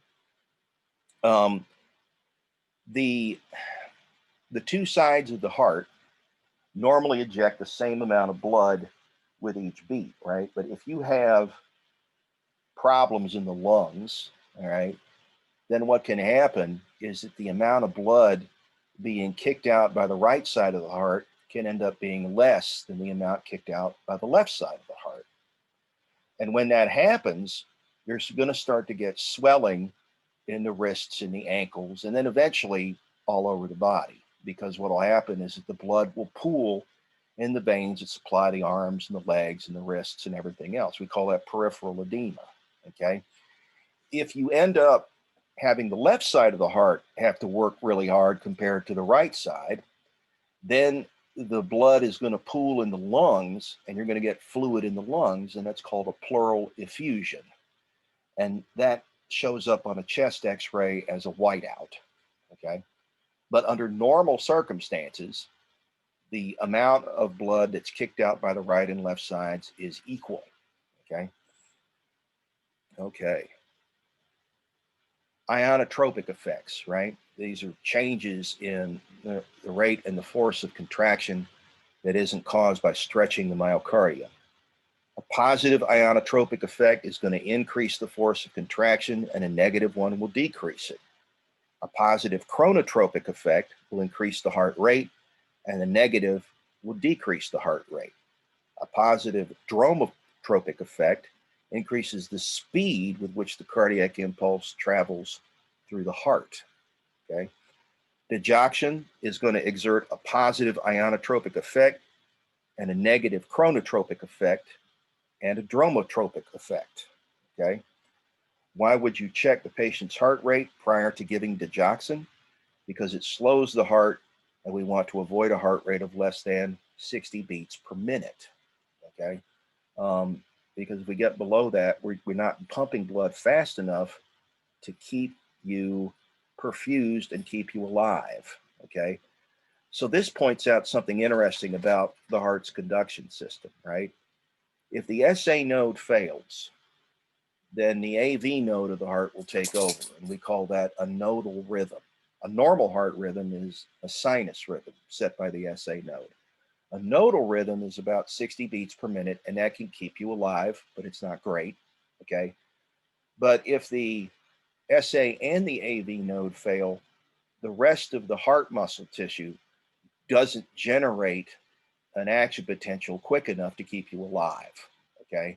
It'll be well below 60 beats per minute, and basically you're going to die, okay? So if that happens, if you end up with, say, an SA and an AV node failure, that's when we have to do a pacemaker, right? We have to put a device in there that's going to stimulate the heart artificially so that it beats quick enough to keep you alive. Okay. The SA node, the sinoatrial node, is in the upper right corner of the right atrium. The AV node is at the top of the interventricular septum. And the bundle of His and the right and left bundle branches are within the interventricular septum, while the Purkinje fibers are embedded in the walls of the ventricle, right? And you remember that from the video where we looked at the electrical signal and the EKG at the same time, right? The myocardium can be activated by epinephrine, all right? And that's going to increase the force of contraction without the need for stretching, okay? And then we have these different drugs that will have an effect on the heart rate and the force of contraction, right? The positive chronotropics speed up the rate. The positive dromotropics speed up the signal. And the positive ionotropics increase the force, right? The blockers will do the opposite. The negative chronotropics will slow the rate. The negative dromotropics will slow the speed of the signal. And the negative ionotropics will decrease the force of the squeeze, okay? A beta-1 adrenergic agonist activates the receptors. A beta-1 adrenergic antagonist or blocker is going to block the activation of those receptors. So those are a class of drugs you've probably heard of called beta blockers, okay? So what happens is the heart rate decreases, the force of contraction decreases. We give those to people that have panic attacks because it will block the response of the sympathetics and slow the heart rate, and it may calm them down, all right? All right, so those are where the beta adrenergics are located, right? The muscarinic receptors are found on the SA and the AV node. They're activated by acetylcholine and they slow the rate and the force of contraction. Okay. Cholinergic receptors for acetylcholine are called muscarinic because a compound called muscarine binds to them. Okay. Muscarine is, I believe, a fungal product. It's made by certain mushrooms, toxic mushrooms. Okay. We don't make it in our bodies, but we make neurotransmitters that are shaped like muscarine, and that's why they're called muscarinic. Okay. It's also important to note that there are no muscarinic receptors in the ventricular myocardium. Okay. The effects of activating include negative chronotropic effects, negative dromotropic, positive chronotropic from blocking, as well as positive dromotropic. Why does muscarinic activation not result in decreased force of contraction? Because there are no muscarinic receptors in the ventricular myocardium. A patient has a heart attack and is severely bradycardic. What drug would you use? You'd use an antimuscarinic like atropine to block vagal discharge, and that's the cause of bradycardia, and that's going to bring the heart rate up. Okay. And then we're talking here about left-sided and right-sided heart failure, right? I talked about the fact when the left side of the heart slows down, that the blood is going to pool in the lungs, and you're going to get pleural effusion, right? And when the right side of the heart slows down, you're going to get swelling in the periphery. We call that peripheral edema, okay? And that just represents where the buildup of blood is, right? You have to think in terms of what part of the system is not getting the blood back fast enough, and so where is the blood accumulating, right? So if you get left-sided heart failure or left-sided reduction in output, right, the blood's going to back up in the lungs because it's not returning to the left atrium quickly enough to get pumped out to the body, right? And so that's what's happening, is fluid buildup in the lungs. Whereas when we have right-sided heart failure, we get the peripheral edema, okay? Distended jugular veins and so on, okay? Eventually, the edema will spread, all right? But this is the diagnostic for left versus right side, right? Remember that when we're talking about the normal function of the heart, that the left side's more muscular, but it's working against greater resistance. And the right side is less muscular, but it's working against less resistance. And that's why normally the output is the same, right? The stronger side overcomes the stronger resistance. The weaker side overcomes the weaker resistance. And so the amount of blood that comes out is the same, okay? So let's look at what happens in a heart attack.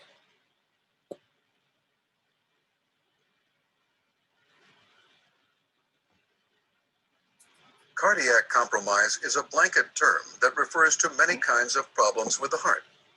Just as there are many problems, there are a wide variety of signs and symptoms associated with these heart problems. As an EMT, it is much safer to treat all patients as though they are having a heart problem, rather than diagnose the specific disorder. With that in mind, let's take a closer look at 5 of the most common heart conditions. Coronary artery disease. Coronary artery disease occurs when the coronary arteries are narrowed or blocked, reducing the amount of oxygen delivered to the heart. 2 conditions, atherosclerosis and arteriosclerosis, commonly cause the narrowing or blockage of arteries. Atherosclerosis is a buildup of fatty deposits on the inner walls of arteries. This buildup causes a narrowing of the inner vessel diameter, restricting blood flow. Fats and other particles combine to form plaque. Arteriosclerosis is a stiffening or hardening of the artery wall resulting from calcium deposits. Often called hardening of the arteries, this condition causes the loss of elasticity, changing blood flow and increasing blood pressure. These conditions can facilitate rough surfaces, making them vulnerable to blockages. A large thrombus can cause an occlusion, or it may break loose to become an embolism and form blockages elsewhere. When blockage occurs, tissues may die, and in certain cases, this can be fatal.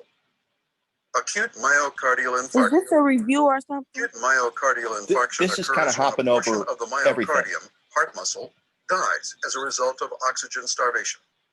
The dead area can no longer pump.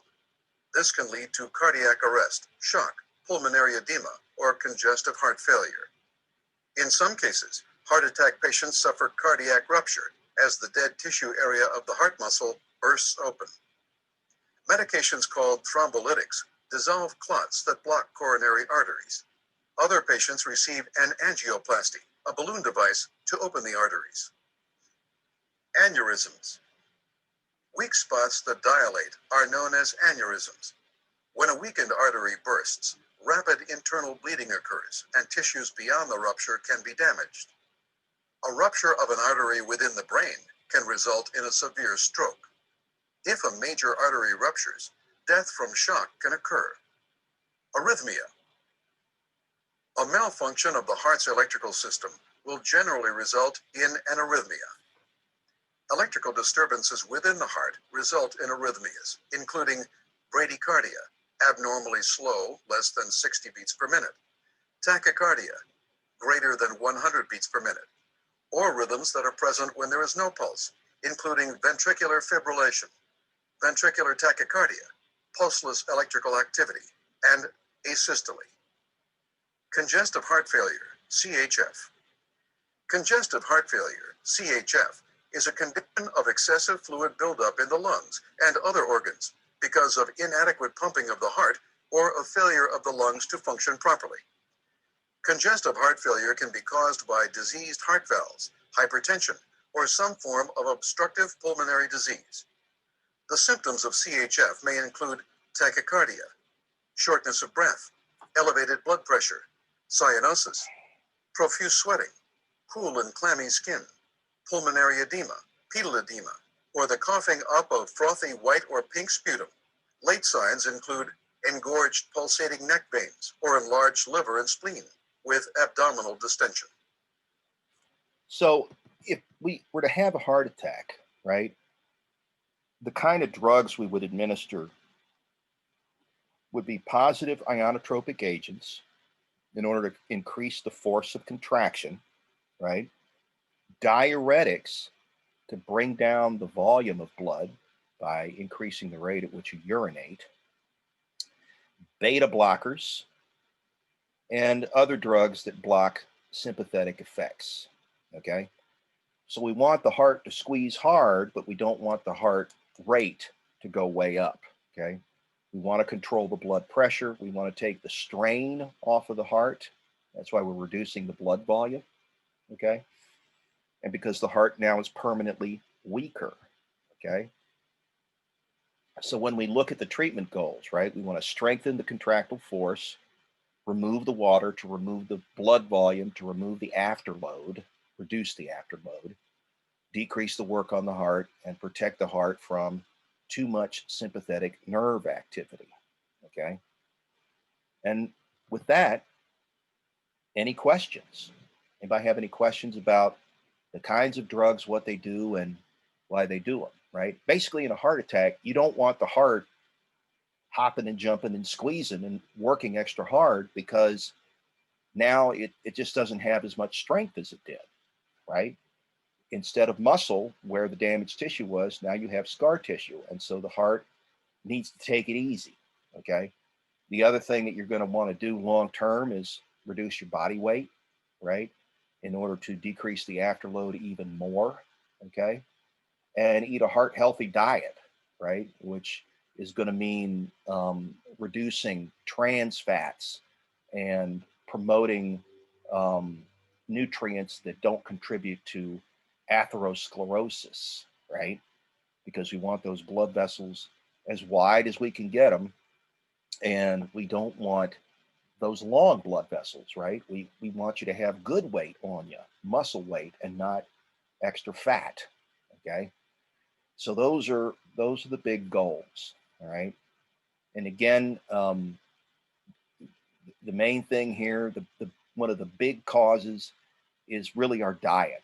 Okay, our diet contributes to the increased instance of cardiovascular disease, because what it does in many cases is it gives you a lot of calories without making you feel real full. So it's real easy to take in a lot of calories and not feel full. And the result then is that the extra calories do what? They end up as body fat, right? More often than not, unless you're really doing a lot of exercise. And that can contribute to atherosclerosis, as well as another condition called type 2 diabetes. All right. So all of that is the result of kind of how our snack foods are, right? Lots of calories, very little volume. So it's easy to really give yourself a huge payload that you can't burn off without being aware of it, right? Which is too bad, but that's the way it is, right? And so again, what do you want to do, right? You want to increase your protein and your fiber in your diet, right? And that's going to make you feel fuller faster without having as many calories, okay? And you want to increase your exercise level, especially when you're talking about heart. You want to improve your cardiovascular fitness. So that means doing things like doing stairs or jogging or hiking or doing aerobics, okay? And then for overall fitness, you want to add resistance exercise, right? You want to do, if you're not a member of a gym or anything, you don't have any equipment, it's as simple as doing things like push-ups and sit-ups and crunches, okay? Using your own body weight to work against, okay? And that's going to help improve your fitness, right? That'll burn that fat, that'll increase that muscle, and that'll take that strain off the heart, okay? That's why cardiovascular disease is the #1 killer in the US, okay? Because of our diet and our lifestyle, right? You know that we become less active because of all these devices we have now, right? We got smartphones, we got iPads, we got computers and all that. And so the result then is that you're not doing anything. You're just doing a lot of sitting. And when you're doing a lot of sitting and a lot of eating, then you're going to accumulate a lot of weight, right? That's one thing, especially to think about. Well, we're inside our houses with all the COVID, right? Is that you want to make sure get your exercise in somehow, right?